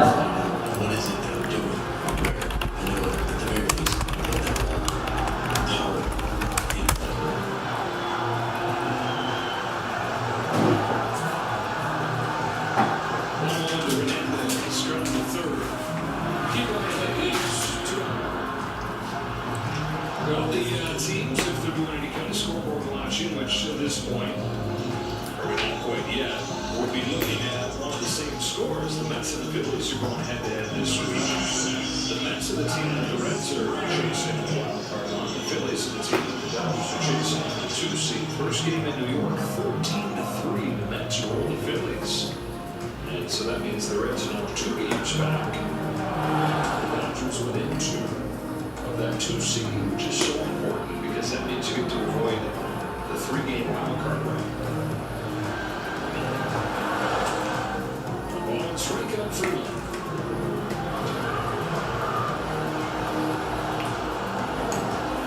Good at bat his first time. The ball's really hard but foul. Flying out to center. And 2-1. All right, anybody else want to follow James? Down to 11, it's only $20 a spot, chance to win a $100 spot. You win a $100 spot, one spot gets you 2 teams in that Inception break. 2-2.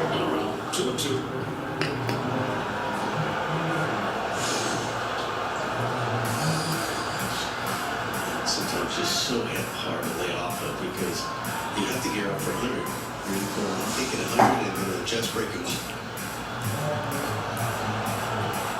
I think that's something everyone can do, and got to do a couple of these. That way you can catch up to them. I'm still thinking about the 100 that he pulled. 100 coming in, 107 going out into the upper deck foul. Maybe we can get that box going by the bottom of the hour. What do you say? $20 a spot, we should be able to do it. The 2-2. This time he does lay up. Really good job. Really good job recognizing that. Laying off of it. Battle. And then stay short of 2 of them. Here's the 3-2. Freeland yanks it foul. Freeland goes back to that same spot.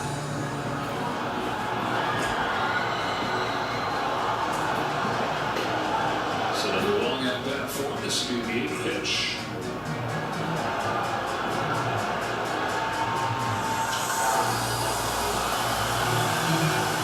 Call down to third. Hayes moves in. Calls up Trevino. 1, 2, 3, 4 for Green.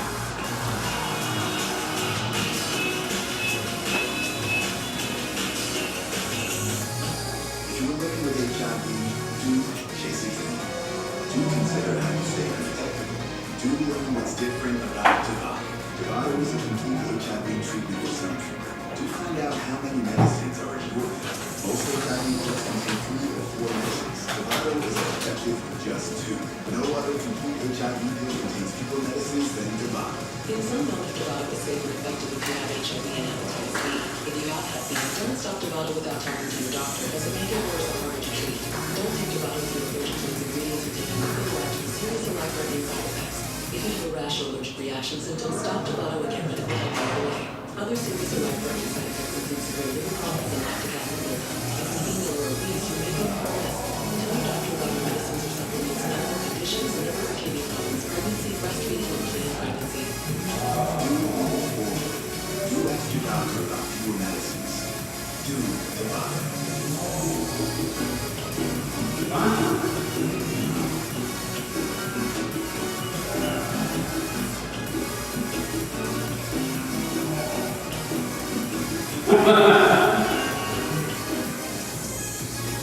kind of a deal hunter. I like to make sure we got the best deal. Use the Spectrum Savings Calculator before. I know that since we're existing with Spectrum Internet, customers will get a mobile line for a year. Having a line for a year would be amazing. I looked at you and I said, how is the savings so substantial? Switch and save with one mobile line included with your internet service. Backed by the Spectrum commitment to keep you connected. World champion Dodger Baseball on Sportsnet LA is brought to you by your Toyota dealers. We make it. It's cruising. It's cruising. Probably straight sets. The Dodgers have the lead as you go to the fifth inning. The Sheehan to keep rolling. Davis missed inside the first pitch changeup.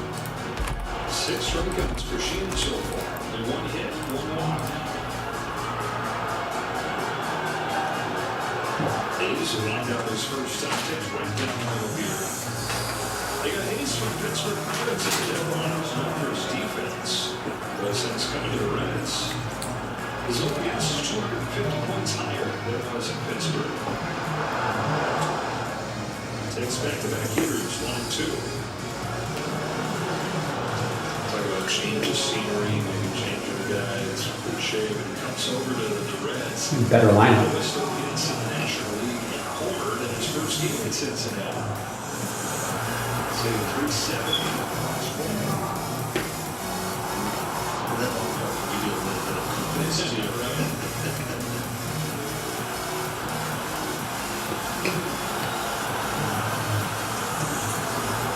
They're saying Key Brian Hayes' OPS is 250 points better than he was with Pittsburgh.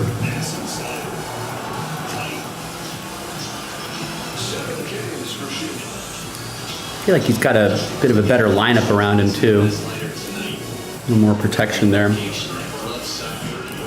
Slider, we're starting off in the middle of the zone.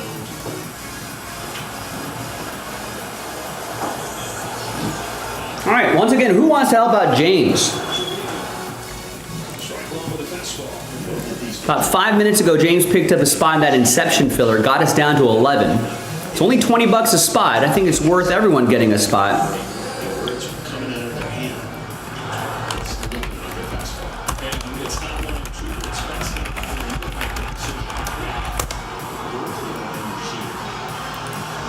Down to 11 there. Who wants to help us get this going?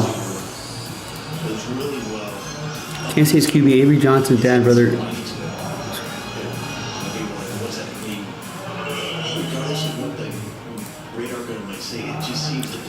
Avery Johnson's dad and his brother were scrapping. They were in Ireland. Are they in Ireland?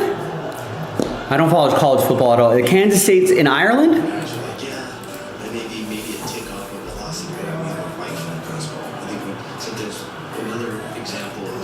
Who were they scrapping with? Were they just in the stands, just scrapping with fans?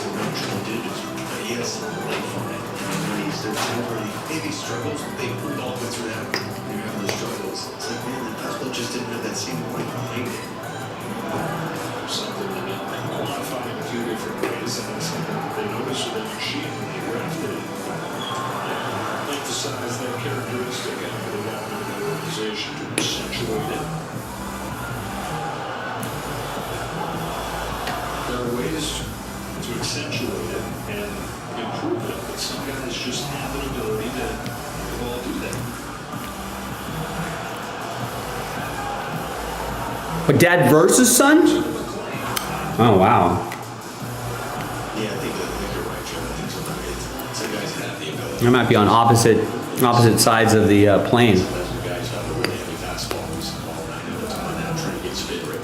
It's not a good look. At what cost to some of these injuries you're finding, but some guys just have the kind of ability to have that extra life. Shots are right field. Hernandez going down. Go, Taylor, go. Nice. Good job. Each time they're checked out.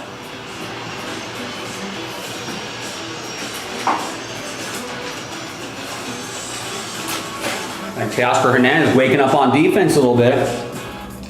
Mom was always organized, but she started forgetting to pay her bills on time. And she'd buy the same gifts over and over. Telling the girls about my Alzheimer's diagnosis was really hard. At first we had our cries, but then we were like, okay, let's make a plan. Early detection gave us time to adapt together. It's so important for me to think about what we can do. We can improve. If you or your family are noticing changes, There you go. Thank you, Austin. Austin's trying to breathe some life back into the evening. Joins James in the Inception filler and gets 2 in the Sapphire basketball filler. Nice. Thank you, Austin.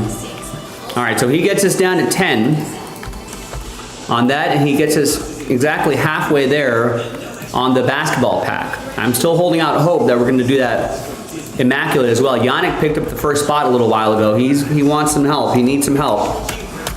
So we got 7 of 8 left. Remember, those 2 extra spots were given away tonight only. Here's the Inception filler, down to 10.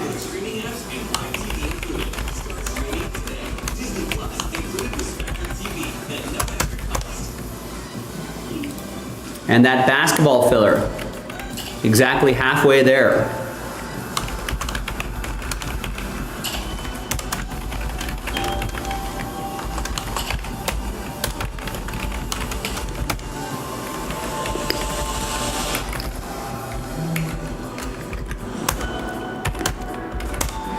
All right, guys, links are in the chat. Click those links, grab some spots, help each other out, help me out. Let's get some breaks going. We got a number of breaks that are very close. That Immaculate, that filler for Inception, Sapphire.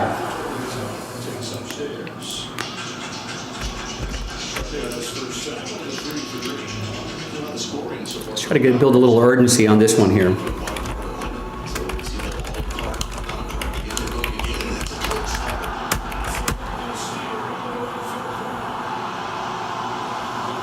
Wow, Conforto with a double down the right field line.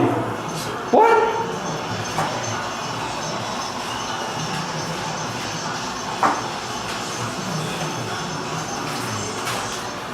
This is just good placement. There you go, Michael.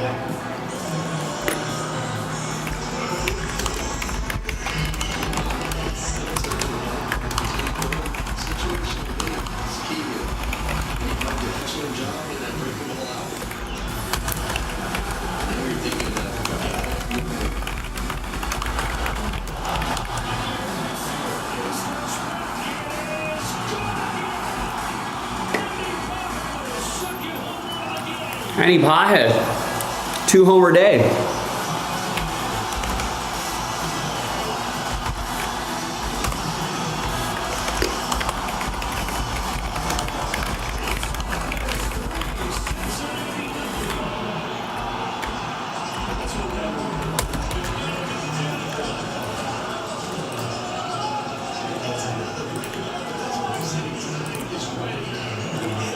I guess so. I guess he heard us talking.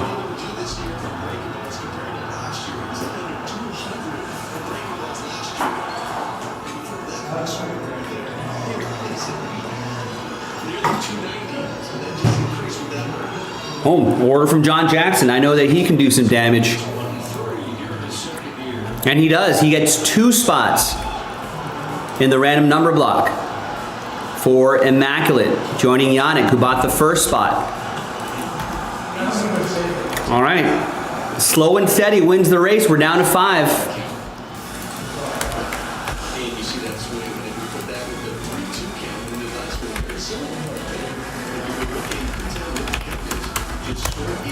Well, the threat is getting louder, Terry. Like, I feel like Kike just got activated today. Tommy Edmonds not too far behind. Annie Pot has 2 solo homers today. I don't care. Do I look like a Dodger fan to you? No, you look like a pirate. Or her. Are we winning? Mm-hmm. So I was sitting on the street and I had my hood on like this, right? Mm-hmm. And you know when it starts getting late, I have to change the camera settings because it gets dark. Right. So it was someone's like, oh, "What up, Assassin's Creed?" No. I'm sitting there and I'm just like, you know, whatever. And one of the guys, a regular customer in there every day, goes, "Oh, you're new. What's your name?" And I was like, I took my hood off. I was like, "Yo, it's just me." And he's like, "Honestly, dude, I thought you were a girl." Wow. Yeah. With your pretty little face. Yeah. You got a little mustache up here though. Yeah, dude, Teddy just said that. It was like a little facial hair. I don't know what kind of girl he's I looking have to at. shape my mustache. No, I mean it looks fine. I don't know why you'd be mistaken for a girl. Yeah, well, I guess you couldn't really see it on camera. You really couldn't see it from like this far. With the hood on. Oh, kind of an ugly girl. Whoa. Good looking dude, but an ugly girl. Whoa. You haven't seen the girl filter on. You haven't seen me with the girl filter. The girl filter. Looks like you're like in a 90s prom photo. Yeah, That's what I'm like, man. In a shin guard, I go, you're thinking 93% of his foot is covered. How's this going to not hit the guard? But it's not. And on the first and Steer, 2-1. Anyone inspired by John's order here? No. But we got a little action here. That's down to 10. That's down to 5. That's down to 15. Things are moving a little bit, slowly but surely. Who wants to keep that momentum? We love momentum here. Who wants to keep that going? People are trying. They need your help. They can't do it themselves. Help them out. Help each other out. We need to work together as a group for these group breaks. So we got that down to 5. We got that filler down to 15. We got that filler down to 10. The sooner we can do those fillers, the sooner we can post the next filler. For Immaculate, that's it. Those 5 spots sells out that 2-box break. For the other 2, the basketball and the baseball, the sooner we can move those fillers, the sooner I can add another filler, and we can work on that tonight. With a little luck, get them across the finish line. But the clock is ticking. In 30 quick minutes, we're going to be in the 4th quarter of the show. We're going to be looking for a late night rally.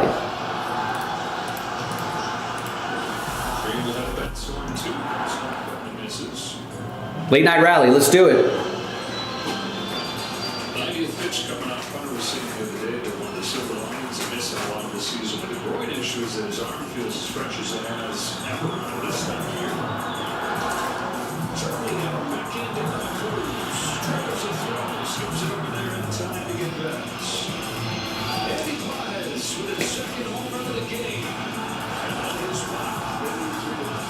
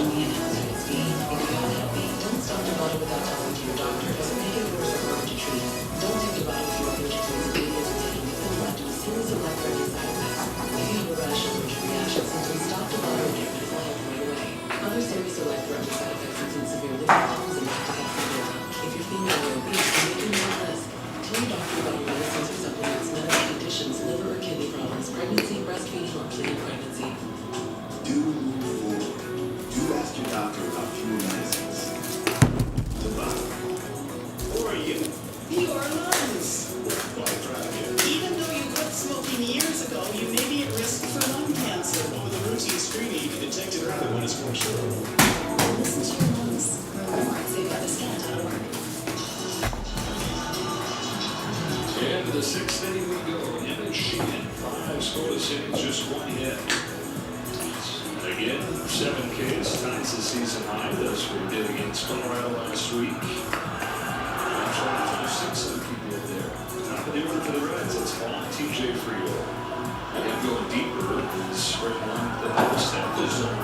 This month of August, they're third in the National League in average start rate. Prior to August, they were dead last in the majors, getting just a little over 4 runs per start. And there's a domino effect to that. You look at the bullpen, getting healthy now, who's Underman. And even being Underman, the bullpen has the #2 ERA in baseball last month. Exposed less because the starters are pitching less. That goes hand in hand. As I mentioned, starters go deeper and also the bullpen's ERA. The drop last month, yes, it definitely has an effect. We said this early on. We've seen the starters when they were having shorter innings. This is going to take a toll on the bullpen. The dog days of August, later in the season, you're seeing the total slowly spread. It's getting season guys kind of fail. I think the starters continue to have these quality starts to go deeper in the game. What do the dog days feel like in your body? I would say I always described it as it's the transition from your body that is so exhausted and tired to utilizing the adrenaline to get through the rest. You trained all off season, and you're training during the season. Remember, you're working out, you're lifting weights, your nutrition, everything. But the toll eventually catches up. You're fatigued and you're tired. Man, you're really feeling it from the travel, the focus. Strikes out for the second time. That's no small thing. That's one of the toughest guys to get. Does a good job climbing the ladder with that fastball. Great location. I was telling you, you get tired, and when your body's finally feeling that fatigue, you're like, man, I'm done. Like, what are you doing to me? And then you're like, you gotta remind it, like, now that's when you hope you're playing for something. Because the adrenaline is like kicks in now to carry you through the season. It's a big challenge. There were times in September I really didn't care for a lot of days off in September. Because when you had that day off, if you did nothing on that day off, your body shut down because it's tired. So even if we had a day off, it was good. Don't get me wrong, you would recover, but I would come or I'd have to find out a place to work out and do something that was relatively hard just so my body can just stay.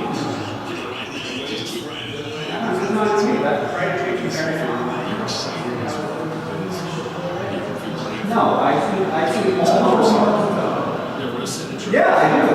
No, I would not have you besmirch my work ethic. I'm telling you that. How does that work?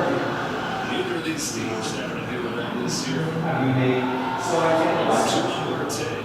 Yeah, it's the worst. Strikes him out with a fastball in the corner. His 9th. Perfectly located with that fastball. In one great location on Friel on top of the zone. This one right on the corner. Let it give it a little bit, but you'll take it. But that's also a byproduct of two that you have been hitting the corners over the course of the night. Against the top 3 in the Reds order. 0 for 8. 6 Ks. Make it 0 for 9 as he gets down. Cruz on one pitch. 6 dominant innings from Evan Sheehan.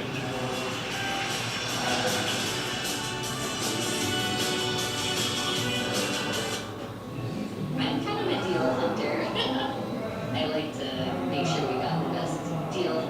We used this Spectrum Savings Calculator before. I learned that since we're existing Spectrum Internet customers, we get a mobile line for a year. Having a line for a year would be amazing. I looked at you and I said, how is the savings so substantial?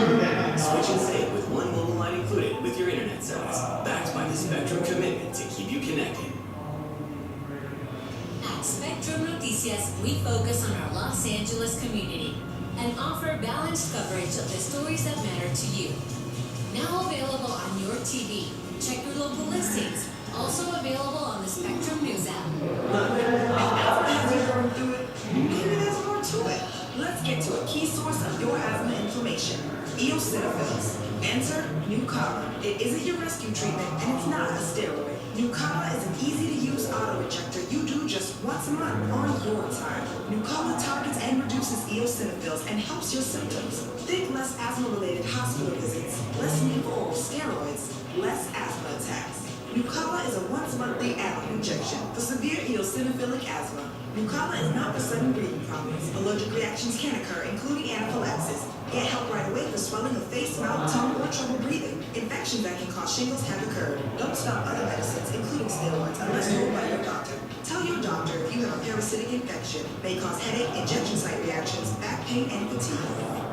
Let's get to the source of your asthma. Ask your specialist about Nucala. Also approved as add-on treatment for adults with uncontrolled COPD. The first 40,000 fans on August 31st will take home a special PK Hernandez holiday presented by the LA County Department of Mental Health. Visit Dodgers.com/promotions. Freddie Freeman leads off the sets for the Dodgers. Swings and misses. Strike one against Hunter Green.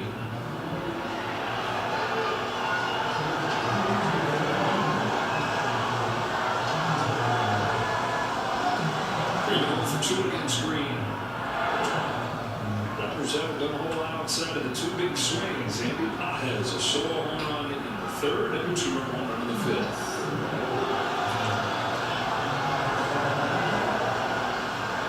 And I'll tell you, that's the way where teams have been able to get to Green has really been the long ball. And I mean, look at his last outing. He went 6 innings and gave up 3 runs and it was a home run as well. Smacked off center field, headed towards the gap. British down. Double for Freeman to start the 6th.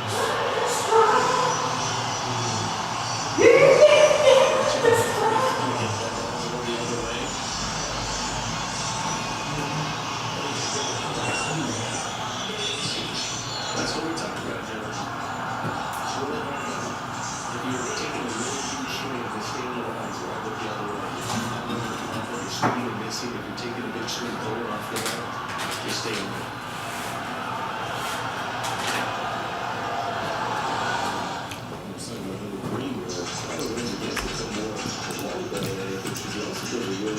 Now Rex is back with some trivia. Which team did Nolan Ryan strike out the most? Batting average against the runners in scoring position. Green 128 counted. Smith is over 2 today. All right, Nick M just got the Niners and Raiders. An immaculate 9.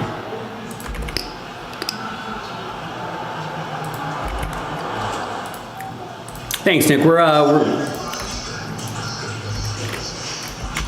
Speaking of immaculate, what about immaculate 8?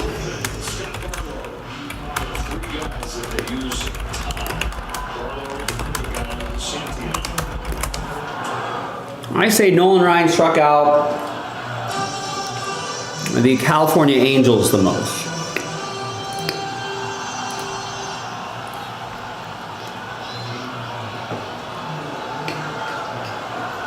Close to the end of the road for Green. Freeman at second, nobody out. 3-1 pitch. Right side side, back of the table. That's it.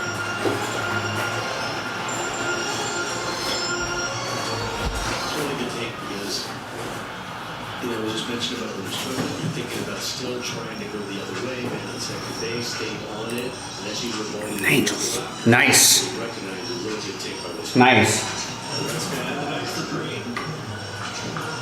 Terry Francona out there to make a change. I figure he was on the Rangers for a while, and the Angels had some bad teams back in the day, and I felt like they saw each other a lot and struck him out a lot. Issues our political experts are across our state and nation, speaking with the people who shape the policies that shape our lives. Inside the Issues on Spectrum News 1, weeknights at 7. Available on all your favorite devices, exclusively on Spectrum.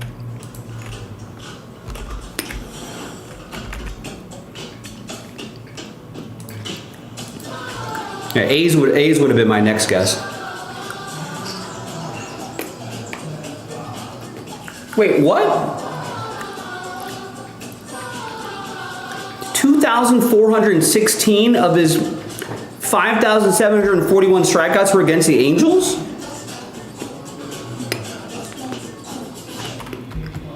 Spectrum Noticias. 2416.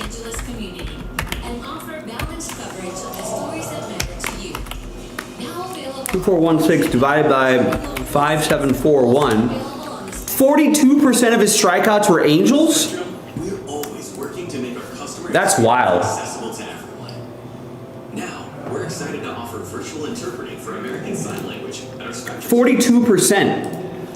If you use ASL to communicate, we invite you to stop by and take advantage. So the Angels didn't exist? Like Nolan Ryan is not setting all-time records? And you'll be connected to a virtual. I feel like he has to. He owes the Angels something. World Champion Dodger Baseball on Sportsnet LA is brought to you by Monterey Casino Resort and Spa. Celebrating 20 years of good times. Another time he had closed on Green earns a first and second his responsibility. Hammond in his first 2 games back. The Dodgers get 3 runs on as homers are looking for more here as the Reds bullpen goes to work. Scott Barlow comes out for Teoscar Hernandez. 64th game, top 5 in the National League for Barlow. This is it with his first pitch.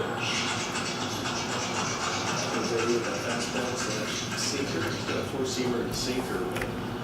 What's the second most? It's usually a breaking ball. 2-0. Barlow, one-time Dodger minor leaguer. Dodgers actually drafted him 14 years ago. Spent 6 years in the minors, never did crack through the big leagues. Established himself in the majors with the Royals. Fires 2-0. Those are those breakers, 2-1.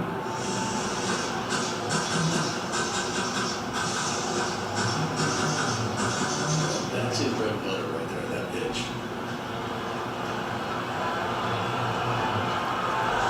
Wait, no. Where are you getting this information, Rex? I say this is why you got to fact check Rex.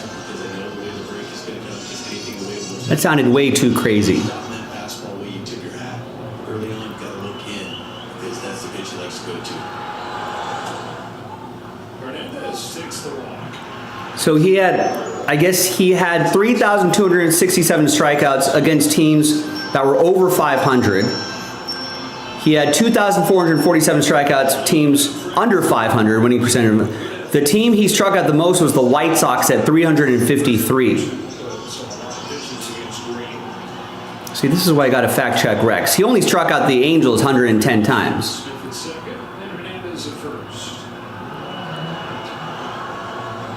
Yeah, I was going to say 2,416 strikeouts. That just seemed too crazy.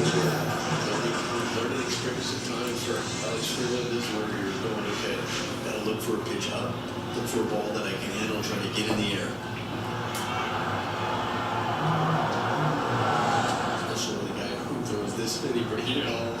Letters like even more so am I looking for that pitch up. It'll help me lay up some of those pitches down, but that's the pitch I can handle to try to at the very least get a sacrifice fly. Come on, Rex.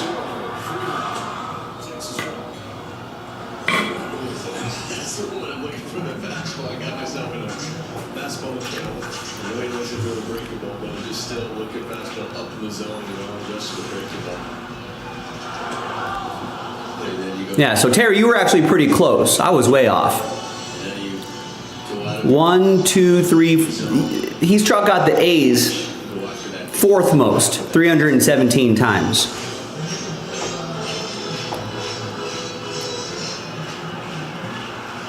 No, I was not close. He struck out the Angels' second fewest times, 110.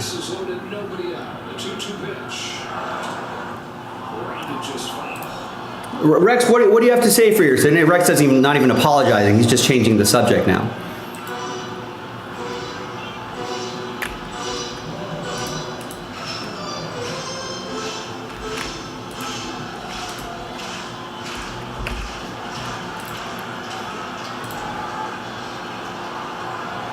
On the 2-2. Got him swinging. We'll think back to that one that he took. We got to remove that misinformation in the chat. Yeah, Rex, I fact check you. Nolan Ryan only struck out the Angels 110 times, second fewest in his career. He did not strike out the Angels 2,000 times. I just thought that was ridiculous. So I had to look it up. The team he struck out the most was 353, White Sox. I was like, that number's not right.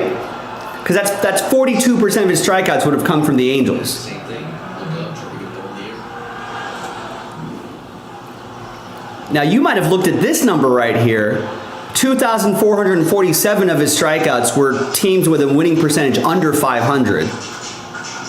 He had 3,267 strikeouts with teams that had a winning percentage of 500 or over. So the most he struck out on a single team, Chicago White Sox, 353.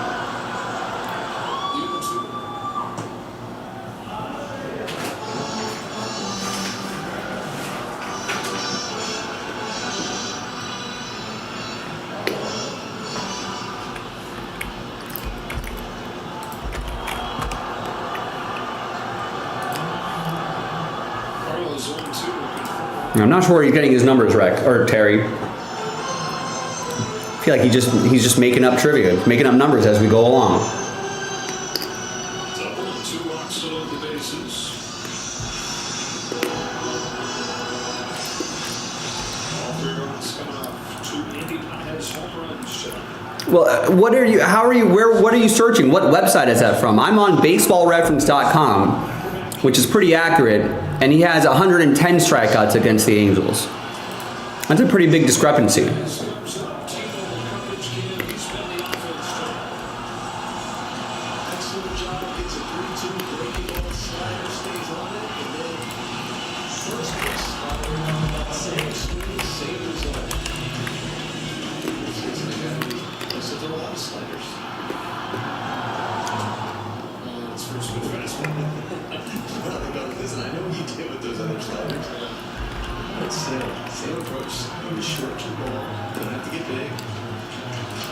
Now he might have had 2,000 strikeouts as an Angel. How about that? That makes a little more sense.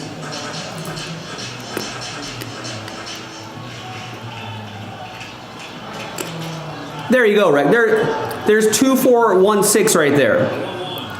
He had 2,400 strikeouts as an Angel, not against the Angels.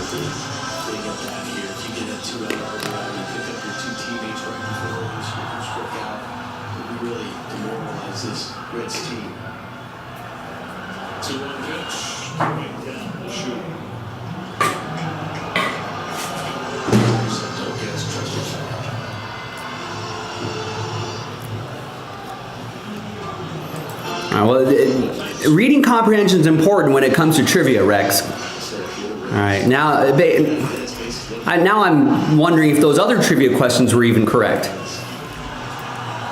Well, next time, we got to fact check Rex every time now in trivia. Oh, through Dela Cruz's legs.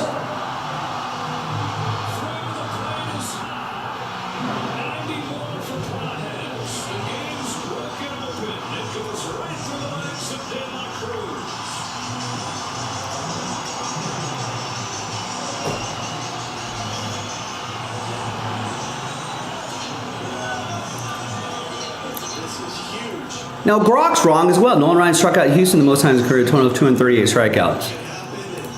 Now, that is also wrong.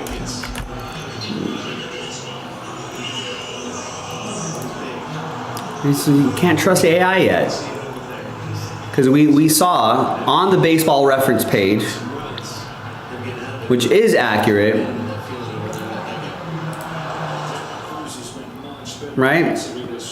He did have...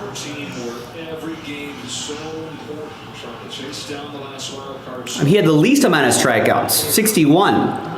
He had 238 against a different orange team, the Orioles. The team he struck out the most was the White Sox at 353. Yeah, let me know what ChatGPT decides for us here.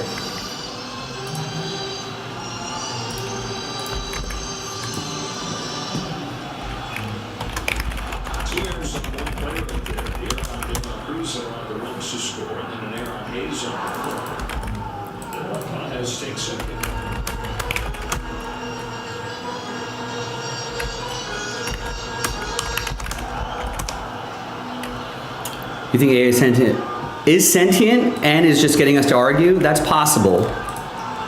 But I think we're there yet. I don't think we're there yet.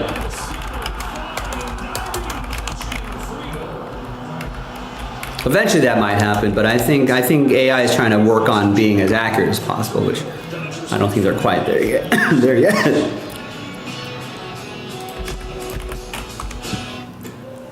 Mom was always very efficient, but we started noticing things were up. I was forgetting my responsibilities at work. I told Mom we should visit a doctor. Alzheimer's. All right, let's see if ChatGPT is any more accurate. Early detection gives time to see information. Nolan Ryan struck out the California Angels the most in his career. 341 strikeouts against them. That makes sense in Ryan spent a good part of the career in the American League West. Which is my logic, but that's clearly not true because he only struck out the California Angels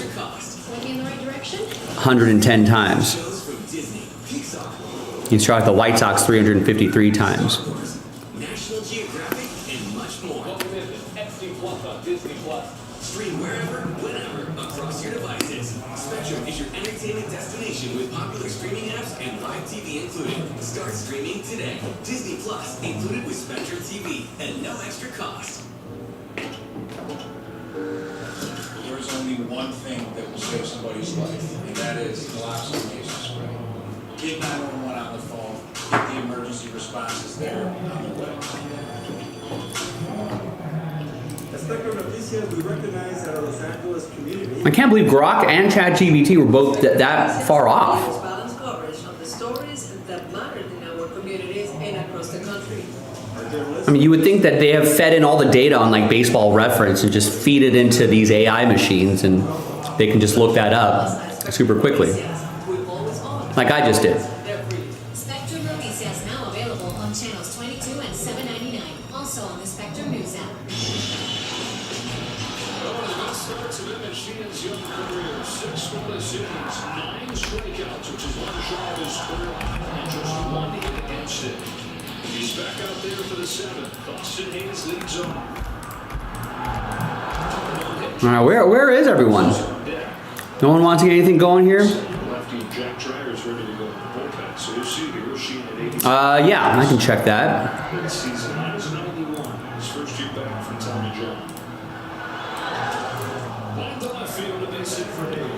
He finished in 1972, his first year with the Angels, he finished in the top 10. But he was pretty close his second season with the Angels. He finished second in Cy Young voting behind Jim Palmer, who led the league in ERA with 240. That's a little rough. Nolan Ryan had pretty much the same amount of wins. I guess his winning percentage wasn't as good. And like what, 200 more strikeouts than him? A lot more strikeouts than Jim Palmer. I don't know. Baseball voting, MVP and Cy Young voting was weird back in the day. They were just like best ERA, that means best pitcher. But you can see that Nolan Ryan's wins above replacement was slightly better. In fact, Wilbur Wood of the White Sox had an even better season than Jim Palmer. In fact, Burt Blyleven had a 9.8 WAR. He went 20-17, had a 2.52 ERA, 9 shutouts, 258 strikeouts, and a 1.56 ERA plus. It's a ballpark adjusted ERA. 100 is average. I guess Jim Palmer's ERA plus is 1.55. So that's the closest Nolan Ryan got. Third place in 74, third in 77, top 5 in 81, top 10 in 83, top 5 in 87, top 5 in top 5 in 1989 when he was 43 years old. That's pretty good.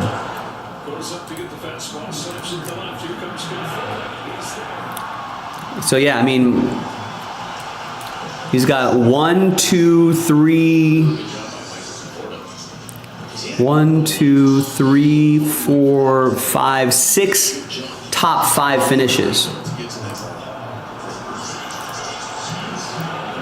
No, yeah, that's not correct. He had 2,416 strikeouts as an Angel. He had The separators in this 1,866 as a Astro. Spencer Steele, the hitter. 993, that's accurate. 993 with the Rangers. And 493 with the Mets.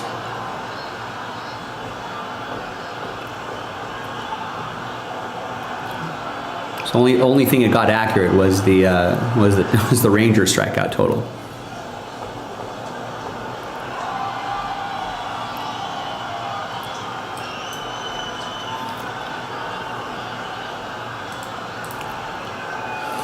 Let's see. This year he was behind Catfish Hunter and Fergie Jenkins. Although Gaylord Perry had the best wins above replacement, 8.5. But Catfish Hunter 6.9 won it. Impressed. It seems like as the game is going on, and it definitely does help you get even more runs behind you.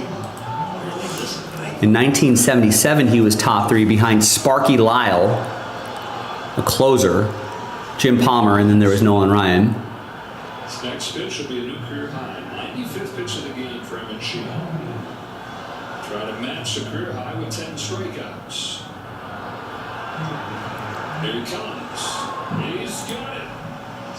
A butterfly and changeup right there for the 10th strikeout of the game. 10 strikeouts for Emmett Sheehan. Good job. Great pitch by Emmett Sheehan. And just the off speed that works. Well, clearly it doesn't, Rex. We were talking about his Or even if it does, it hasn't been able to organize it yet to answer our specific questions. breaking ball isn't popping out of his hand. The changeup right there, same thing. Everything looks like his fastball coming out of his hand. Hayes bounces on the short. Gets it. Looking pass. Emmett Sheehan threw 7. Nice. Good job.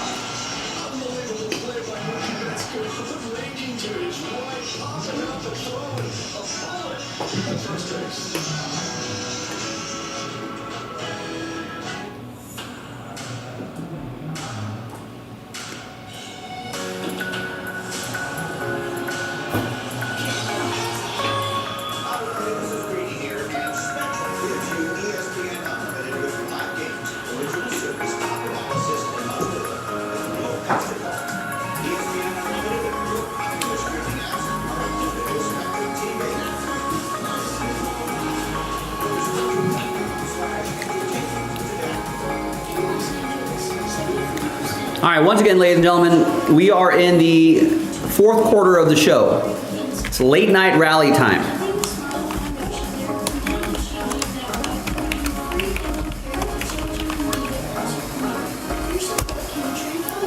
This Inception filler, we gotta do 2 of these, but we're down to 10 on this one. And it's only $19.99 a spot. We should definitely be able to do at least this tonight.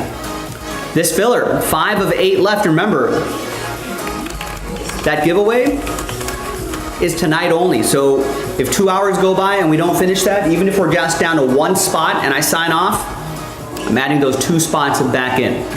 We'll still probably be one of the first breaks of the day tomorrow though. But we can still do it tonight. And the Sapphire filler, Topps Chrome Sapphire basketball filler.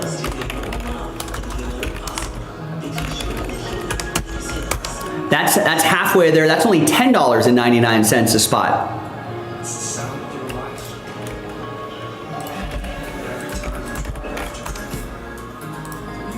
Are people not into group breaks anymore? Or at least this late at night?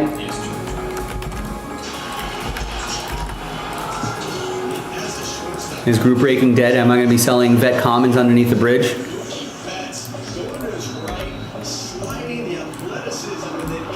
I hope not. So that's why I hope we can get something going right now.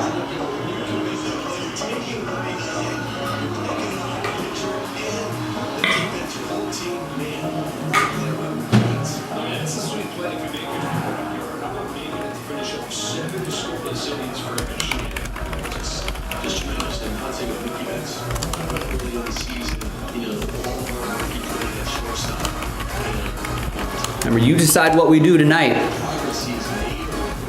What should we do?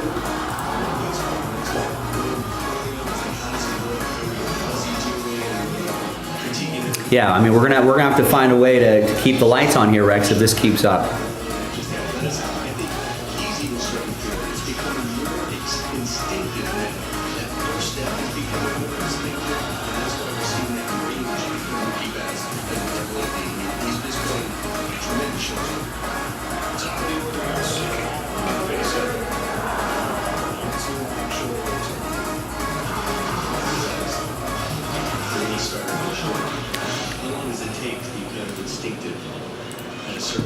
dude, I remember when the first. It was like July. June, July. Yes. I think that's working out.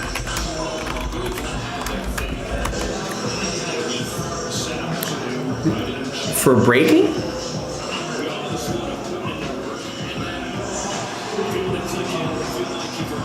Or you mean for like in-store customers to open boxes? This is more than just, wow, that was a great plan. This is, man, I've earned this. The other thing I also noticed when we were his throws. And he was trying to understand what arm angle I throw at him, what ball that comes to me, and where I am in the position. It's fireable. And he knows the different arm angles and understanding all the different plays. How he wants to release it. And he's not thinking about it. It's not a thought. Like that one obviously is, you go to your right, you come over. It has to be a strong throw over the top. Yeah, we've always had that. Even at our old shop, we had two like high top tables. We haven't set those up yet, but we got two high top tables where people can set up. And then here at the shop, It's like that, moments like that. They go, all the questioning, all the sweating, worth it. we have set up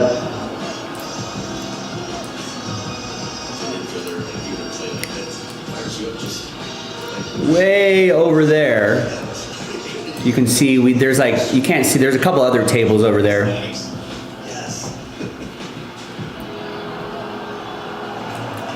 But yeah, we've got some tables with some chairs where people can sit down and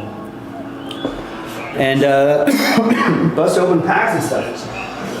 Protection suite.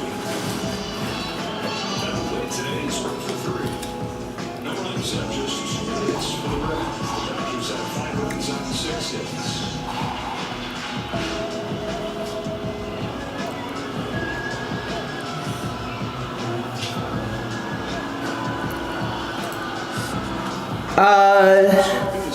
No one really does pack wars. Oh yeah, Terry hates it. I mean, it's a backup quarterback. I don't really care. Sure, it's a warm body in the quarterback room. He's fine as a number 2. If we ever have to use Kenny Pickett, then the Raiders have bigger problems. And Cooper, 1-year deal to be like a 4th wide receiver, a veteran in a wide receiver room that has a couple youngsters on that team. I'm fine with that too. Not necessarily the most earth-shattering moves.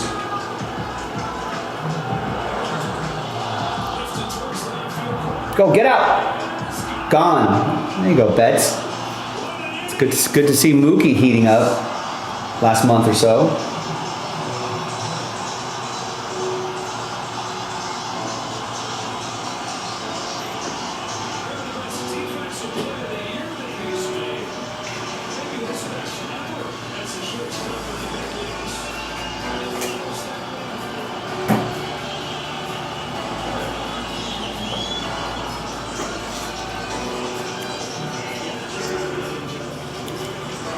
Come on, Terry makes it sound like Raiders just are picking up.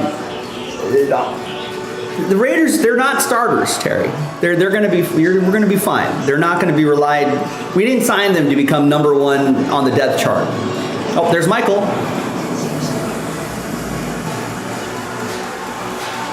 There he is. That's some good footwork from Michael. Terry thinks that we signed Kenny Pickett to be the number 1 overall, the number 1 quarterback. That he's gonna get all the first team snaps, and then he thinks we're gonna get Kadarius Toney, and then he's wide. We're not. These guys are not. That's why it's like not a big deal. Kadarius Toney is not gonna. Even if we signed him, he'd be like practice squad, warm body, 5th wide receiver on that on the depth chart, 6th maybe. You know, Amari Cooper is not going to be, he's not going to get the most targets. You know, he'd be lucky to get the 4th most targets on that team. It's going to be Jacoby Myers, Brock Bowers, right? Will probably get the majority of the targets. You know, then it's going to be like Trey Thornton maybe, or, you know, Another speedster that the Raiders have.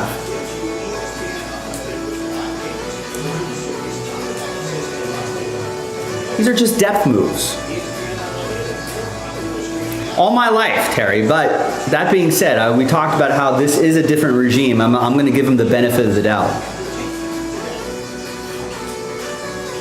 You know, Michael Myers may get more, right, Paul, Michael Myers may get more receptions than Amari Cooper this year.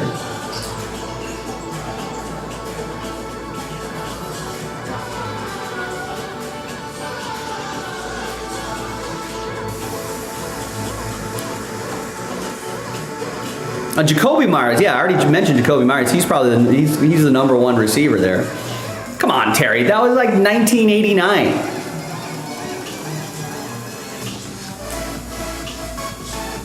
This is a completely new regime here with the Raiders. Now, asking is different from getting. I can ask for $1 million here at JASPY's. I can ask for $1 million salary here at JASPY's.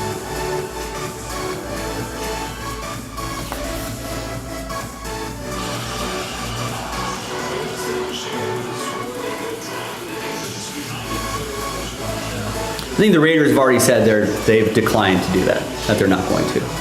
I feel like they're going to get like a 1 or 2 year extension worked out.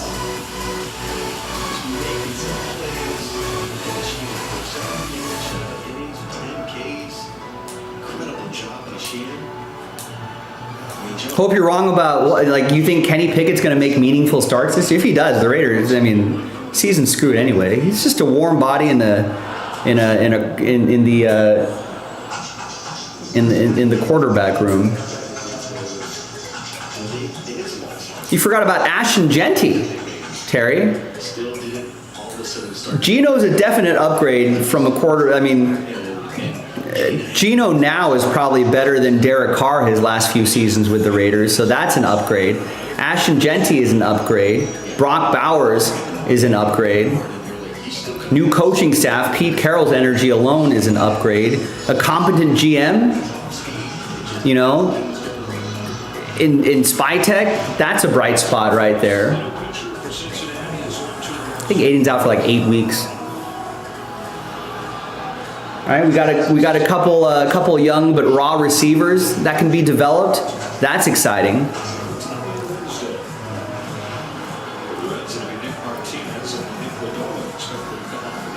All right, Terry, are you going to give Ashton Genty the Ohtani treatment? We shouldn't play Ashton Genty at all. He might get hurt.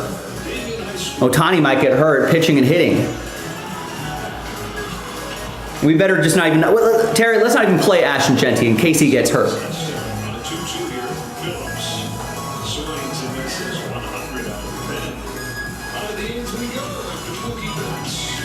No runs up the middle. We're just gonna bubble screen and swing Genty out left and right. Easy. No pass blocking for Ashton Genty. Nothing like that. Too dangerous. I don't know. I mean, the AFC West is so tough, Paul. I just don't think. Right, there you go. And only tush pushes. Genty, first and goal situations, one play, only a tush push. And if that doesn't work, get him off the field before he gets hurt. Raiders will probably finish, I don't know, what are the Raiders going to finish?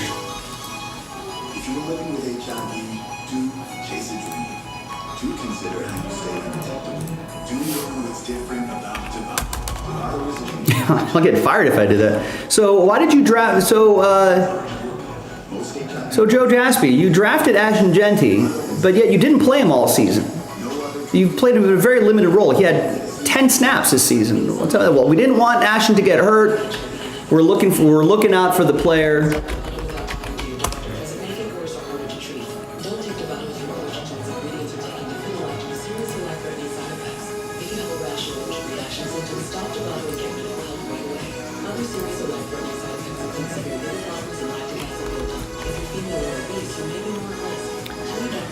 Okay, I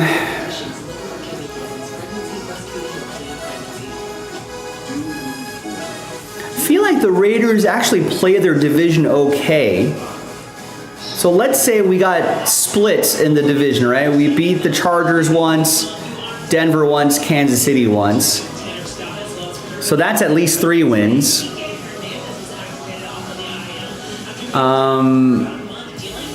I mean, probably get a couple wins out of here, right? New England's not super scary. That could be a win right there. Okay, let's say New England win. Chargers win. Let's say we lose to Washington. And Chicago's probably beatable. Colts and Tennessee are beatable. That's 5 wins right there. You know, maybe you drop some of these games right here in the middle. Right? Dallas is a win. Cleveland is a win. And then you look at the Raiders schedule? Maybe Giants. So 8 and 9. Let me look. 1 win. Right, 2 wins. That's you'll lose one of these games. So you say 3 wins. Go up. Oh, that's week 1. That's week 1, yeah. Oh, so you'll have 3 wins this year. What? Yeah. Lose all the way here. Start 0-4. What? At New England? They're gonna lose to New England? Yeah, dude. New England's win total is like 8.5. I was gonna say your mom's 8.5. They're only minus 2.5. So they'll win by at least 2.5. That's not how it works. Are we doing spread picks again this year? Of course we are, dude. Of course. Yeah. That's it short. Next down in between.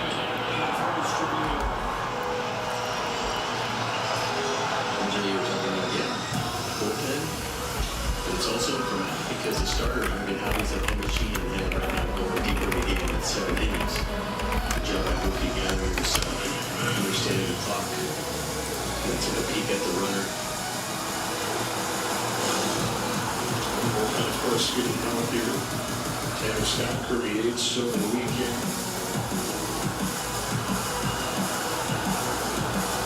Jared McClain, for sure. So the Raiders have, the Raiders have a pretty, not the hardest, they're right in the middle. They have the 16th hardest schedule. Not the easiest, not the hardest. They're right in the middle. Yeah, I mean, 6 to 9 wins, I would think.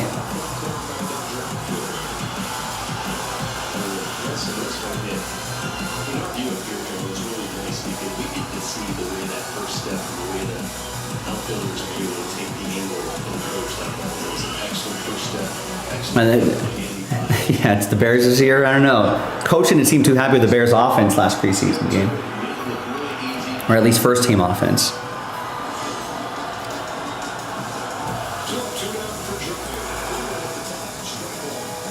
The combined record, the opponent's combined record.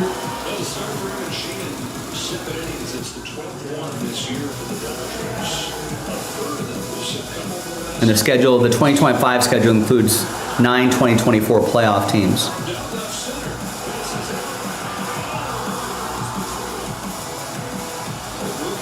Yeah, that looks right. All the other teams end with 9, right?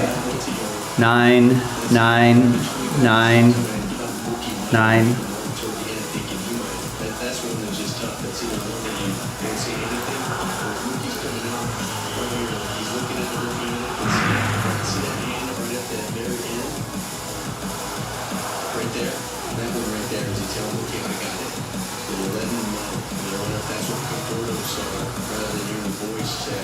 Yeah, well, that's just midway. So they're facing, you know, the teams, the 2024 record. The teams are facing in 2024. Obviously, a lot of that can change. Basically, 500 ball. The hardest schedule is the Giants. They're facing teams that won 57% of the time last year. The sub 500 teams, so the easier schedules, like the easiest is the Niners. They're facing teams who only won 41% of the time last year. with 6 strikeouts, and still that's what they were against Sheehan. And they're only facing 4 playoff teams from 2024.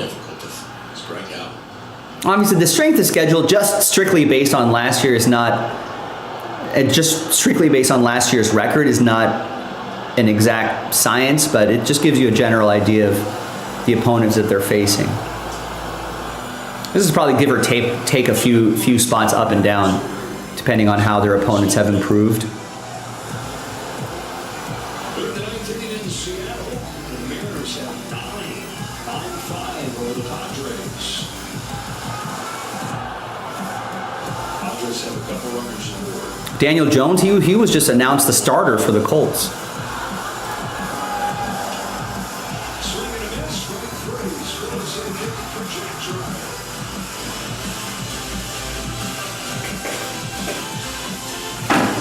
I wouldn't have minded the Raiders trying to chase after Anthony Richardson, but I think the Colts are going to hang on to him.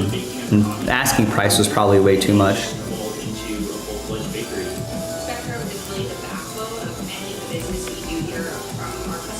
All right, Troy still trying to keep this evening alive. He gets a spot in the random number block. So now we're down to 4. Anybody want to try to finish that off tonight? That 2-spot giveaway is tonight only. You decide what the late night rally is going to be. We're already past the 15-minute mark. We're racing towards the bottom of the hour.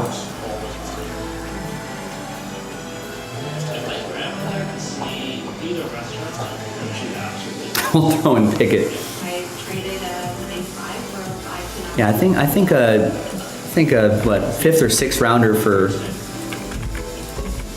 as a flyer. I mean, 5th round picks, 5th round, 6th round, whatever the Raiders gave up. Not expecting them to become, you know, they're borderline starters in the NFL anyway. So Raiders just drafted Kenny Pickett in the 5th round, borderline starter. It's fine.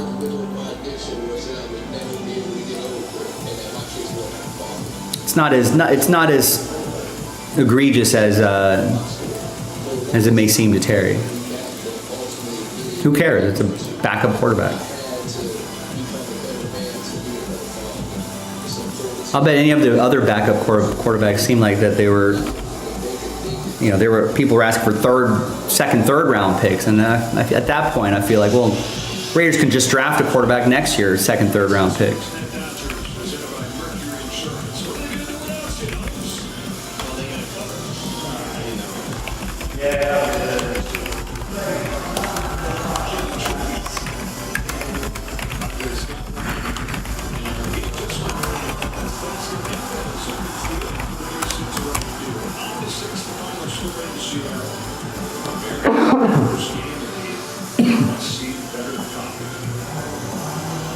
All right, so Troy just got a spot a few minutes ago.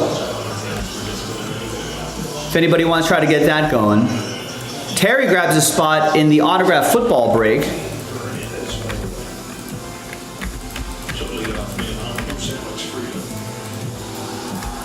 So here's the good news there. Oh, I didn't think I have one set up. But the good news here is that we can cancel a filler.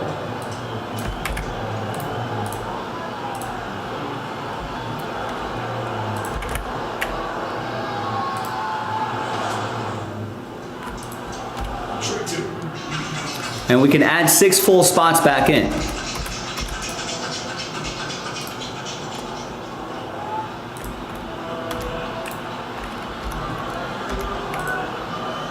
That would be kind of hilarious. The hobby gods. I don't think he better not be on this checklist. No, you're okay. Kenny Pickett is not on this checklist. I feel like with how expensive these autograph footballs are, it's like, I don't think Kenny Pickett's going to be on this list. All right, so those 6 spots, especially if we just move even one more full spot, I can officially declare this the last filler. We could squeeze this in before the end of the night. That filler's only $12.99 a spot. So we got a little action in the football if you want to get that late night rally going.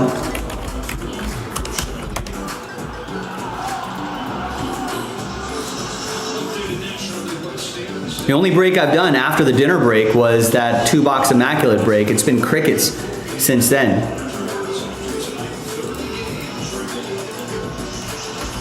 But we've gotten a little flurry of action recently here, so who wants to keep things going? Remember, those 2 spots, I can't emphasize this enough, go away. That giveaway goes away at the end of show. We'll add those 2 full spots back in. They may come back tomorrow, they may not, I don't know. But for now, that's it. Tonight only. Now Terry got the last full spot here. If we just get even 1 or 2 more full spots going, we can officially declare that the last filler. And for the people who aren't in the chat that may be browsing the website will see that, they might start picking up spots. So we got close to 20 visitors on the website. A lot more than I thought, considering how quiet it feels like. So there are people browsing. Maybe we can get them to buy it. Oh my God, Michael Conforto with another hit? A double? Oh man. Now Dave Roberts is going to put him on the playoff roster, Terry.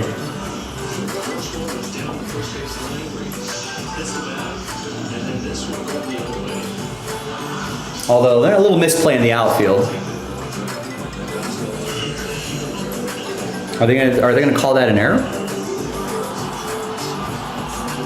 I don't know. Dodger Stadium's scorer might give him the hit.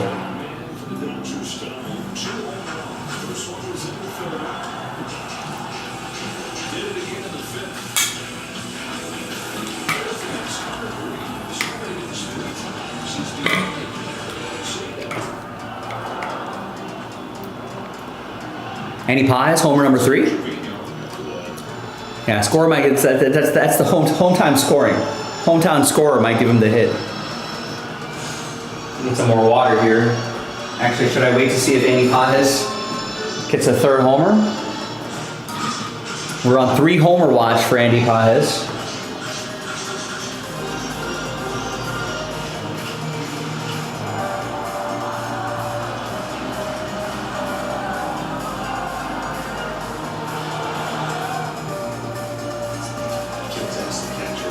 I'm surprised they're pitching to him with first base open.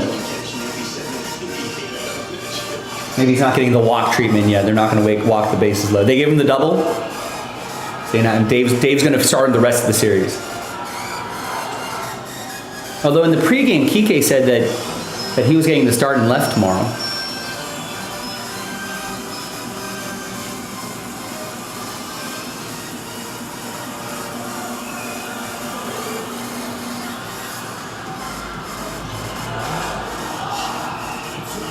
Oh no, just got under it. Woo. Right in the middle of the warning track. He's still going to get a rib, but just got under it. Could have been homer 3.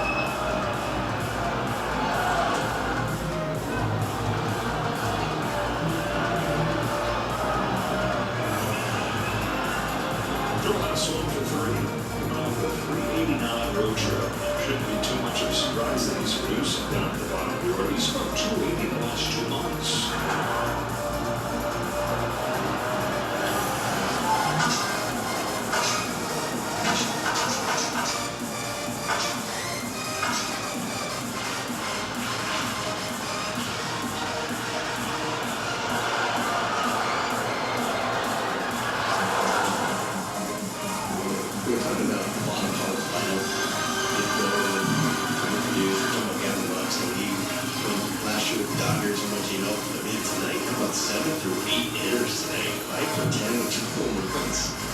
Snack 5, 4 RBIs, get it done. Well, let's get into that one. That is the inning. The Dodgers add another 4 consecutive innings for their score.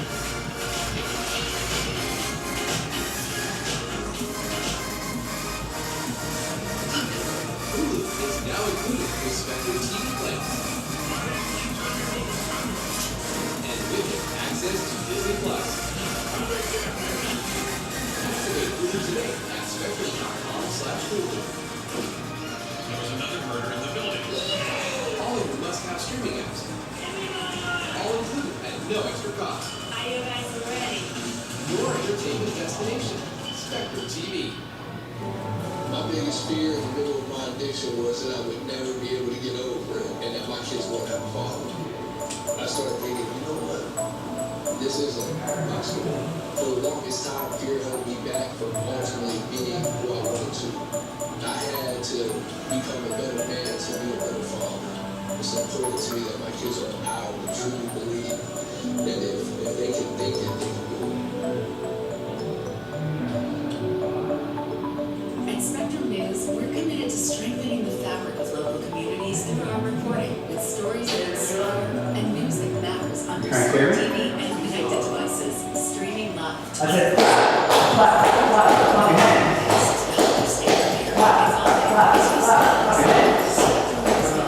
Keeping you informed. Spectrum News.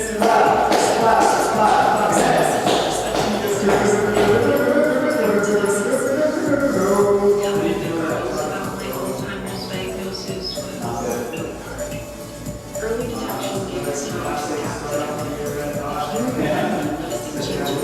Living Alzheimer's. Talk about seeing Dr. Champion Dodger Baseball on Sportsnet is brought to you by your Southern California Cornfields. Check out the SUVs and stop to see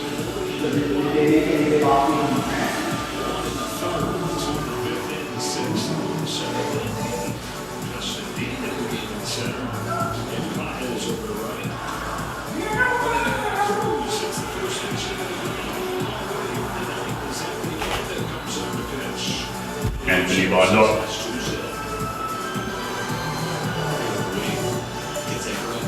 Excellent job going out there when you get this late attacking hitter to do what it does. Team with rookie Benson playing up there. And we got everybody until the shortstop. That's right, aim better than this.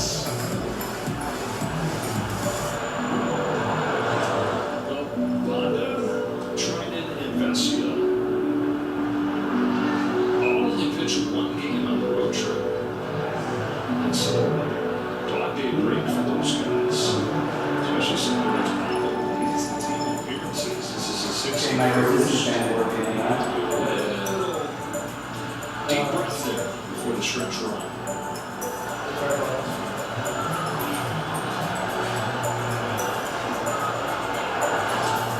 It's a nice feeling for a manager.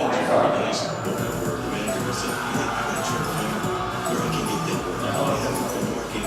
That's a good starters, get the job done. Last night, that was the idea to pull back.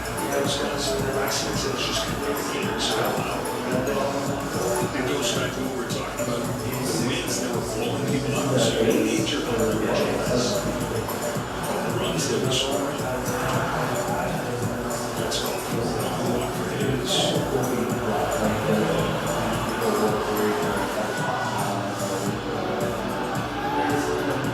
7 from Sheehan tonight, Clayton Kershaw tonight, 8 for 2, 3.13 ERA.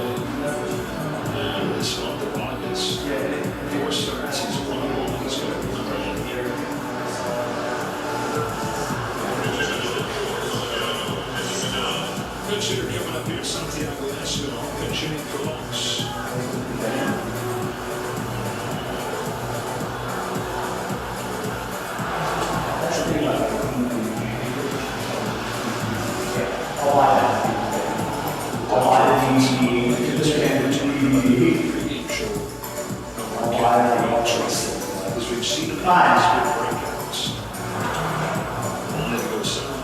Nice to see him have another great game. 15 runs the last two. Yeah, that man has some big swings today.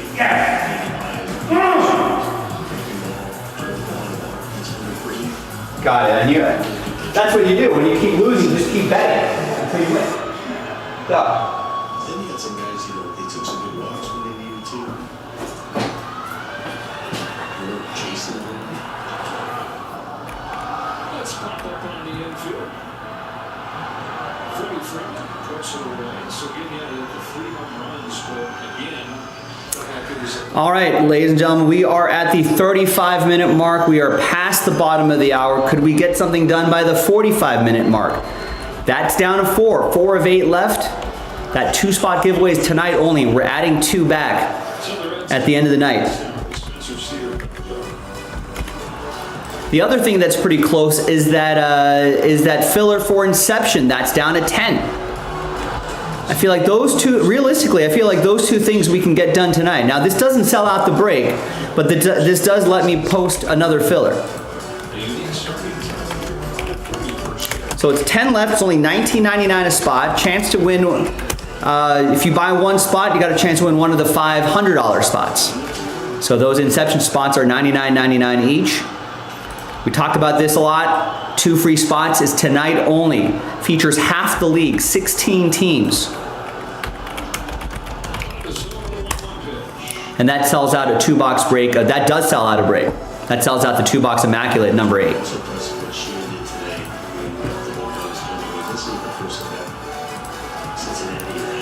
So let's not worry about that basketball for now, but these 2 right here, I feel like we can definitely get going tonight. At least the filler for the Inception, and then the actual Immaculate break itself, which would be awesome. Well, the Reds' offense is down in the bottom half of the league. So they don't expect to be able to score 7 runs. That did tonight, and the game started by 103. Makes it that much more. Good get right spot for the Dodgers here. 7-0. This is what the Reds are trying to be, trying to score against guys like that. They're low scoring teams. Got a good win out of San Diego, keeping it going with the Reds.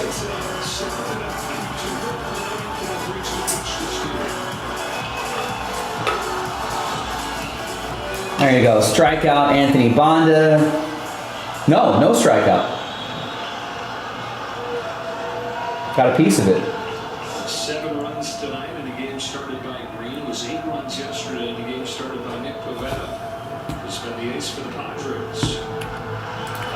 Is Emmett Sheehan making starts in playoff games? Really interesting.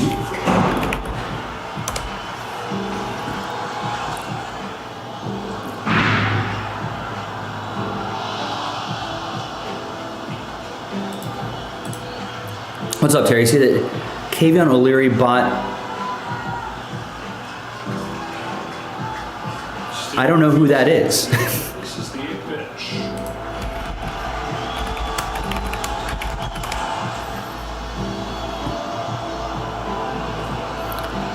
12.9, by the way, not 2.9.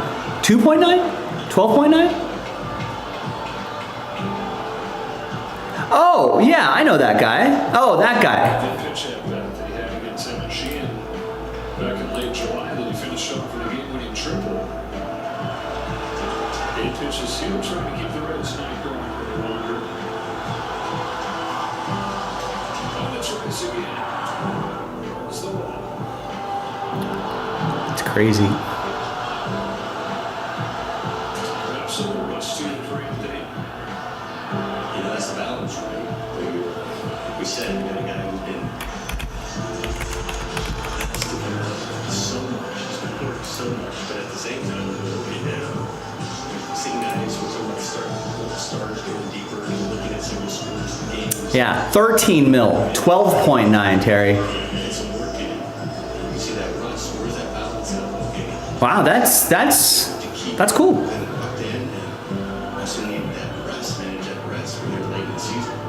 I guess he and a partner bought it. He's walked 2 in this inning. So the game kept alive. King Brian Hayes gets one more at bat. Over 3 today for number 3. I don't know. He's made a lot of it. I'm sure 13 million to him maybe would be to us what?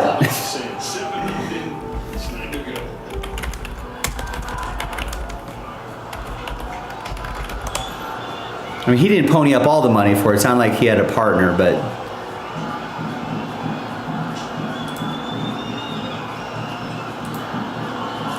he has a net worth about $400 million.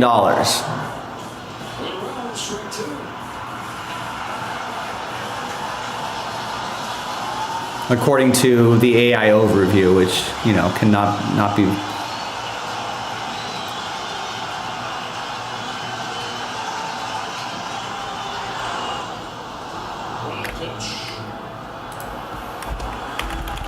Trying to hang on to this shutout.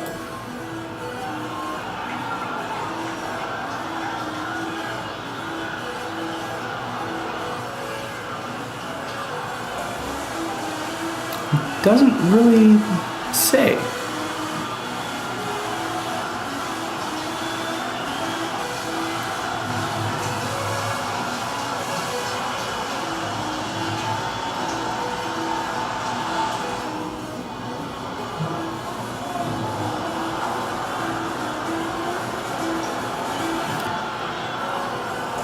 Well, let's say he even split it, so it's still, that's not, I mean, he probably makes that back in like probably not too long, right?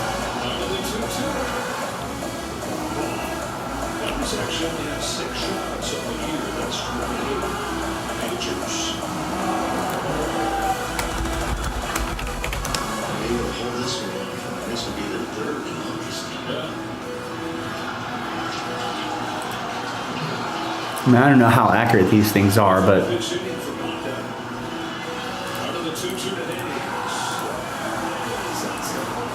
I feel like, I don't know if there is, it probably goes into like a safety deposit box and no one sees it.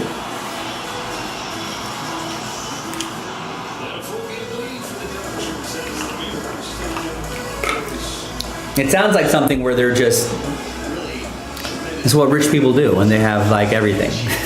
They're like, I've got a private jet, I've got a yacht, I've got the houses, you know, I've got money in stocks and bonds and crypto and this and that.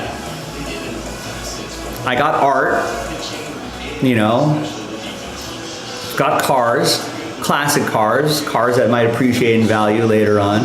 He's probably buying this, I mean, it seems like a lot, but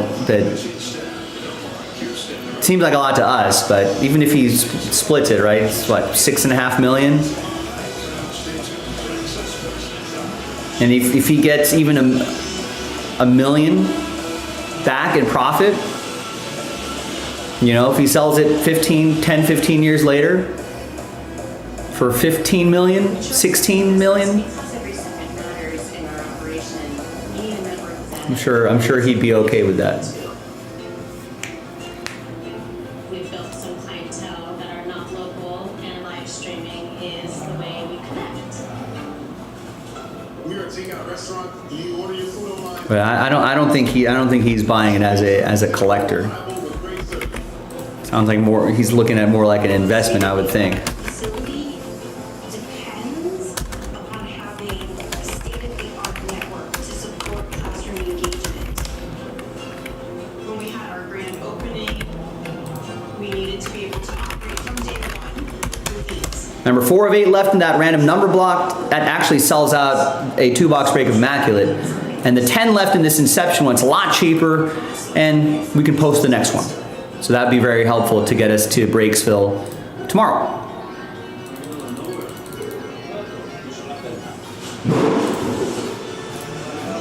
And we're already at the 45-minute mark. Maybe we can get something done by the top of the hour. Late night rally time.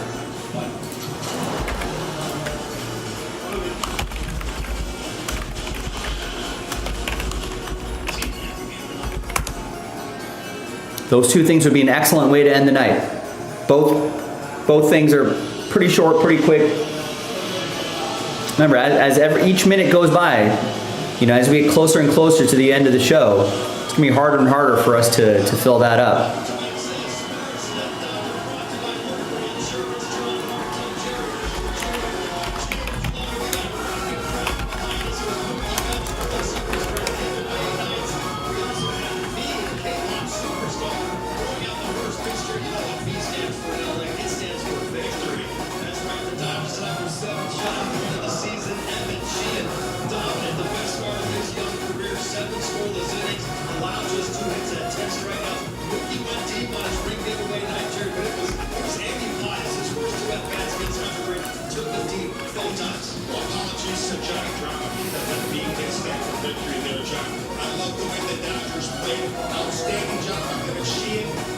Oh yeah, I was looking up, Terry, is Emmett Sheehan making the playoff roster? Does he get a start? I mean, Yamamoto, Blake Snell, Tyler Glasnow. Because in a 7-game series, you can probably bring one of those 3 guys back for game 5. Probably gonna need him once. I would kind of do like you can do like a 1 or 2 innings of Kershaw, and then maybe 4 or 5 innings of Sheehan, piggybacking off of a Kershaw start. Kind of a bullpen game, but not. No, Glasnow's back. He's been back and he's made 4 starts already. Went 7 innings, 8 strikeouts, 1 earned run in 1 start, 5 2/3, 2 earned runs, 8 strikeouts. Toronto, and then he faced San Diego a couple times. First time, 5 innings, 2 earned runs, 8 strikeouts, and then 3 strikeouts and 4 innings, 3 earned. That was kind of his worst start since coming back, but his other 3 starts were pretty solid. Yeah, he's back. I don't think they're going to pitch Ohtani game 1. Or they might get that out of the way. Maybe that is the strategy. Pitch Ohtani game 1.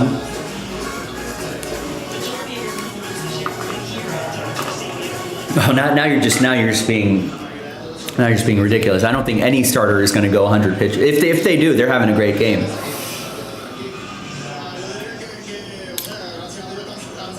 Actually, I know you were kind of joking, but I wouldn't mind getting that Ohtani start out of the way in game 1. Right? Have him pitch like 3 or 4 innings and have Sheehan piggyback off of that. Then you go Yamamoto, Blake Snell, Tyler Glasnow.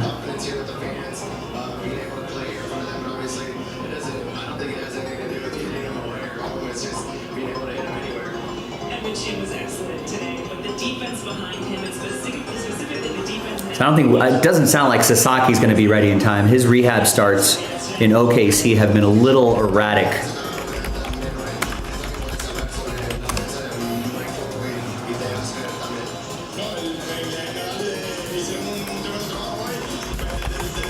But that's a great start for Sheehan today.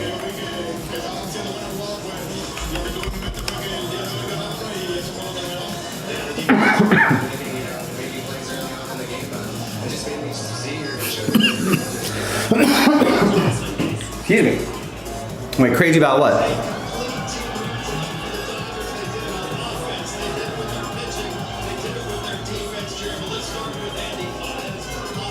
I guess that velocity's ticking back up.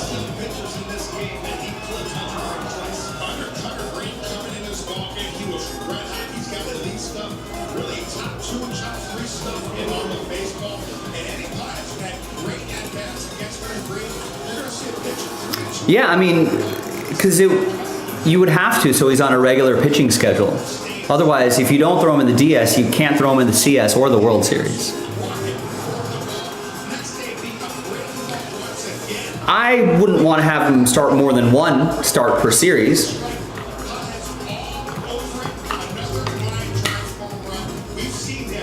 Or maybe just save him for if it goes to a game 6 or 7, that's when you use him. But he'd have to make at least an appearance somewhere in there so his arm's still ready for the CS and the, whatchamacallit, and the World Series if we get there.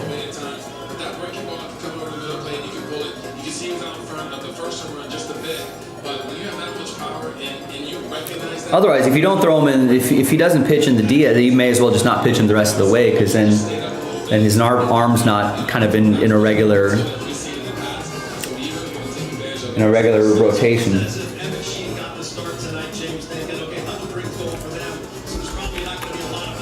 I mean, I think then you're shortchanging Ohtani and what he can do. Actually, I've heard interviews where he says he likes pitching better than hitting.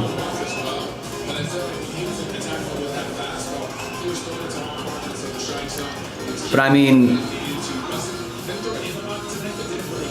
in the 3 kind of foolish seasons that he pitched, I mean, he's throwing 100, he's got 10.8, 11.9, 11.4 strikeouts per inning. This guy wouldn't Cy Youngs if he wasn't hitting.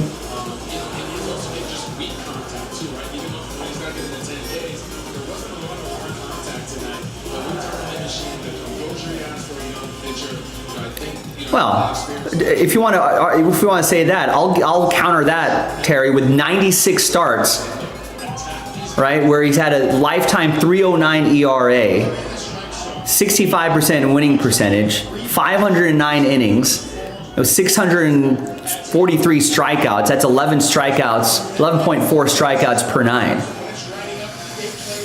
That'd probably be one of the best. Well, as a Dodger, and this is coming off of major arm surgery, 10 starts, a 4.61 ERA, 35 strikeouts over 27.1 innings. That's 11.5 Ks per 9, and his walk rate has gone down from 3.2 to 1.6. I would argue he's getting better.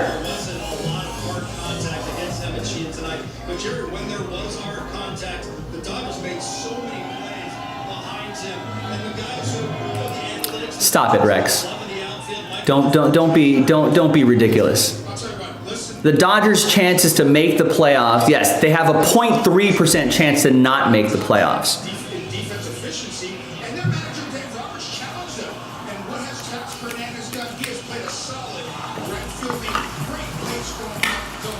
No, I will not entertain that kind of talk. That's just ridiculous. Well, you're now it's like this is like Chicken Little. Sky is falling.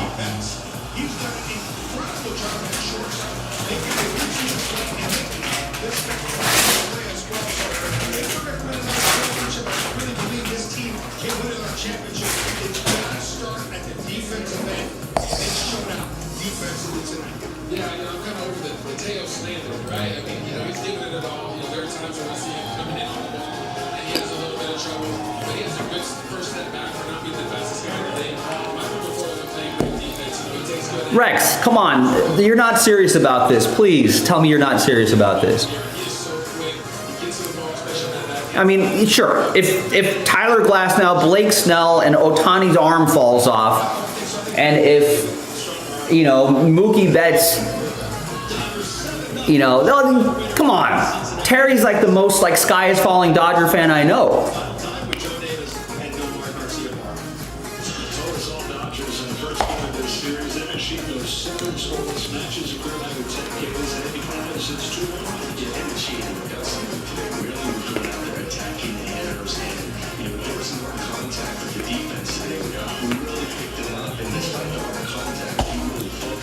There's Fangraphs, a pretty respected baseball site, has the Dodgers at 99.7% chance of making the playoffs. They've got the best percentage to win the World Series. Let's not talk crazy here. Rex, there's 45 games to go in the season. That's a lot of games. No, I mean, it's not gonna be a cakewalk, but as long as they're at 80% strength, which they kind of are now, they're gonna get there. They're gonna make the playoffs. The chance to not make the playoffs would be 0.3%. I am getting upset because that's just one of the stupidest arguments. I'm sorry, that's one of the stupidest arguments that I've ever heard. that there's like a chance. Sure, if they lose like half the team, sure, fine. But as it stands now, like with the Dodgers even getting healthier as we speak, and all the numbers indicating the percent chance they're going to make the playoffs, like, it's just one of the most ridiculous things I've ever heard. Will it be a cakewalk? No, I'm not suggesting they're just going to go win every single game.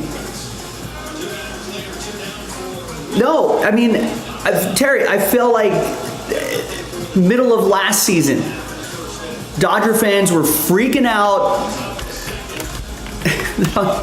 Like,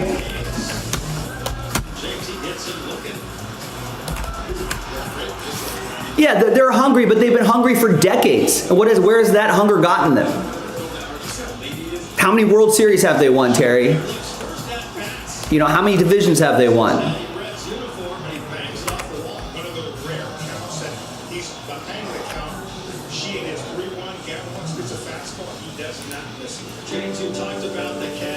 I mean, I remember when the Dodgers, going into the All-Star break, lost 1, 2, 3, 4, 5, 6 of their last 8 games going to the All-Star break. People were like, oh my God, you know, they're 56 and 41. They're losing all these games. They're terrible. The Padres are going to come run them down.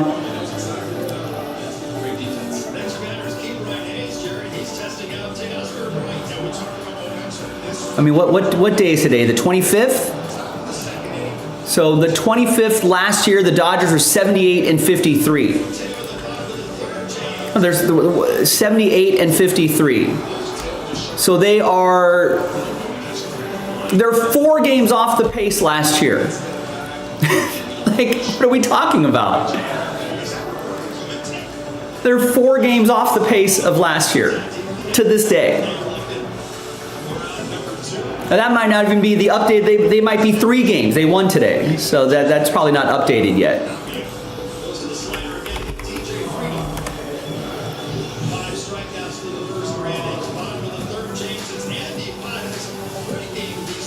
Oh yeah, the Dodgers. So they're 3 games off the pace of last year. They had 3 more wins last year at this day of the season. So like, come on, let's not.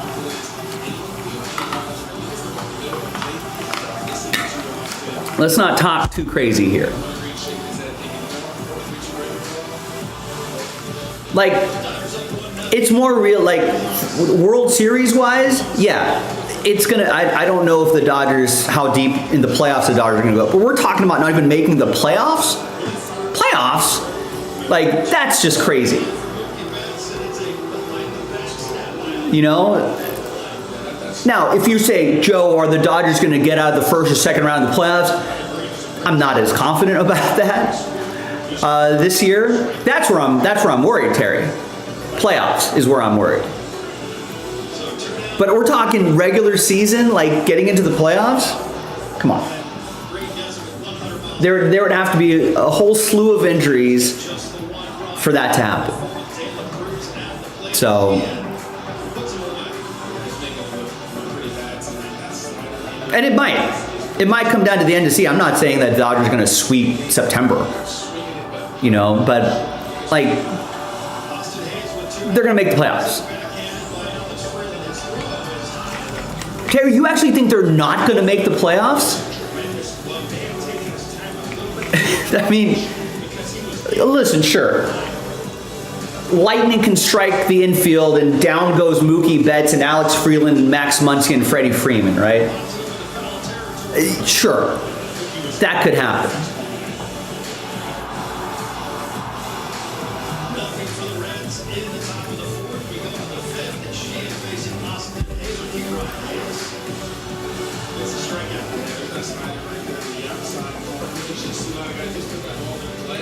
But to talk about play, that's just boggles my mind.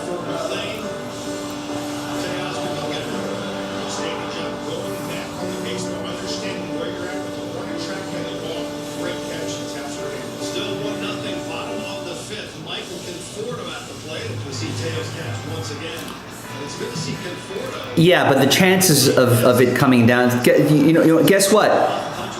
The Dodgers have the tiebreaker against the Padres. So even if they tied at the end of the season, they would advance over the Padres. They would be leading the standings over the Padres.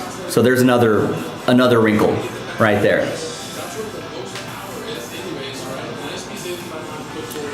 That's a different question. Yeah, would I rather have them just not be in the playoffs if they're going to get bounced in the first round? Yeah, I mean maybe, but they're going to make the playoffs.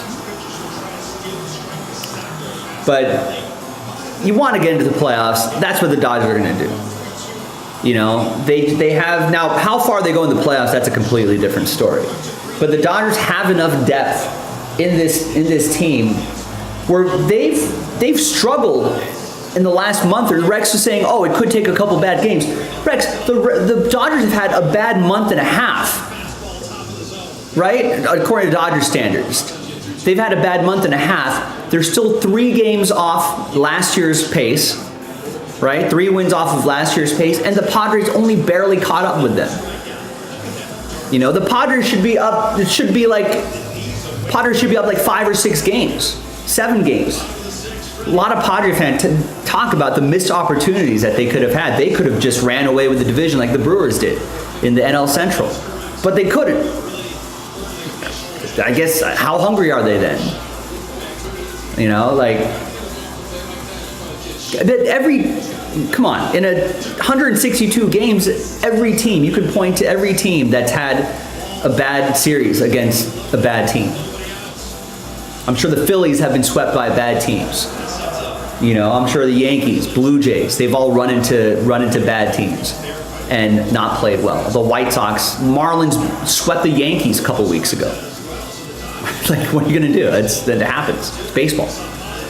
But just from the broader picture, again, at this point of the season in 2024, the Dodgers are only 3 wins better than the Dodger team today.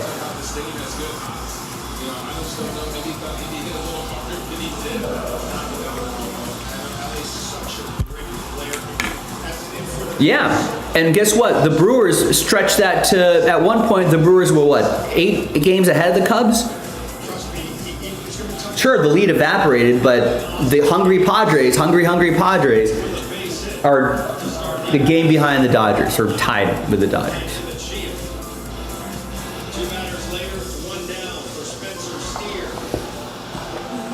So let's not make it like the Dodgers squander the division like the Cubs did.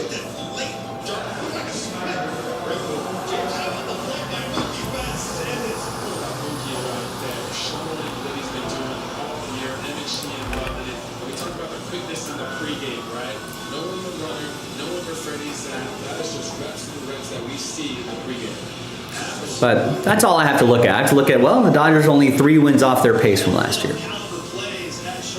And you can argue that they are a better team this year.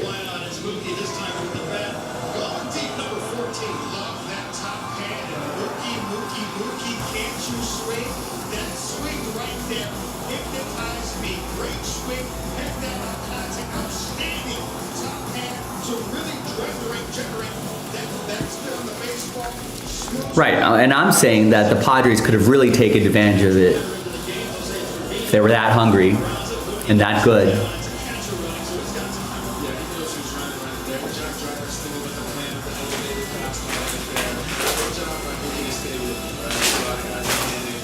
And again, Dodgers have tiebreaker too, so even if in a situation they got tied.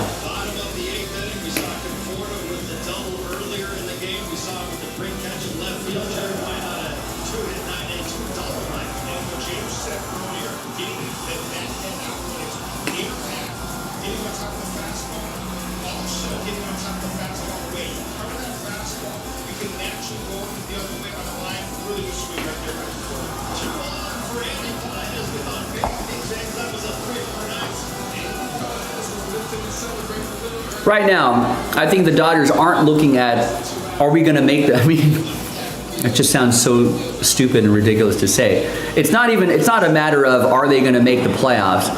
The Dodgers' goal is making sure that they're ahead of the Phillies, so they don't have to play that first round wild card series. You know, that's what the Dodgers looking at. They're only a game behind Philadelphia. Kind of crazy that the Brewers are at 82 wins already, but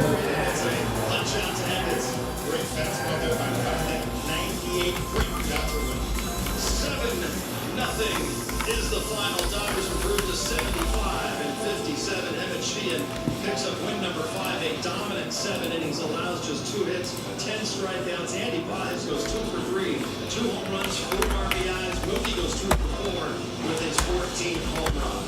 Here's what's coming up on the calendar. 2 more here with the Reds. Wednesday's a 5:30 start time on Shohei's 50-50 bobblehead night. Finally, a day off on Thursday before the Diamondbacks will be here. well, now I'm curious. What's the rest of the Dodgers schedule look like? Bobblehead day, and you see next Tuesday the Dodgers will be on the road, heading east to Pittsburgh. All of these on Sportsnet LA. Dodgers flashing the leather all night long. No better. Got Diamondbacks this weekend. Mookie Betts, he would also homer for good measure. Dodgers 7-0 over the Reds.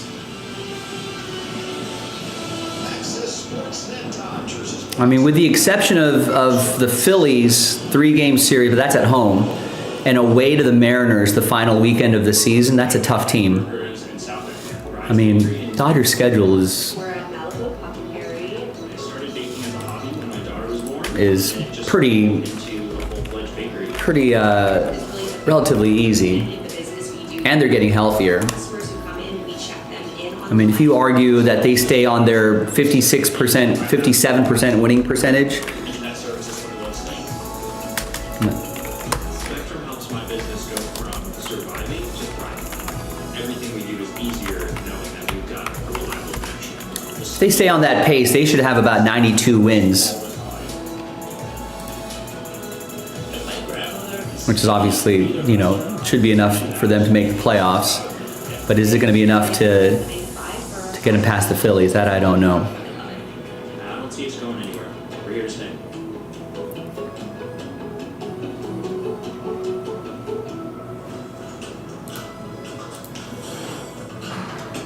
Right, yeah. Dodgers have been pretty bad. They've been playing 500 baseball. If the Padres were that hungry, they should have put their foot on the gas, and they should be 5.5 games ahead of their rival, just like the Brewers did. But the point is they're not.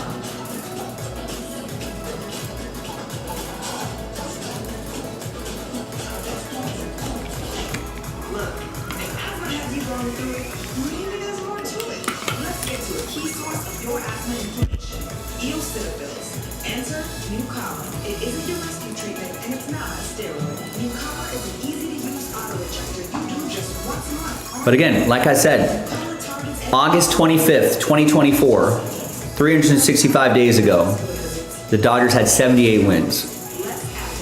Today's Dodgers are only 3 wins behind that pace. Severe eosinophilic asthma. Nucala is not the same thing. Allergic reactions can occur, including anaphylaxis. It helps right away with swelling of face, mouth, tongue, or trouble breathing. Infections that can cause shingles can occur. Don't stop other medicines, including steroids, unless told by your doctor. Tell your doctor if you have a parasitic infection. Right, yeah. And really, it's only 4 more losses than the Padres, which is not crazy either. I know, people are at panic stations, Jason. They're hitting the panic button. I'm telling everybody, the Dodgers are only 3 wins behind last year's Dodgers at exactly this day of the season last year. You know, Dodgers Twitter's melting down too. It's like people are like running around like the house is on fire. And it's not. In fact, with all the injuries that have happened with Blake Snell and Tyler Glass now, like, yeah, Terry's like, house is on fire, Jason. The house is on fire. 3 wins behind our pace last year, and he's running around with the fire extinguisher. He's panicking. Dodgers suck. Yeah, I think so. We've been putting in some work the last couple weeks. I think it didn't really show on the first. Like, I'm actually impressed that the Dodgers are at 75 wins with like a month and a half without Blake Snell, a month behind you know, Tyler Glass now, no Roki Sasaki for a better part of the season. overworking the bullpen the first half of the season. You know, The slider was big today. Trying to just keep him up. that's a playoffs question. Padres, Brewers have far better pitching, deep bull. Sure, but that's like if we run into them in the playoffs kind of question. That's a different question. The argument here was like Rex was like, they have a chance at not making the playoffs, and you agreed, and then I'm just like that's just crazy talk. Now playoffs, yes, there's a lot of, if we're talking just playoffs, It's huge. I mean, that's going to be I was like, I thought they were that's going to be a different conversation. So yeah, they're big time for that.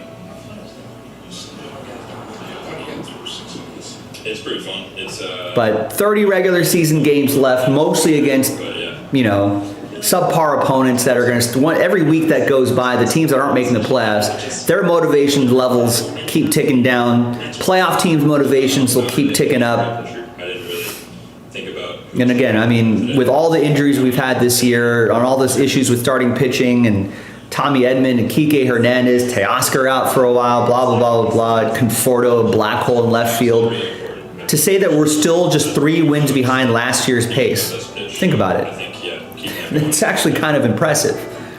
So when you throw 7 shutty, And again, listen, I know every team goes through injuries, but just saying, World Series winning Dodgers, this stage of the regular season, only 3 wins behind, with probably a more injury-riddled team than last year.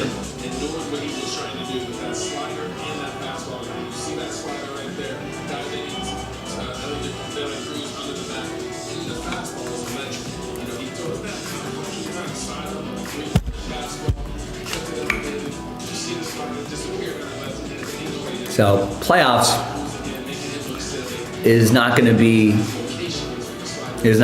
issue. Now in the playoffs, that's where I worry, but I'm not worried about not making the playoffs. Something catastrophic would have to happen for that. I mean, the team would just have to just decide that we're just not playing baseball anymore and just shut down mentally.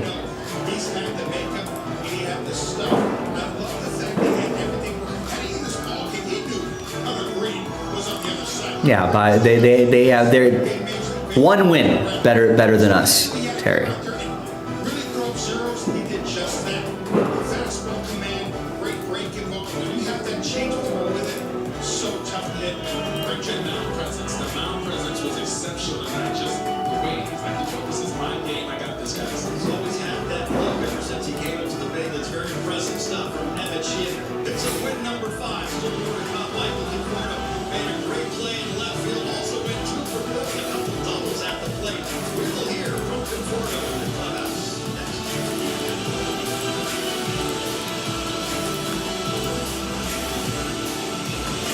People are panicking, Jason. Rex bringing up like the Dodgers could not make the playoff. There's a chance.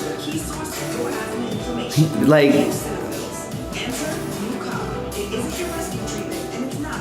it's just, there's just crazy talk. When respected sites like Fangraphs say the Dodgers have a 99.9% of making the playoffs, and Rex is like, well, Padres could do this, and so I'm going to do that, and they might not even get the wild card, and blah, blah, blah, blah, blah. It was like 3 wild card spots. It's just like, you know, it's like kind of difficult to not make the playoffs in this day and age.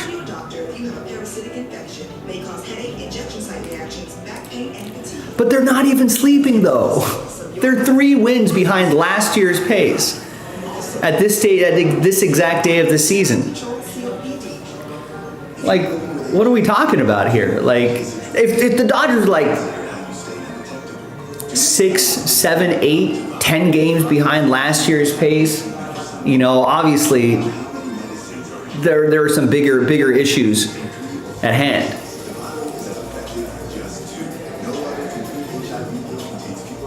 But I don't know, people freaked out last year too at this very stage of the season.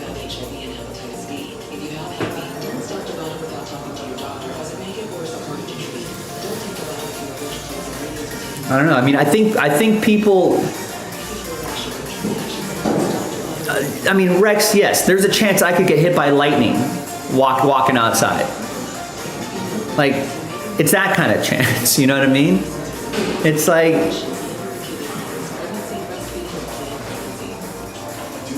I don't know. I think the preseason got everybody worked up. I think everyone's like, oh, Dodgers are going to win 122 games.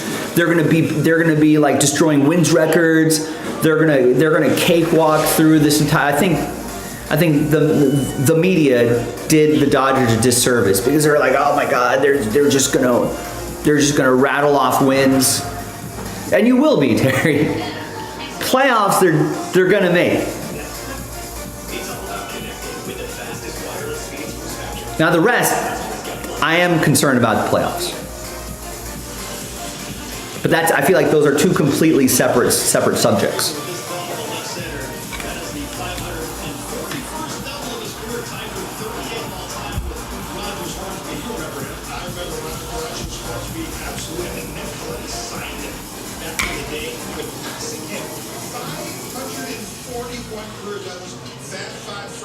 Doing his thing. So Freddie had one double tonight. Good for 541. Michael Conforto had a pair of doubles tonight. Also a great catch. And right now he's in the clubhouse talking with the media. Like the first time I defense, can you describe it? It's like not only playing with like the Right. I mean, the Dodgers are going to get their wins. You know, they're just deep enough against not very good competition the rest of September. They're going to get their wins. They're going to be playoffs. I'm not concerned about them getting. I am concerned about, are they going to be ready when they're in the playoffs? That's the thing. It's like there's still issues on the back end of that bullpen, and you can get Anthony Banda out there to close out some innings, you know, at the back end, you know, when you're up 7-0 against the Reds. But when you're facing playoff teams, right? When you're finally in the playoff teams, that back end of the rotation is unsettled. Basically, the way I'm treating September is who's auditioning for the closer job. That's what I'm looking for. Good swings on fastballs, and that's also one thing we're working on. There's still work to be done, but a couple good swings out there. Teo's going to be fine. I think he's been battling a little injury.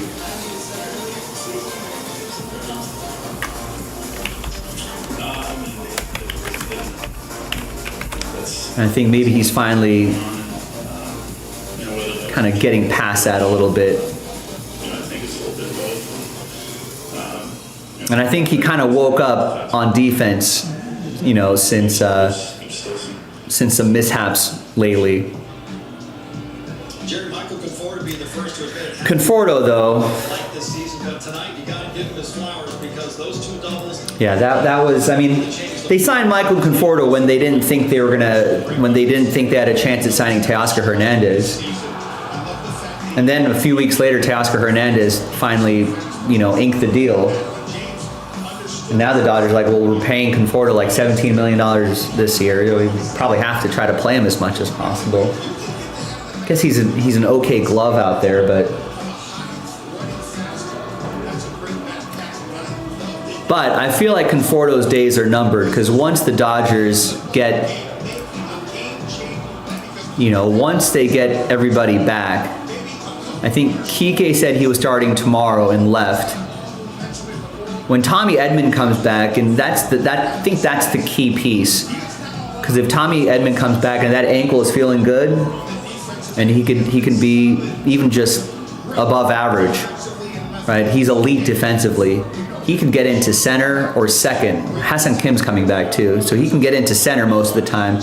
You could push Teo to left field and put Andy Paz in right field if you wanted to. Teo might be a little more comfortable in left field like he was last year. So then you got Tommy Edman, and I think we haven't seen him in a while. I think we forget about how elite his defense is, how fast he is, how clutch he could be with the bat once he gets it going. He's in center, Teo in left. You know, you can put Pajes in right. You can put Haesung Kim at second, right? And then we missed Muncie's bat a lot, and I guess that oblique injury is healing a lot faster than we thought. So he's a key piece in that offense. And then that looks a lot different, doesn't it? Just Tommy Edman, Max Muncy, and Haesung Kim. You know, put Haesung Kim in the 9 spot. He can turn over a lineup. So he's a speedy guy in first with Ohtani hitting behind him. That lineup looks a lot better.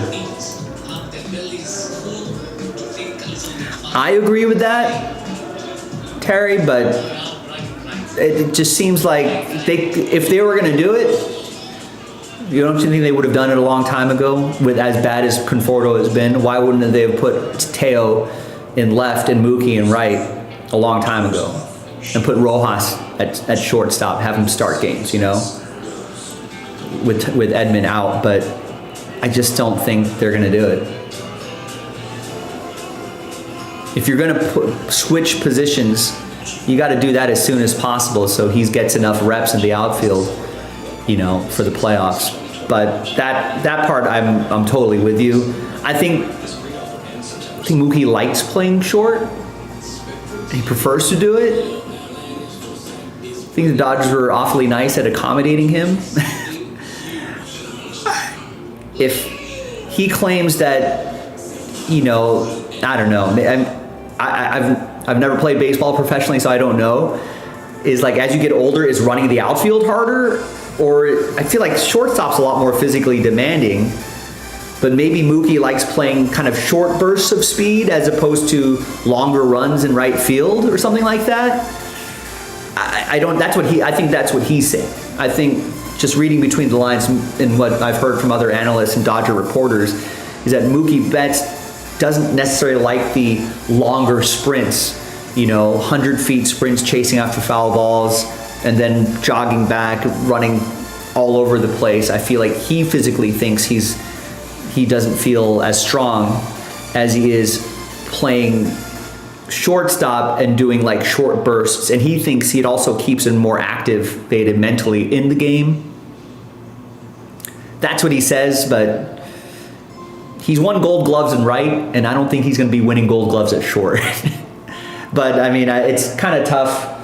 I guess you just have to. Yeah, Mookie's got that clout on the team now. You know, he's getting to be the veteran leader, especially as you know, whenever Kershaw retires. I mean, he's going to be, him and Freddie are kind of the oldest guys on there. I guess oldest starters, right? Not counting like Miguel Rojas, but oldest like everyday players. But I'm with you on that. I kind of wish they never. I mean, they won a World Series last year doing it, so I guess it doesn't really matter, but maybe we're just splitting hairs there, but that's one thing I definitely agree with you on. I kind of wish it'd just be nicer if you just slot Mookie into right, and then move Teo over to left. You have Edman at short, which I like him a lot better at short, and then you have Pages in center, Haesung Kim at second. So that's an incredible Edman and Kim, even with Kim's sort of light bat.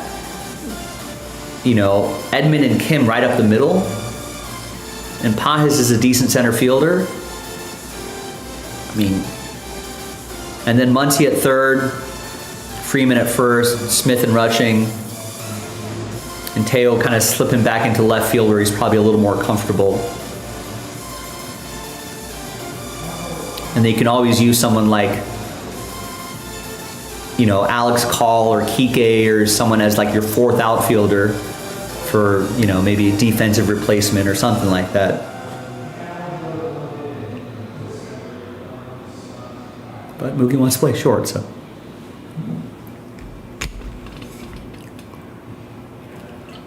But yeah, I mean, I'm okay with Tommy Edman in center field, Teo in left, and Pages in right.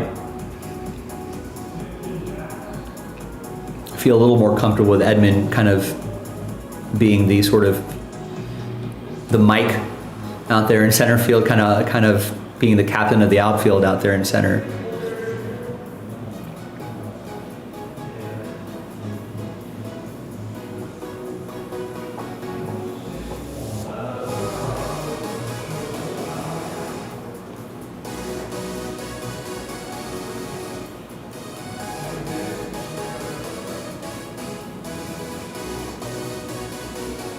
I think close to 100%, Rex. I mean, at this stage of the season, right, with your division winners and then 3 wild cards, right? There's 1, 2, 3 division winners and then 1, 2, 3 wild cards, right? So there's 6 teams getting into the postseason now. Like, to make the playoffs, it's kind of difficult at this stage of the season with win records being what it is.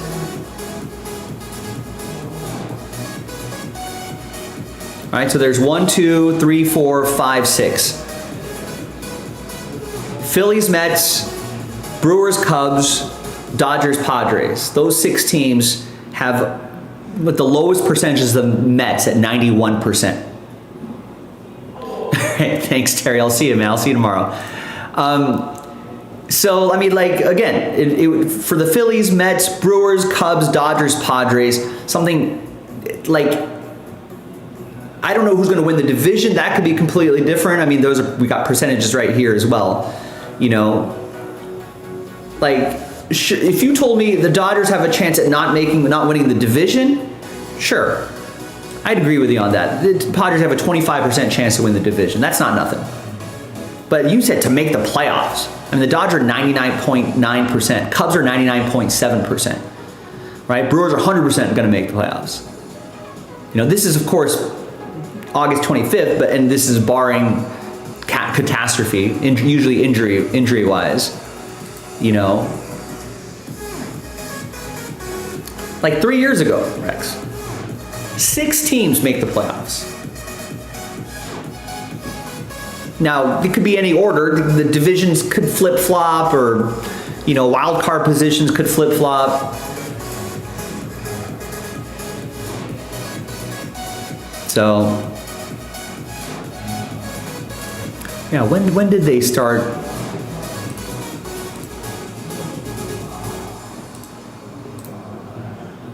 I think 2022, Rex. So 22, 23, 24. So yeah, it's been a few seasons with that extra wild card, that 3rd wild card.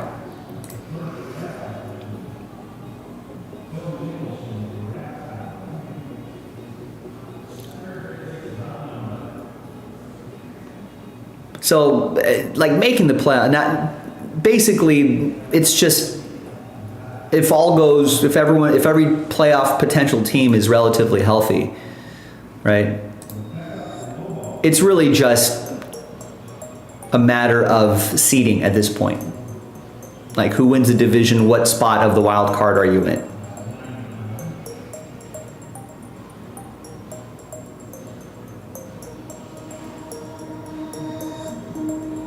And this is their current wild card race right here.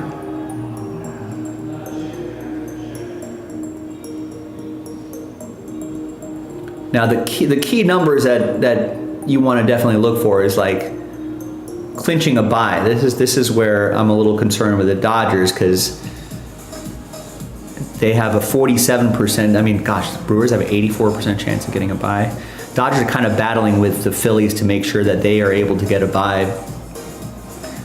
You know, you want to play as few games as possible in the playoffs.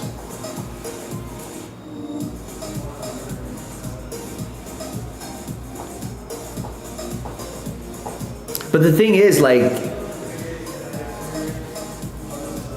who's threatening the Mets for a playoff spot? I mean, like, the Reds are 2 games. I mean, that's the thing. Like, in the NL, like, a lot of teams are who we thought they were, right? You got Cubs, Padres, Mets, 99.7%, 99.1%, 91.1% to make the playoffs. Then it drops to 8.1% for the Reds. It's not likely the Reds are going to catch the Mets, or the Cardinals, or the Giants, or the Diamondbacks, or the Marlins, right? So the NL is actually fairly weak.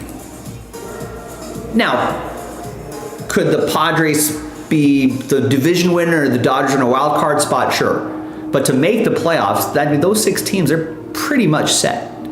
Even if the Mets melt down, like, you know, or the Reds, Cardinals going to run them down? Probably not. You know, and it's a tiny bit tighter in the AL, but not by much. Royals are 4 games behind a wild card spot. The Royals just going to run down, you know, the Royals going to run down the Red Sox? They might have been, but I mean, they're still going to make the, you know, it's like, you just want to get in to the playoffs. Give yourself a shot at the World Series. You know, you don't get extra points for leading your division by X amount of games. That doesn't matter.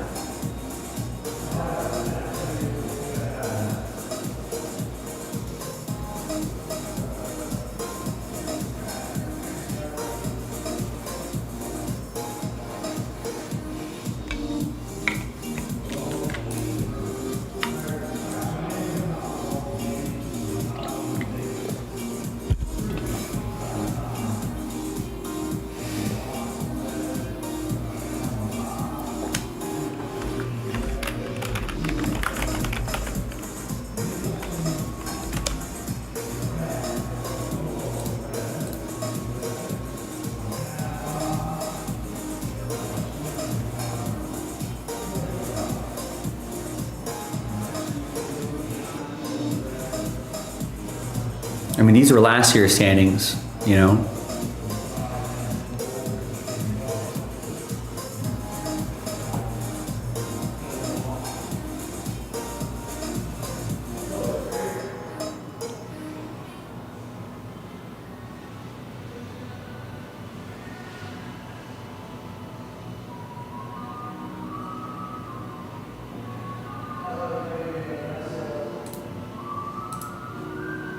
But like usually these races end up being a lot tighter than, I mean, Yankees only beat the Royals by 3 games.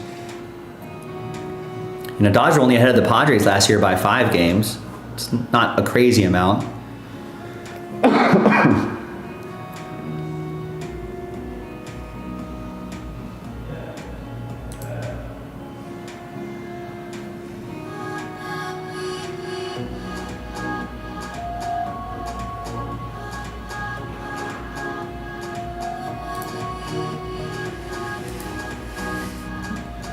Yeah, I could see the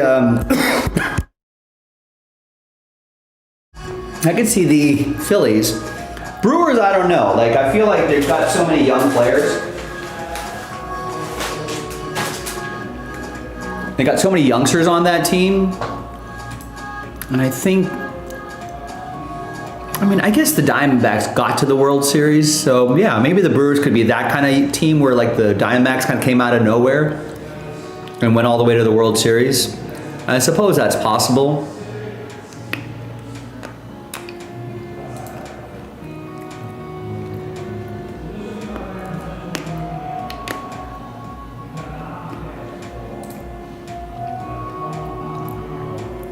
But I don't know, I mean, outside of Freddie Peralta, I mean, maybe Chad Patrick, who's had a decent season, but after Freddie Peralta, you're kind of like, you know, when you start facing playoff teams, you're going to need maybe another starting pitcher. Is Quinn Priester that guy? Is Jacob Mizorowski that guy? But they're fairly young. So, I mean, they'll be tested, and usually, you know, these younger pitchers in playoffs, you know, struggle a little bit.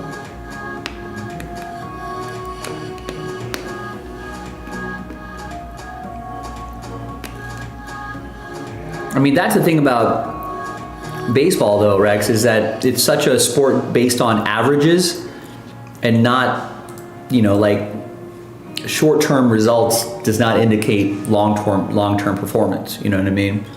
It's such a which kind of makes it frustrating to sort of determine what this current moment means for any team, because eventually you kind of have to look at a broader view of the team.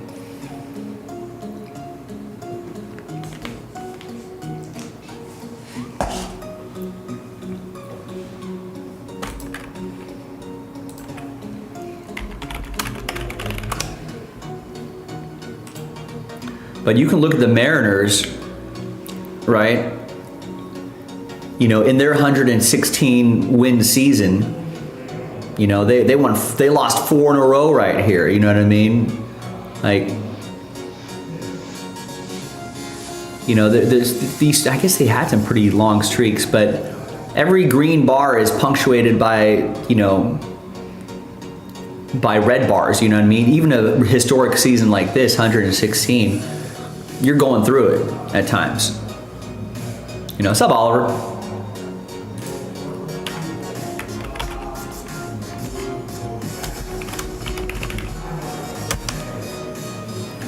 Oliver, Rex got me fired up because he said, you know, there's a chance that the Dodgers aren't going to make the playoffs, which was probably one of the most ridiculous things I've heard.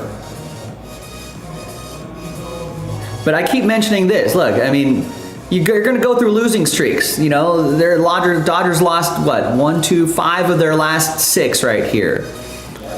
You know, to Rex's credit, Oliver, he forgot about the 3rd wild card spot. So in all fairness, I will say that he forgot about the 3rd wild card. I was worked up because it was like, even for you, Rex, it was one of the most ridiculous things I've heard in my entire life. Well, not in my entire life, that's hyperbole, but Dodgers struggled, the World Series Dodgers struggled right here in this time slot, in that part of the season. You know, but I was telling like Terry and Rex, Oliver, that Dodgers only 3 wins behind their pace last year. This exact date, this year, right? August 25th, 2024, the Dodgers were 78 and 53. Dodgers are 75 wins now. You know, the Dodgers lost 14-3 to Arizona right here. Won a couple games and then lost 10-1 to the Angels. Right? Even in this stretch in September. But guess what? All that happens, oops, 98 wins, oops, World Series.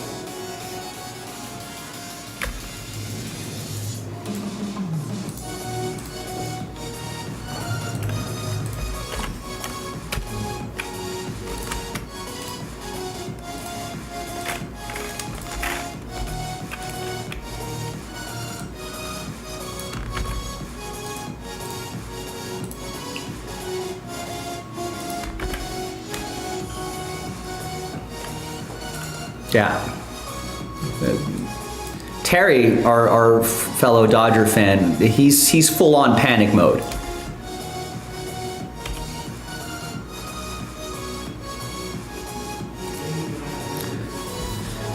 I think they've won the division like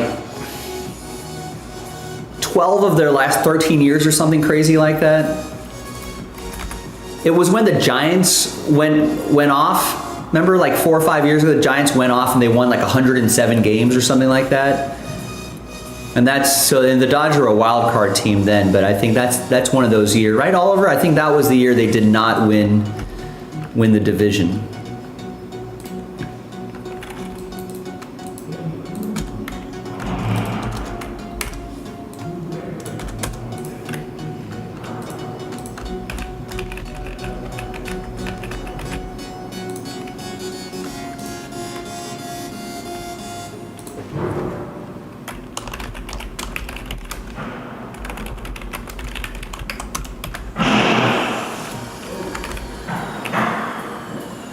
Oh, was it only by 1 game?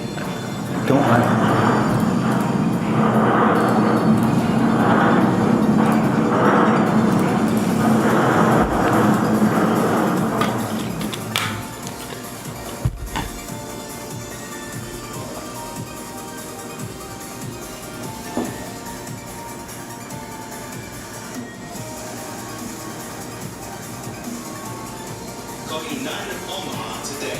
Call 800-618-1791. Now, if the question was, how far do you think the Dodgers are going to go in the playoff, Oliver? I'm a little concerned there. I am glad we're getting healthy. Hopefully guys like Yates and Tanner Scott come back and have a different results in the back end of that rotation.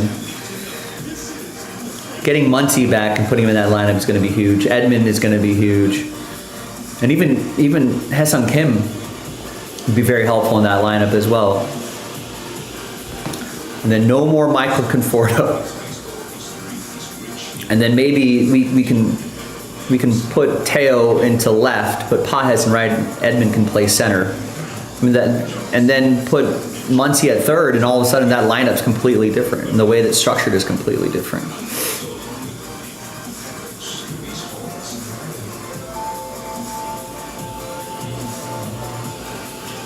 Yeah, well, Terry was like, look at the Padres, they're so hungry. And it's like, if they were so hungry, when the Dodgers were slumping, why aren't they like 5, 6, 7 games ahead like the Brewers did to the Cubs? You know, like, don't seem like they're that hungry. Because they couldn't take advantage of the Dodgers sort of post All-Star break swoon. And now the Dodgers are getting healthier.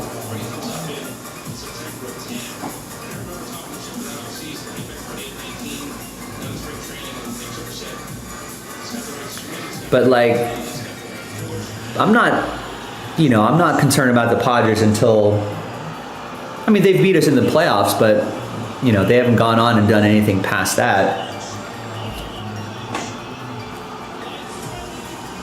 That's right, yeah, Zach Wheeler's out for the season, so I mean, that might hurt their postseason run too.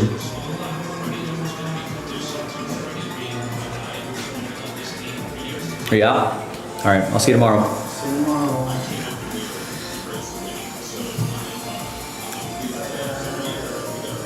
I think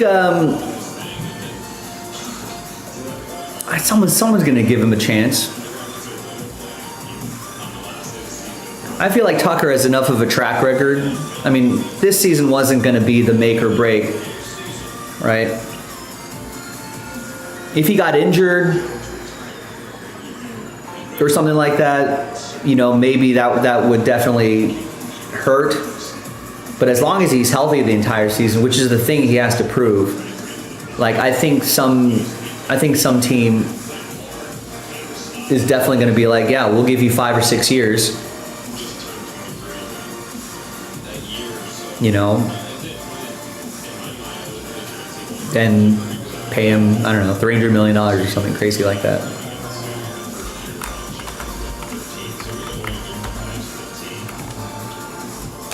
Maybe 300 over 6, $50 million, maybe not. 250 over 6, $41 million, that's maybe $250 million. $200 million over 5, about $40 million bucks a year. I could see that.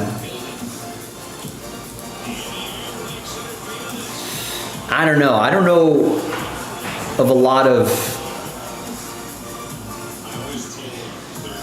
I don't think he's going to get the 7 to 10 year treatment though. I mean, yeah, maybe someone might overpay and give him the 7th or 8th year. I don't think he's going to get double-digit years. Right? Yeah, he's not a unique talent like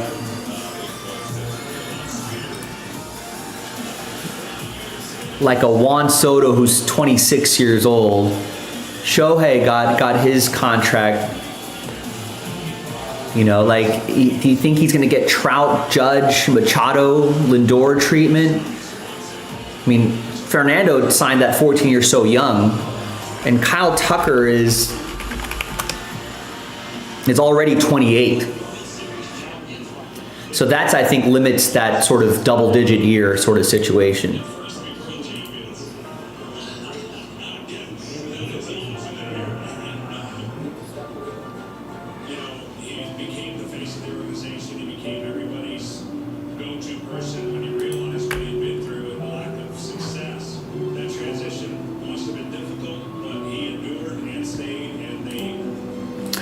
Yeah, I would love for the Dodgers to get Kyle Tucker.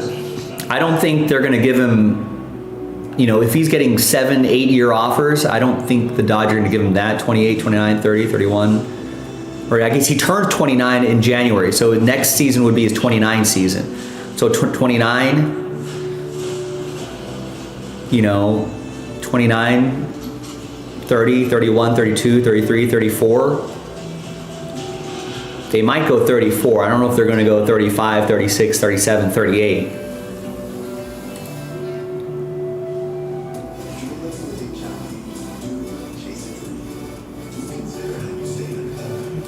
But yeah, that would certainly fill the hole. I think the Dodgers will make him an offer.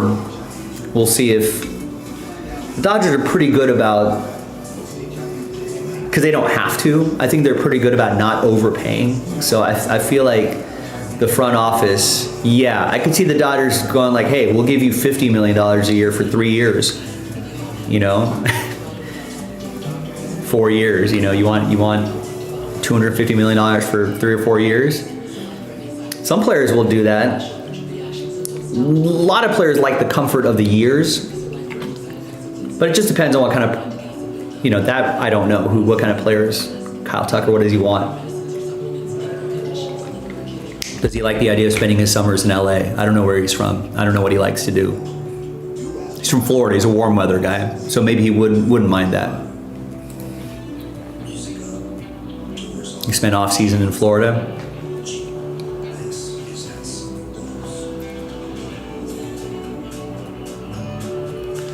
But yeah, I mean, like the Mookie Betts 12 years was obviously, I mean, they signed him in 2021. It's 2021? Jeez.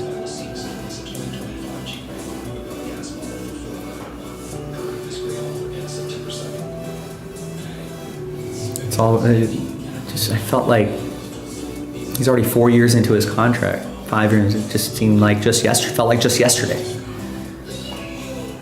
But he was, what, 24 back then, so 12-year deal makes sense for a guy in his mid-20s.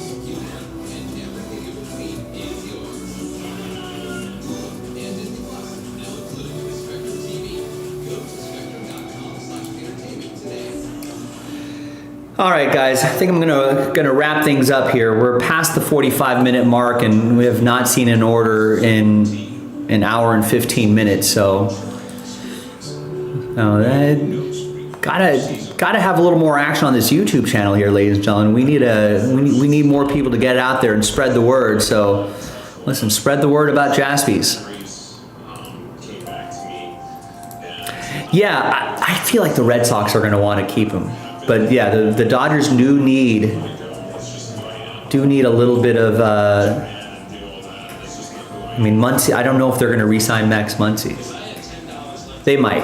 I feel like if they don't get like Bregman, and if the minor league options aren't like if Freeland or Cody Hosey or whatever number of minor league third basemen we have, I feel like they may just kick that can down the road and sign Max to like a 1 year and a player option. And just keep doing that until, yeah, I agree. I think they'll do one, maybe option, right? Probably option, just because as a favor to Max Muncy. Player option? Team option, maybe.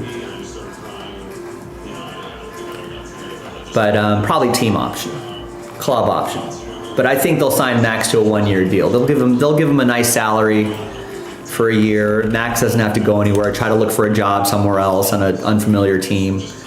And I feel like they'll just kick the third base problem down the road. So, Max already has a club option for 2026.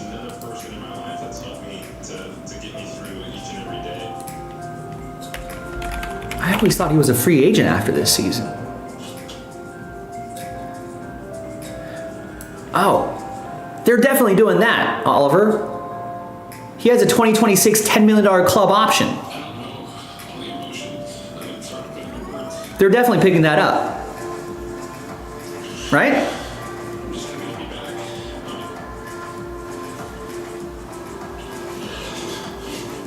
Yeah, so I think they're kicking I think they'll audition Freeland and others for next year, for 2026.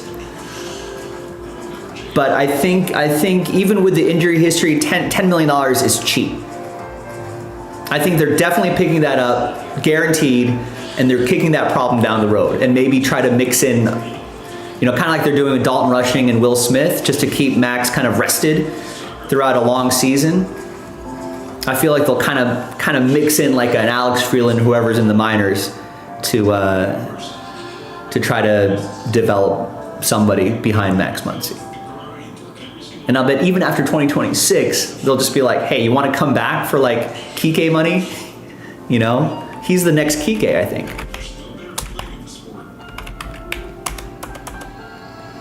All right, they'll be like, you want to come back for $7 million? 6.5, 7 million bucks?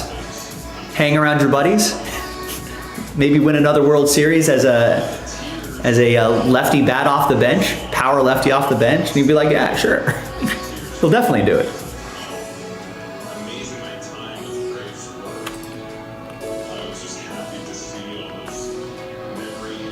So I feel like that could be the career path for Max Muncy. I mean, he's already 30, turning 30. He turned 30. That's right. His birthday was today. Happy birthday, Max Muncy. Yeah. Turned 35 today. So I feel like he can grind out a couple more seasons. I really like older Max Muncy as just face righties. You know, and just left-handed bat off the bench and just crush and just be like, don't worry about moving guys over. You're like a Jock Peterson. Just go out and hit homers. There you go. Happy birthday, Rex's son. So you could same birthday as Dodgers Max Muncy. Oh, and you know what? A's Max Muncy also the same birthday. Believe it or not.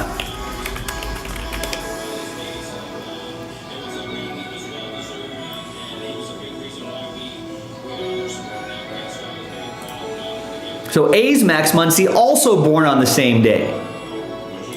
But Dodgers Max Muncy is not old enough for A's Max Muncy to be an influence on the name. That was just kind of crazy if you think about it.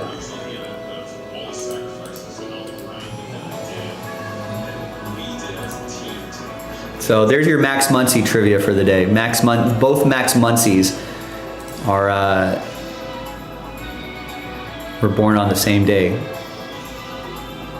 Not close to being related. No. Wild, right? All right, with that, Oliver, Rex, good hanging out with you guys. I'll see you guys tomorrow. Have a good night. Anyone else still lurking and listening in the background, have a good night as well. Excuse me. Let's get some breaks across the finish line tomorrow. Listen, word of mouth is important. Tell your friends, tell your family, tell your coworkers. Encourage your fellow collectors to get into JASPY's breaks. Right? So we can get some more across the finish line. We've got to keep the lights on at our big new store here. So spread the word. All right. Good night, everybody. I'll be back tomorrow, 3 o'clock Pacific, 6 o'clock Eastern. See you guys. Bye.